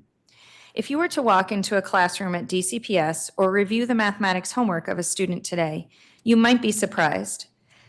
The work that students are doing in mathematics looks different than the work students were doing 10, 20, or more years ago in school.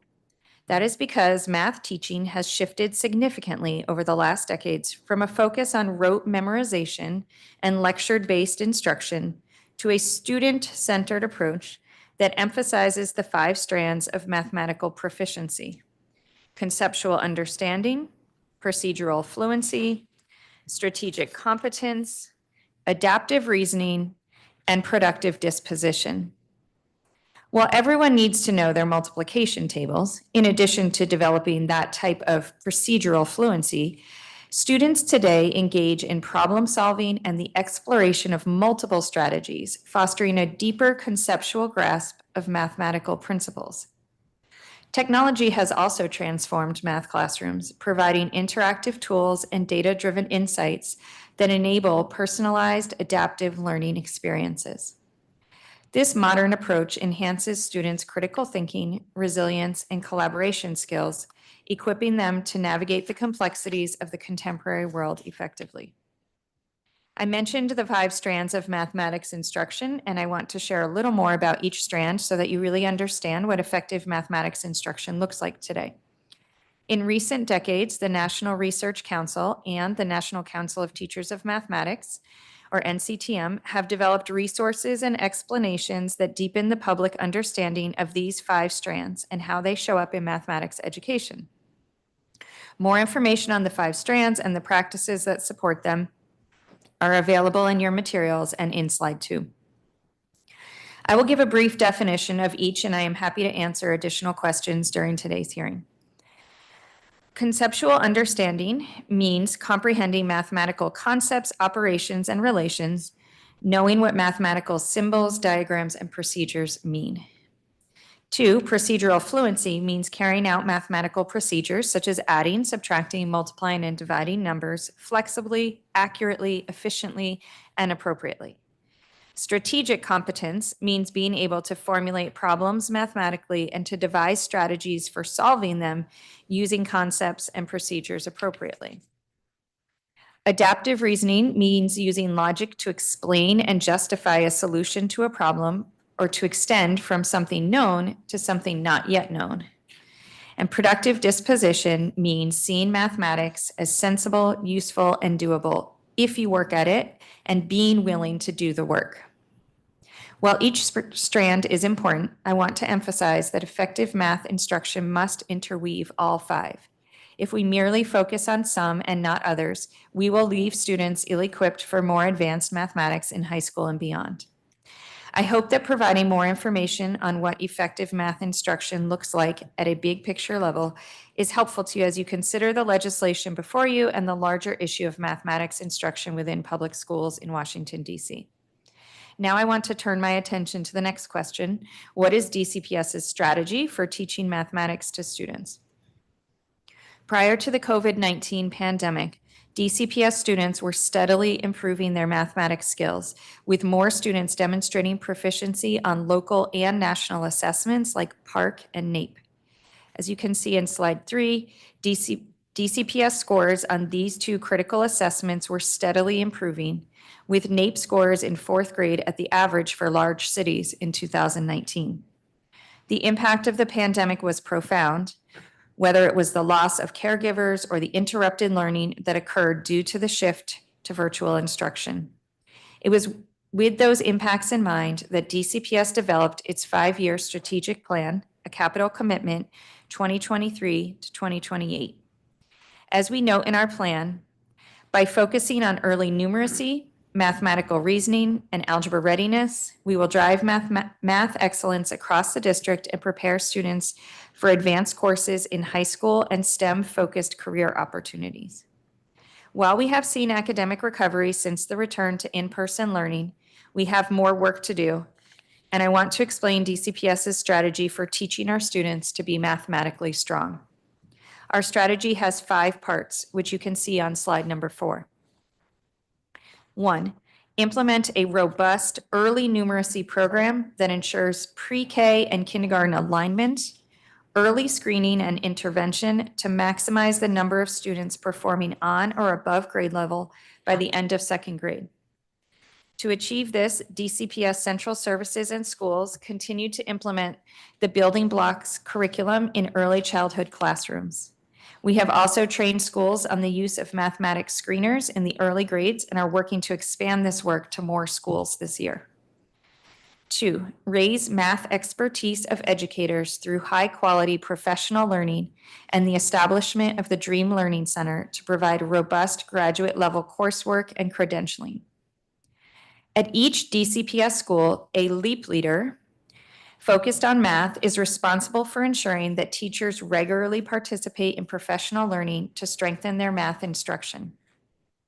LEAP leaders are content experts who lead weekly seminars and work directly with teachers by observing them, planning lessons with them, or reviewing student data to help develop next steps for instruction. We are focused on ensuring that our LEAP leaders continue to build their own expertise in math so they can, in turn, strengthen the expertise of the teachers they work with regularly. I want to take this opportunity to share a little bit more about the 3 parts of the planned Dream Learning Center: tutoring, professional development, and family engagement. Building on the success of the DC Reading Clinic, educators will tutor students and receive mentoring from more experienced mathematics teachers. We have seen this model work at the Reading Clinic with improved early literacy results and more effective teachers, and believe that a similar model can help our students in math.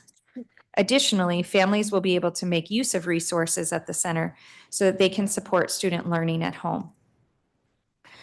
3, build a pathway to grade 8 Algebra 1, beginning in pre-K, grounded in high-quality Tier 1 instruction. One way that we are working to achieve this goal is by reviewing our standards in the elementary and early secondary grades. We have noticed that students who are particularly successful at mastering certain power standards are better prepared for algebra in 8th grade than others. Therefore, we are selecting and designing specific activities that students can engage in each spring to prepare them both for the next grade and specifically for algebra later. We are excited about this work and look forward to continuing to discuss it in the future. Number 4, ensure students in every ward have access to the same advanced math, financial literacy, and data science courses. To achieve this goal, we recently audited the course offerings at each high school to ensure all students have access to at least one advanced placement or dual enrollment course in math. For financial literacy, we collaborated with OSSI on the development of new standards and are piloting a program with Junior Achievement, a local nonprofit focused on financial literacy education. 5, change math mindsets and build math joy through communities of learning across schools and with families. This includes supporting students with participating in math competitions at Google headquarters, for example, and creating resources for parents to better understand math instruction at DCPS.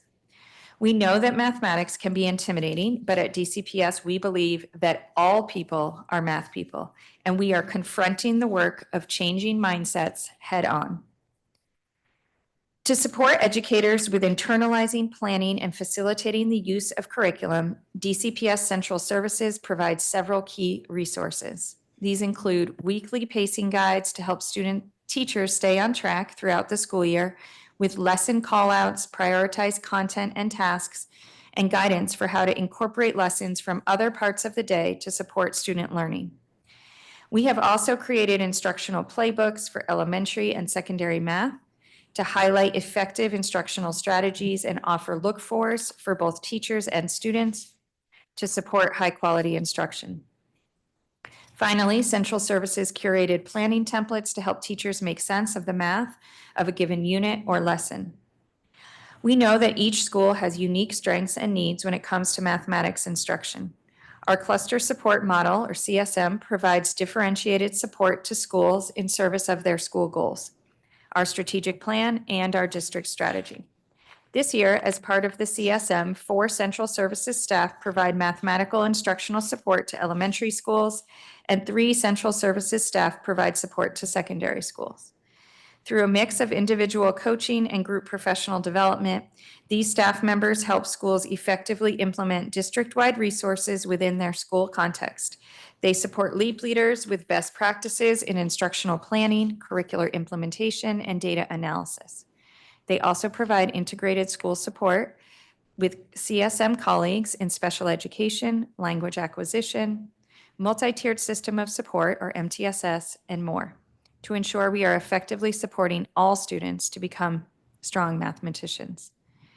We appreciate the Council's attention to the important work of improving mathematics achievement in Washington, D.C.'s public schools. We share that goal and are eagerly participating in the Mathematics Task Force convened by OSSI, fulfilling the goal of the legislation. My colleagues, Ms. Burkett and Jessica Gonzalez, our Director of Math Strategy and Advancement, are part of the task force, and DCPS looks forward to reviewing the recommendations that emerge from the task force. We support the work of the task force wholeheartedly. Thank you for the opportunity to testify today on mathematics instruction at DCPS. It is imperative that we work together on the shared goal of our students achieving in mathematics while in school and graduating prepared for what is next. I look forward to answering your questions.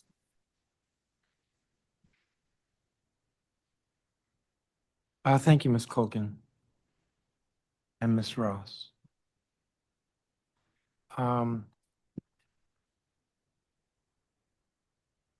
So I see 2 parts to this hearing. One is the bill, which essentially, or in essence, is about setting up a task force. And then the second part of this hearing is, what are we doing with math? So with regard to the bill,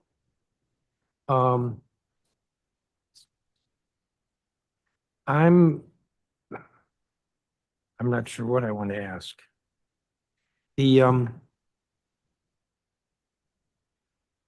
My sense is that both of you were very polite in saying that you like what the intent is of the bill. Ms. Ross, you might have gone a little bit further, implying that maybe it's not necessary since there is a task force. I'm guessing you both think that. Would I be correct? Yes, Chairman, that is correct. Because we convened the DC Math Task Force starting on October 7th of this year, because it includes all of the categories of individuals that are named in the legislation and actually goes above and beyond that by prioritizing additional practitioner voice, we do not believe that this legislation is necessary because we are preemptively undertaking this work. So I think you just noted the bill specifies a membership, and you just said that the membership that you have is broader. Correct. There's a difference in timeline. So I think you're looking at the Correct. task force making its recommendations by next fall, That is correct. which might actually be like August. Potentially, we mirrored our work on the DC Math Task Force after the work that we did in conjunction with this body on the Early Literacy Education Task Force and convened on a similar timeline, convening in early October, working towards a comprehensive, cohesive set of citywide recommendations that we anticipate delivering in September of 2025. However, I'm happy to share that following our first meeting or during our first meeting, we had a lot of enthusiasm from the members of the task force about working together productively over the course of this year to prioritize the development of instructional tools that could be leveraged by educators at the beginning of the 25-26 school year. And so we are now working to deliver two products. One, that comprehensive set of citywide recommendations, which we anticipate delivery of in September 2025. And then two, a set of turnkey instructional resources that can be used by DC educators, which we anticipate releasing at the end of the 24-25 school year. The end of the 24-25 school year, meaning like June or July. That is correct. There actually was some testimony from somebody the day, maybe more than one person, but that the recommendation should be in time for the budget, which is March. I appreciate that question. Part of the work that we're doing with the task force is designed to ensure that we are not only hearing from all 22 members of the task force, but also providing them with significant opportunities to engage and liaise with the communities and the individuals that they represent. We want to be sure that these recommendations are cohesive and are comprehensive. And the work before us is challenging. The witnesses here today, my colleagues at DCPS, we are agreed that the pathway forward for math is dissimilar from the pathway forward in literacy in that we don't have a lot of other states that we can look to as exemplars in this space. That being said, every time there's a challenge, there is also an opportunity. And so we sit now here today from a position of strength where we have already convened the right voices at the table, and we are working to broaden the tent to convene additionally more voices under the Math Task Force Advisor Circle so that we can be sure that we are hearing from every interested party, able to consider their feedback and their recommendations, because part of the work that we need to do is really about changing the way that people think about math. And so that is not work that can happen on a short time frame. We believe that we need the full 10 months in order to develop that comprehensive citywide set of recommendations. And we are excited to prioritize what we have heard from our educators is the highest leverage tool that they need by the end of this school year so that they can be ready to deploy that in the fall of the 25-26 school year. Now, the bill says that the task force should meet every 4 weeks. And I think you have the task force meeting every 6 weeks. It's in between every 5 and 6 weeks. Again, the Early Literacy Education Task Force was required under legislation to meet every 6 weeks. This task force is meeting slightly more frequently. We are mindful of the federal holidays that fall within that task force period. And I will also note that OSSI convened the DC Math Task Force 2 months prior to what the bill would require. So first on October 7th, rather than beginning on December 4th. Well, actually, it says no later than December 2nd. I'm sorry. Thank you for the Just clarification. No later than. Why does it take so long? And I don't want you to repeat what you said a minute ago, where you said going back to their constituencies, to different members. But how long does it take for somebody to, I happen to know somebody who's on the task force, how long does it take for them to come back and touch base? Not 6 weeks, 4 weeks, 3 weeks? Why not? Why does it take so long? Each of the individuals on the task force has myriad responsibilities. We prioritized individuals working across our sector with deep expertise in mathematics knowledge and practice. This means that the individuals on the task force are spending their days in our classrooms, coaching our teachers, working directly with our students. Serving on this task force is not their full-time job, nor would we want it to be. We want their work on the task force, their perspectives, to be informed by the work that they are doing daily with our students, with our educators across the city. We also have a robust set of topics and information that we need the members of the task force to dig into fully. And we have significant pre-work in advance of every meeting that we need to leave our task force members with time to engage with, and then to give our OSSI team an opportunity to collect that feedback, collect information from that pre-work and synthesize it so that we can ensure that we use the 90 minutes that we have dedicated to task force meetings efficiently and effectively. At the first meeting, did anybody suggest a quicker schedule? There was robust interest from the task force in prioritizing development of instructional tools and materials that could be used by educators in advance of the 25-26 We school talked about year. that, but I'm saying the 6 weeks as opposed to 4 weeks. Was there any discussion about that? There was discussion about enabling task force members to break into smaller subgroups that would work on different priorities, and we're excited to be able to do that. So to provide different members of the task force with opportunities to meet asynchronously, essentially outside of the regular task force meetings, so that when we come back together as a collective body, they can bring back information to the So group as a some of whole. that may be happening during the 6-week interval. That is correct. So do you expect that the report will recommend evidence-informed, high-quality instructional mathematics teaching materials, curricula, and intervention programs? I'm really excited to talk with the task force about high quality instructional materials, intervention, and different programs that are underway. Our topic for our next meeting on November 12th is high quality instructional materials. And the task force members right now are doing homework that is due to us tomorrow, digging into those high quality instructional materials and doing some pre-work that will set us up for a rich conversation on the 12th. Well, but you know that was a yes or no question I asked, so I'll ask it again. Do you expect that the task force will recommend evidence-informed, high-quality instructional mathematics teaching materials, curricula, and intervention programs? The task force is discussing that on the 12th, and so I'm excited to see what they say based on that conversation next week.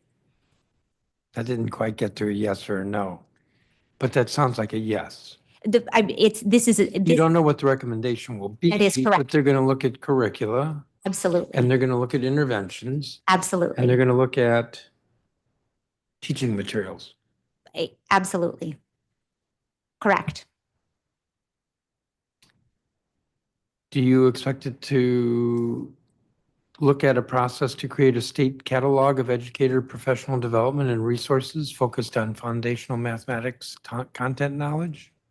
One of the things that the task force is going to get into is professional learning, and where those professional learning practices are currently being deployed and where there might be opportunity to strengthen them. And so we have lots of opportunities of this across DC. We heard public witnesses today discuss, I discussed, and my colleagues from DCPS have discussed the different types of professional learning available across the city. One of those that we talked about and many public witnesses mentioned was the math teacher boot camps that are are underway right now. So absolutely, this is a topic for discussion for the Math Task Force. Now, you realize what I'm doing is I'm trying to see if there's, how much daylight there is between OSSE's task force and what the bill proposes. So is it probable that the task force will produce a list of vetted and approved evidence-informed curricula and assessments to identify and support students who are at below grade level or struggling in mathematics?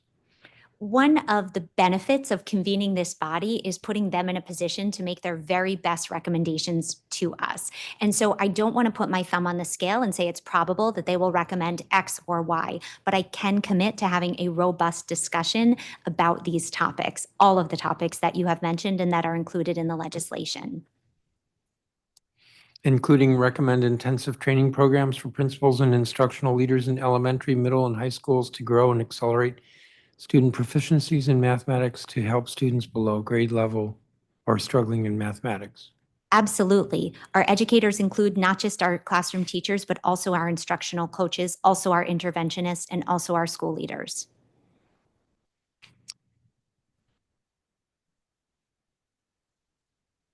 Recommend systems for notifying the parents or guardians of students below grade level or struggling in mathematics. Family engagement is one of the core topics in which our task force will be engaged. This is not work that can happen in isolation, and it's not work that happens only in the four walls of a school building. Now, what about this? Outline a process to ensure there is a math coach trained in evidence-based practices at every school by school year 2027-28.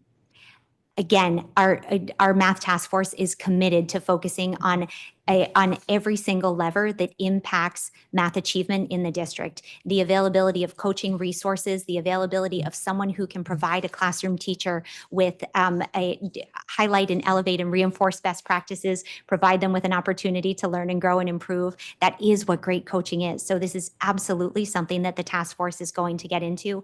And I anticipate that among the instructional tools that the task force will prioritize delivering by the end of the 24-25 school year will be an instructional walkthrough tool that would enable high quality coaching to happen at the school level by a number of different individuals. This is some work that we've done in literacy and is underway right now, and we're excited to see the extent to which we can take advantage of the learnings from that work and follow a similar process in math.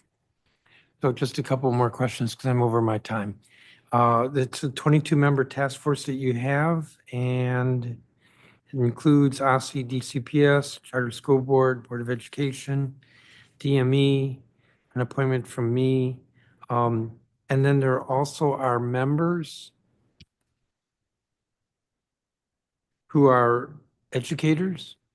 Yes, that is correct.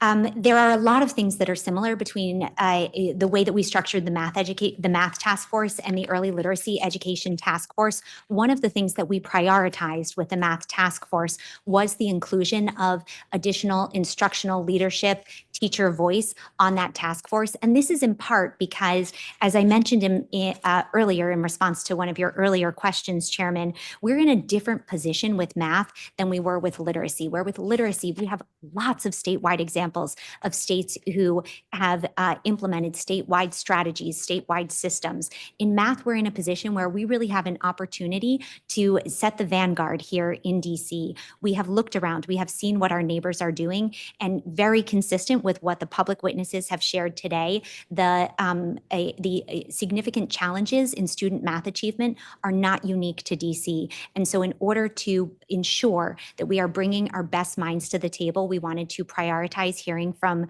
practitioner voice and from the individuals who are our teachers closest to our students, who are supporting our teachers closest to our students, and who are leading this work from an instructional level across DC. I'm over my time. Councilmember Parker. Thank you. I'm going to continue, Ms. Ross, and it's great to see you. And I would just say I'm struggling here a bit because while I appreciate OSSE standing up a task force and taking on this work, what I've heard from many folk, and I feel myself, is we need to be more urgent and actually get to the implementation phase of this work. And what I'm hearing you suggest in terms of a timeline puts us almost 2 school years away from schools actualizing what the task force might do. So today we've heard from several folk, including representatives from the State Board of Education, that's urging us to have recommendations from this task force in time for the council's budget process in the coming months. And so the question there is there a world where even if your final report is not complete, OSSE can come up with budgetary recommendations for the council to support the work if you're suggesting that the report would only come a few months later? Like, could you see a world where you could produce recommendations for the budget and then produce the report still in the fall? Thank you so much for this question, Councilmember Parker, and it's wonderful to see you again as well. I really appreciate your enthusiasm for this topic. As you know, I cannot get ahead of the mayor's budget, and as you also know, good work takes time. The fact that the task force is convening over the next 10 months in order to come up with comprehensive citywide consensus recommendations does not mean that there is not great mathematics teaching and learning happening across the district every single day. It also does not mean that there are not significant resources being deployed to mathematics education across the district every single day. OSSE expends $1.35 billion in UPSF funding every single year. A significant portion of that goes to mathematics education across the district. The work of the task force is to determine at a citywide level, at a structural level, how we can deploy the system-wide supports in order to make sure that all of those resources are being maximally spent and that we are focusing future resources and future investments on the highest leverage priority and most evidence and research-backed priorities. No, I get that, and I appreciate that. But in reality, if you're saying you're meeting roughly every 6 weeks, the difference from producing recommendations in March and April may be 2 additional meetings that you wouldn't have, which I would imagine would be going over drafts of said report anyway. And so I won't go back and forth there, but I continue to believe it's important for the council to act on this legislation because I think we do need to be a bit more urgent and there needs to be some flexibility in the timeline. I want to go further. In terms of the OSSE's vision for math instruction, there are 2 things that I was struck by today. The representative from Student Achievement Partners suggested that we need to lead with our math vision and there ought to be some sort of an audit.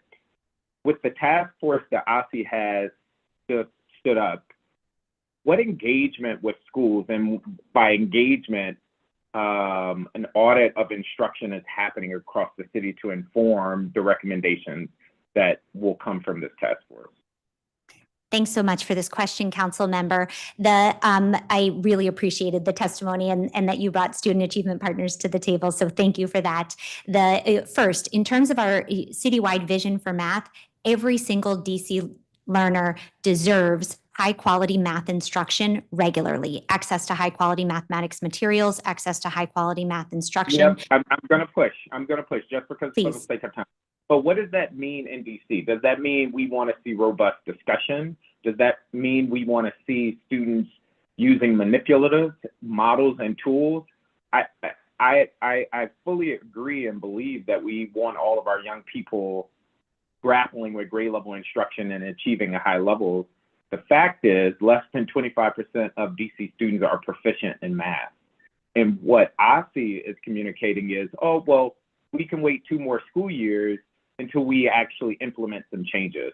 So respectfully, and it's fine if there isn't a concrete vision or recommendation, but that stood out to me. I think what I'm more interested in is what effort is being taken from the task force to observe what's happening in classrooms every day to inform the recommendations that are going to be produced. Like, are we doing class observations, curricular reviews, et cetera?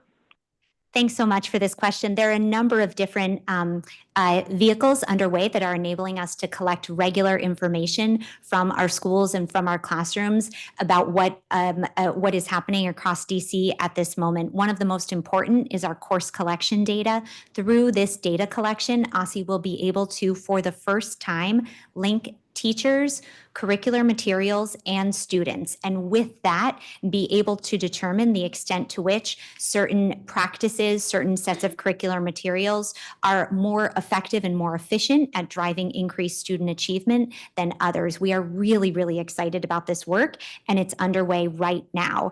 In terms of the work and that's work that's happening at OSSE right now in partnership with our DC LEAs, with all DC LEAs. In terms of the work that the task force is doing to engage, we are really excited, and there was a robust commentary and enthusiasm from members of the task force at our first meeting on October 7th about the opportunity to develop instructional tools and then to test those tools on classrooms throughout the city. And so the value of a mathematics instructional walkthrough tool is not actually that the tool lives on OSSE's website or is something that we can hand out during council meetings. Instead, it's something that is actually being used on the ground. And in order for it to be used, it has to be validated, which means that we will. Sorry to interrupt, but the time is ticking, and I do have an additional question. My concern, I will just make explicit, is that this is being treated as a theoretical exercise. And part of what I believe made the literacy task force's work successful is that we had anecdotal and quantitative data that pointed to how teachers were and were not teaching literacy effectively. I worry that if we just have 22 task force members, albeit well-intentioned, meeting, talking about math best practices without informed knowledge of what actually is happening in our classrooms, it's going to remain theoretical. I do want to switch gears a little bit, and this comes back to the vision.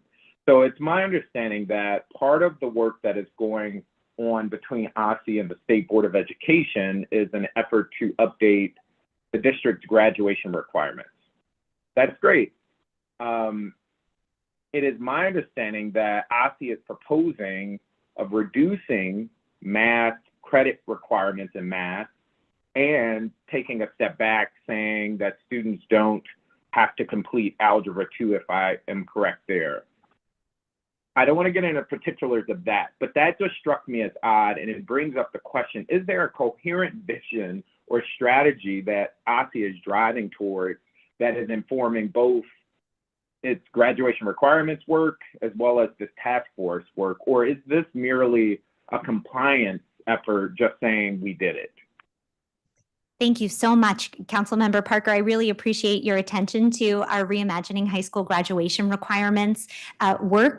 Through that work, we have done robust engagement over the last 2 years with DC stakeholders in order to develop a strong sense of what stakeholders want, need, and expect to see from high school graduation. And as part of that, we have elicited feedback very similar to some of the things that we heard here today. For example, around the importance of topics like financial literacy, which is also part of the Reimagining High School graduation requirements proposal.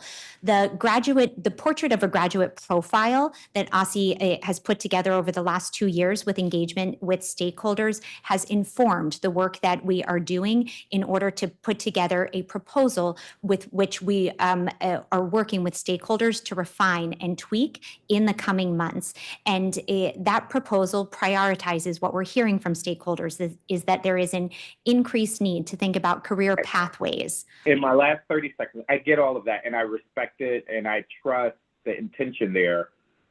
What I'm getting at is, what I'm hearing from OSSE is math as a priority. What I'm hearing from DCPS is math as a priority. And then what I'm seeing in another venue is actually we're reducing requirements for math, and it just doesn't seem to align.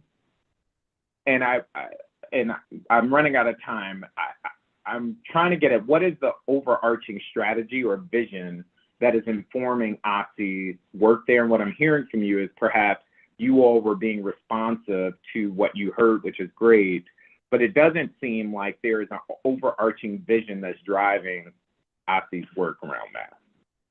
Councilmember, if I may, I do think that the point that I just made about financial literacy is worth paying attention to. So what we are hearing from our stakeholders is the same thing that I think you are hearing. There is significant work to be done across our jurisdiction to make sure that all of our students have not just the foundational knowledge and skills that they need in order to access math and in order to do it in a way that is joyful, but also that they have access to real world opportunities to leverage those mathematics knowledge and skills. And we see that through financial literacy, but we also see it through some of the secondary career pathways that are incorporated in our Reimagining High School Graduation Requirements portfolio.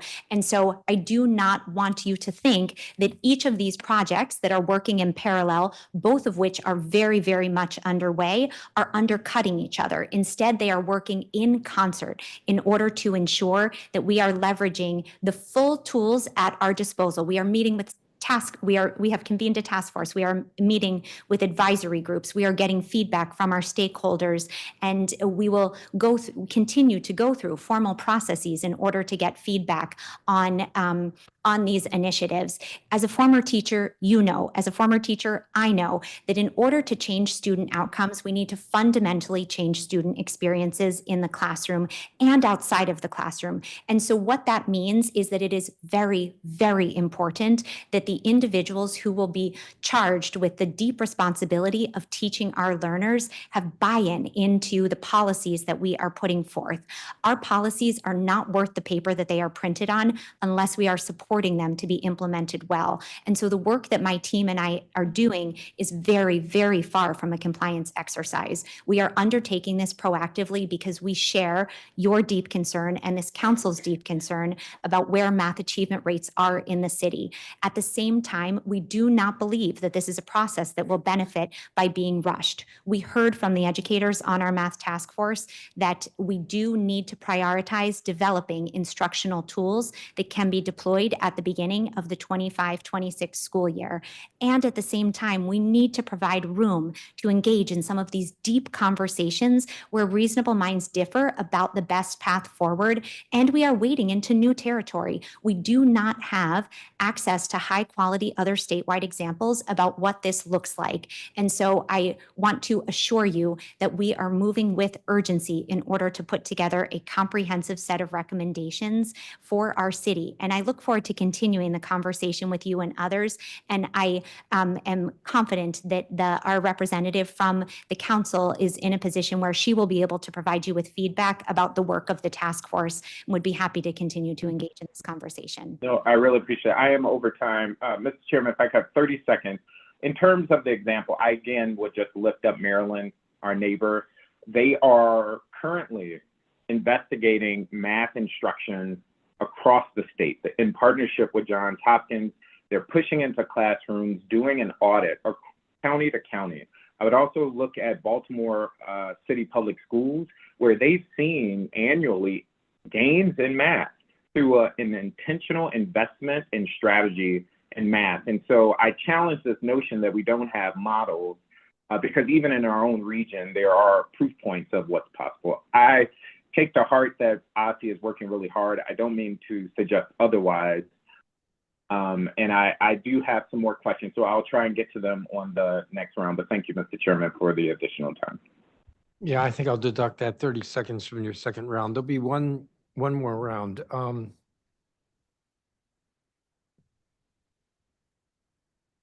Where do I want to start?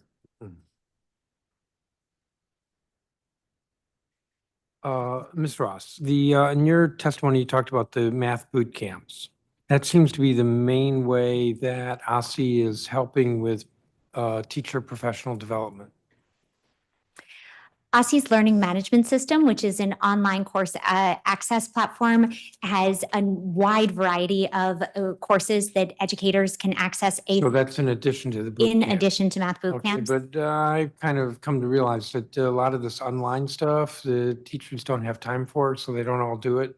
But I want to pursue on the boot camps. So you said approximately 400 elementary has supported approximately 400 elementary and secondary teachers. Over what period of time?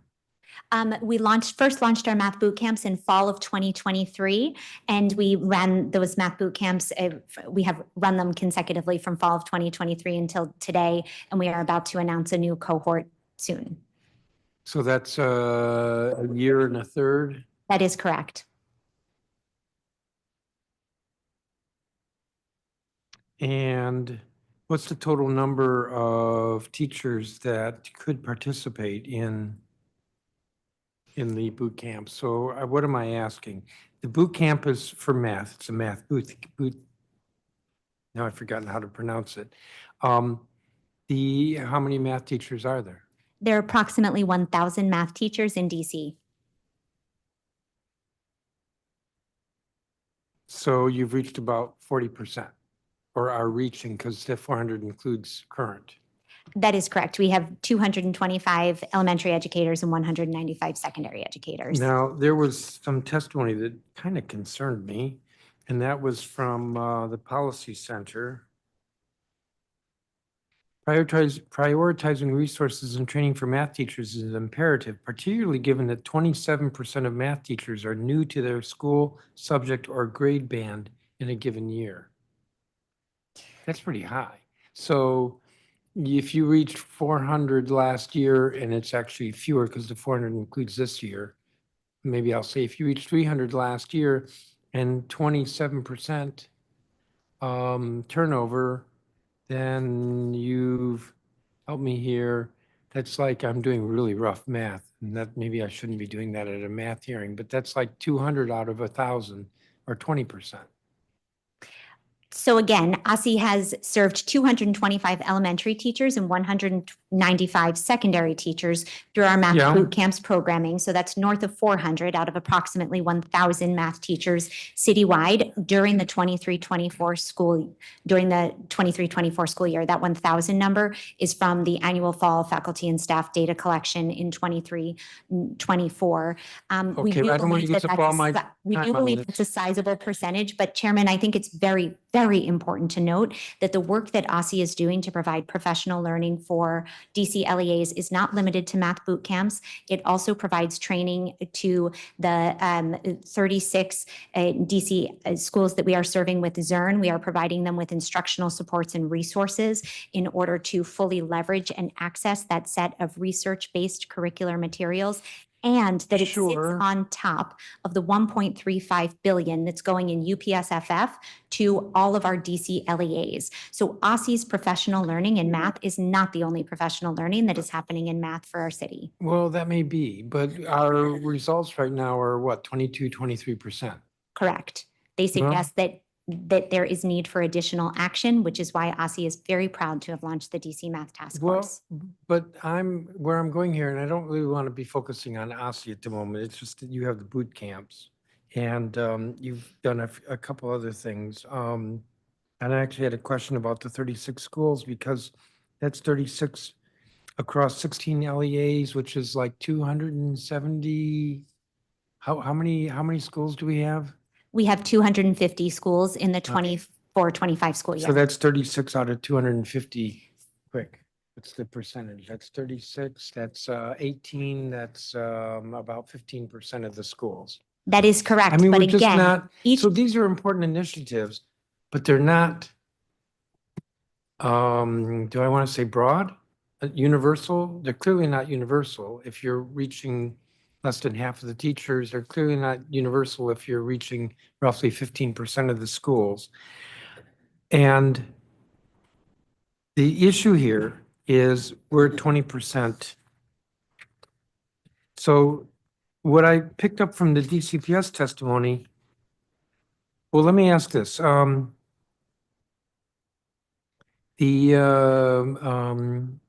a program with junior achievement, is that in place? The pilot is set to begin this spring with junior achievement, and that is focused on financial literacy and the intersection between mathematics. Okay, but that is happening, that has not happened yet. Because I get the sense that that's true with a number of the strategies that you mentioned, working to expand building blocks. So that's in progress. Correct. Reviewing our standards So that's in progress. Selecting and designing specific activities that students can engage in each spring. So that's in progress. Working with Junior Achievement for a program that has not yet begun. So what I'm getting is stuff that hasn't happened. And that's sort of concerning to me because that's sort of what we hear from DCPS in hearing after hearing is what is going to happen as opposed to, well.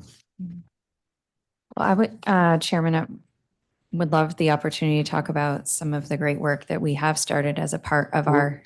That was your statement.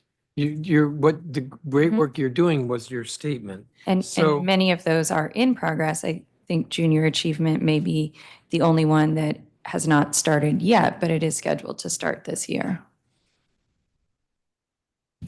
And Chairman, if I may just layer on top, I mean, this question that you're hitting on is the central tension in education. How do you do the thing that needs to be done for the kids in classrooms today, right? Today, we have teachers in 250 schools across DC who are making decisions in order to serve and support their students well. At the same time, we have to set up something so that as a system, we are doing better. 22.5% proficiency is not acceptable. yes, We but we all began agree. this hearing with testimony about what works. Correct? So it's Correct. not like we have to discover what works. So the task force is looking at, and I don't want to get into more discussion about the task force, but the task force is looking at how do we change the system to make it do more. What I'm getting at right now is, this is the oversight side of things, is we know things that will happen. And we know things that will move the needle. Expert testimony we heard earlier today suggests that certain things, professional development, building teachers' capacity to teach conceptual math knowledge, ample instructional time, trusting and supporting teachers to make curricular decisions, using teams of interventionists, coaches, and specialists to support math instruction. We got testimony those strategies can have an outsized impact on student math achievement. So why is this not occurring in the classroom, in our DCPS classroom? Chancellor, I'm sorry, Chairman, I would love the opportunity to talk about what is happening in the area of professional. No, I want to know why those things, and we heard testimony from teachers, and we heard testimony from, well, we heard testimony from roughly 36 witnesses that these things are not happening. Professional development, building teachers' capacity to teach conceptual math knowledge, ample instructional time, trusting and supporting teachers to make curricular decisions, and using teams of interventionists, coaches, and specialists to support math instruction. Mhm. We know that's not happening in every school. Well, we do have a very comprehensive approach to professional development that is touching all of our schools. The first component of that is our LEAP, where that is content-specific professional development that is job embedded, led by our LEAP leaders. And so much of our urgent work last year and this year have been to increase the expertise of our LEAP leaders to But improve. do you know what actually goes on in those LEAP meetings? I do feel like we are very in touch with what goes on in the LEAP meetings because we meet with our LEAP leaders monthly, every single month. We also, in small groups, we also have our cluster support Well, I'm going to members. stop at the LEAP because I visit schools and I talk to teachers and they may stay, but they meet once a week. They may spend the entire meeting talking about literacy and not talk about math. With all due respect, Chairman, we actually have separate LEAP meetings for literacy and for math.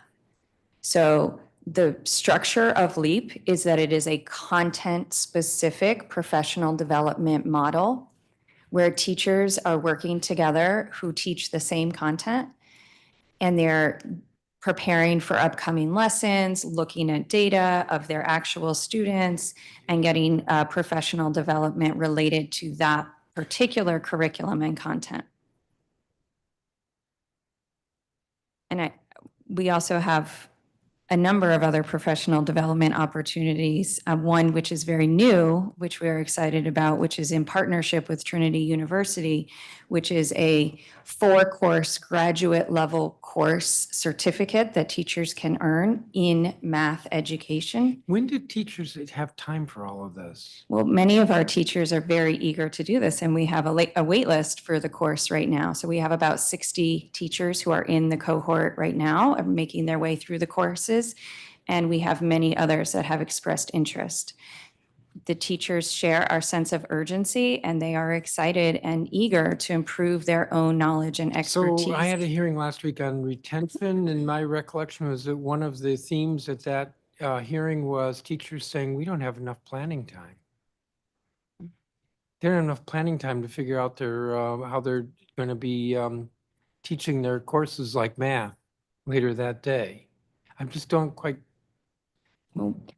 Chairman, Yeah. if I may, I think one of the central tensions that you're hitting on here is the sunshine between exceptional practice that we see in some DC classrooms and some DC schools happening across the city every single day, and between the fact that we don't see that happening systemically at scale, which is why we have convened this task force in order to figure out the strategy to bridge that gap between policymaking. I don't want to talk and about the task practice. force. And I'm not disagreeing with what you're saying, and I'm not questioning the value of what you're saying, because I get that. I'm now pushing on DCPS. So why is it that there are schools that were able to, well, where was it? Josh's testimony. I've managed to get everything all messed up here. I think his what were they called? His bright spots, an average of 23-point increase. What was the average increase for in CAPE for DCPS? Like 2 points? Why are some schools able to do that, but overall DCPS is not? And why am I picking on DCPS? Partly because you're here, partly because you're the largest LEA, partly because if I were to have this conversation with charters, I'd have to have, help me here, over 100 witnesses at the table. 70. 70, thank you. So that's why I'm beating up on DCPS. But if schools are able, these bright spots are able to increase 23%, they can do it. Why can't the 116 schools at DCPS? Well, thank you for that question. Of course, this is central to the work that we are doing day in and day out. Some of those bright spot schools were DCPS schools, so we know we are capable of doing this. Correct. Each and every school is a complex, its own complex system, and then we are also a part of an even larger and complex system. Many, many ingredients need to be in place in order to see that amount of growth that we did see in a number of our schools. And so our job is to provide the supports where they are needed most to try to build up each of those necessary enabling conditions in each of our schools. And we do that through the variety of resources that we provide. We do that through our differentiated supports for schools, and we definitely work on learning from those bright spot schools and having them work with some of our other school leaders and educators to help understand how they have made that work in their school. I'm out of time. Otherwise, I'd keep pushing this. Councilmember Parker. Thank you. I will pick up there, and I want to defend DCPS. And it's good to see you again, Ms. Cogan. I, in a former life, got a chance to see some of the work that you and your team lead in crafting a vision for DCPS. And it is worth noting that DCPS did in last year's budget come with several recommendations for investments in math, not all of which we invested in. And so I think it's just fair to point out that DCPS has perhaps been a model in some of this work, and I'm hoping that we can continue moving in that right direction. I wanted to come to this Dream Center because I know the council did not fund that, but it also seems like part of your testimony that it's working or it's being stood up. Can you clarify that or elaborate? Sure, absolutely. And thank you very much, Councilmember Parker. So the Dream Learning Center, we were able to continue our existing cohort of teachers through this semester with funds that we still had access to, the ESSER funds right up until the end. We are very eager to continue that cohort work, but I can say that the future of that, in future years is a little uncertain at the moment because of the funding situation that you just described. It's safe to assume that you will likely come back to request support for that Dream Center. Well, we are working through our, just beginning to work through our FY26 budget right now. And so we will have to kind of see what happens. But we are going to be trying very hard to prioritize that Dream Learning Center work because we feel it is critical to our plans. Yeah, connected to that, what work or success has there been around standards-based instruction? And I know that is a large part of the work, especially in your elite structures, but it was touched on earlier today. We have, in my experience, grade level curricula, i.e. Eureka, and you have many students who are not performing on grade level. And the tension is, how do you bridge the gap there? And I would imagine there needs to be a lot of support in helping teachers bridge that gap. Can you speak to what DCPS is doing or learning in that space and how we might extrapolate that across the district?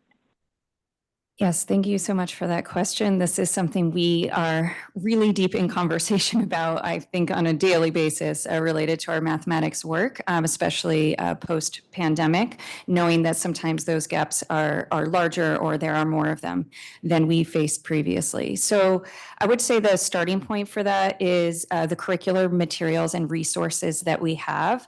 In addition to the curriculum itself, we provide teachers with module internalization protocols. Module is like a unit in Eureka or in IM, and lesson planning protocols that take teachers and really leap teams through the process of breaking down the standards within that particular lesson, understanding the standards that came before that students will need to know in order to be successful on that current standard, and also an understanding of where it's going.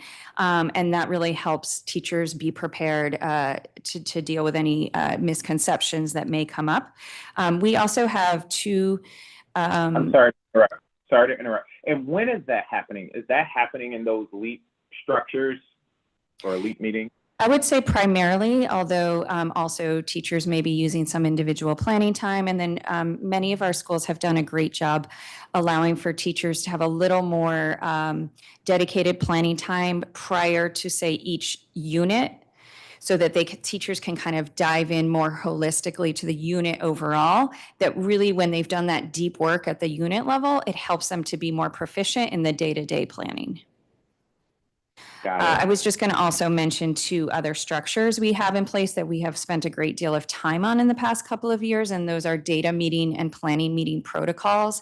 And as a part of those protocols, teachers create something that are called no-show charts. So taking apart each standard, like what does the student need to know in order to be successful? What do they need to show? What are the skills they need to have in order to be successful with this standard? So that standards work is critical to the day in and day out work that our teachers are engaging in, primarily in LEAP, but also in some additional individual or collaborative planning sessions. That is really helpful. And then coming back to the Dream Center, and I'm sorry if I missed this earlier, you're working with a cohort of teachers. About how many, and what is the vision for scaling that across DCPS?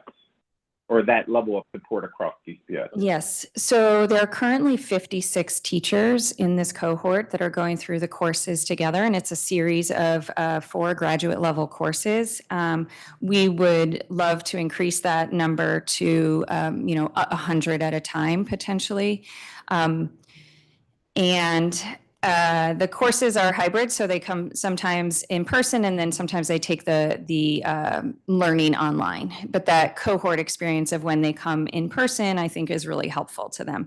We're very excited about the design of the courses because they're built upon the the 5 core practices from the National Council of Teachers of Mathematics, but they are really focused on how the standards build from kindergarten through Algebra 1. And so all of the teachers taking the course, no matter what grade level they teach, they really understand deeply the trajectory of the mathematics from K through 8. And we think that deep knowledge is going to be incredibly helpful. We were able to work with a partner to come to DCPS to actually film videos of students in our classrooms engaging in math learning, and those are embedded in the courses as well. So I think teachers really appreciate that they're seeing students here in DCPS, successfully grappling with the standards. And so we do have that content, we have access to the content, but what we really want is to be able to provide that graduate level coursework to our teachers. No, I really appreciate that. And I wanted to just take a moment to brag on DCPS. I think there's a lot that can be improved, but there's also a lot of hardworking folks that are working tirelessly to improve things. So thank you for that. Ms. Ross, I did want to come back and to ask one last question, and it's about coordination. The chairman and I teamed up on the school support legislation, which is my understanding OSSI is actively working to stand that up. Is there any vision to connect the math focus with that school support office? The school support office, when it is fully up and running, will support the lowest performing schools in the district. And to me, it just seems like there are some natural opportunities to combine these two efforts. Thanks so much for this question, Councilmember Parker. I don't think it should be surprising to anyone in this room that we cannot improve performance at our lowest performing schools without having a laser focus on both math and on literacy. And so absolutely, I mean, the fact that this work is being actively led by OSSI means that there is coordination, and this council should have confidence that when we think about supporting our lowest performing schools, we are thinking about supporting them in math. Awesome. Thank you for that. I'm going to give some time back, Mr. Chairman. I do want to thank you all. I just would reiterate, if there's any way that we can accelerate things, I think that is a win. It would be a shame if we got through the budget process and did not see deliberate, intentional investments in math. I want to thank everybody that testified, especially those who pushed on how we incorporate our parents in this discussion and ensuring that we're building their math knowledge and understanding as well. I think that's a really powerful point. Thank you. Thank you, Councilmember Parker. That's going to conclude this hearing. So let me just wind it down. This has been a hearing on Bill 25-800, Mathematics Education Improvement Amendment Act of 2024, and on the issue of mathematics education generally in our public school system. The record in this matter will be open for 2 weeks. That is, it will close at 5 p.m. on Wednesday, November 20th, 2024. Time is 5:41 p.m. and this hearing is adjourned.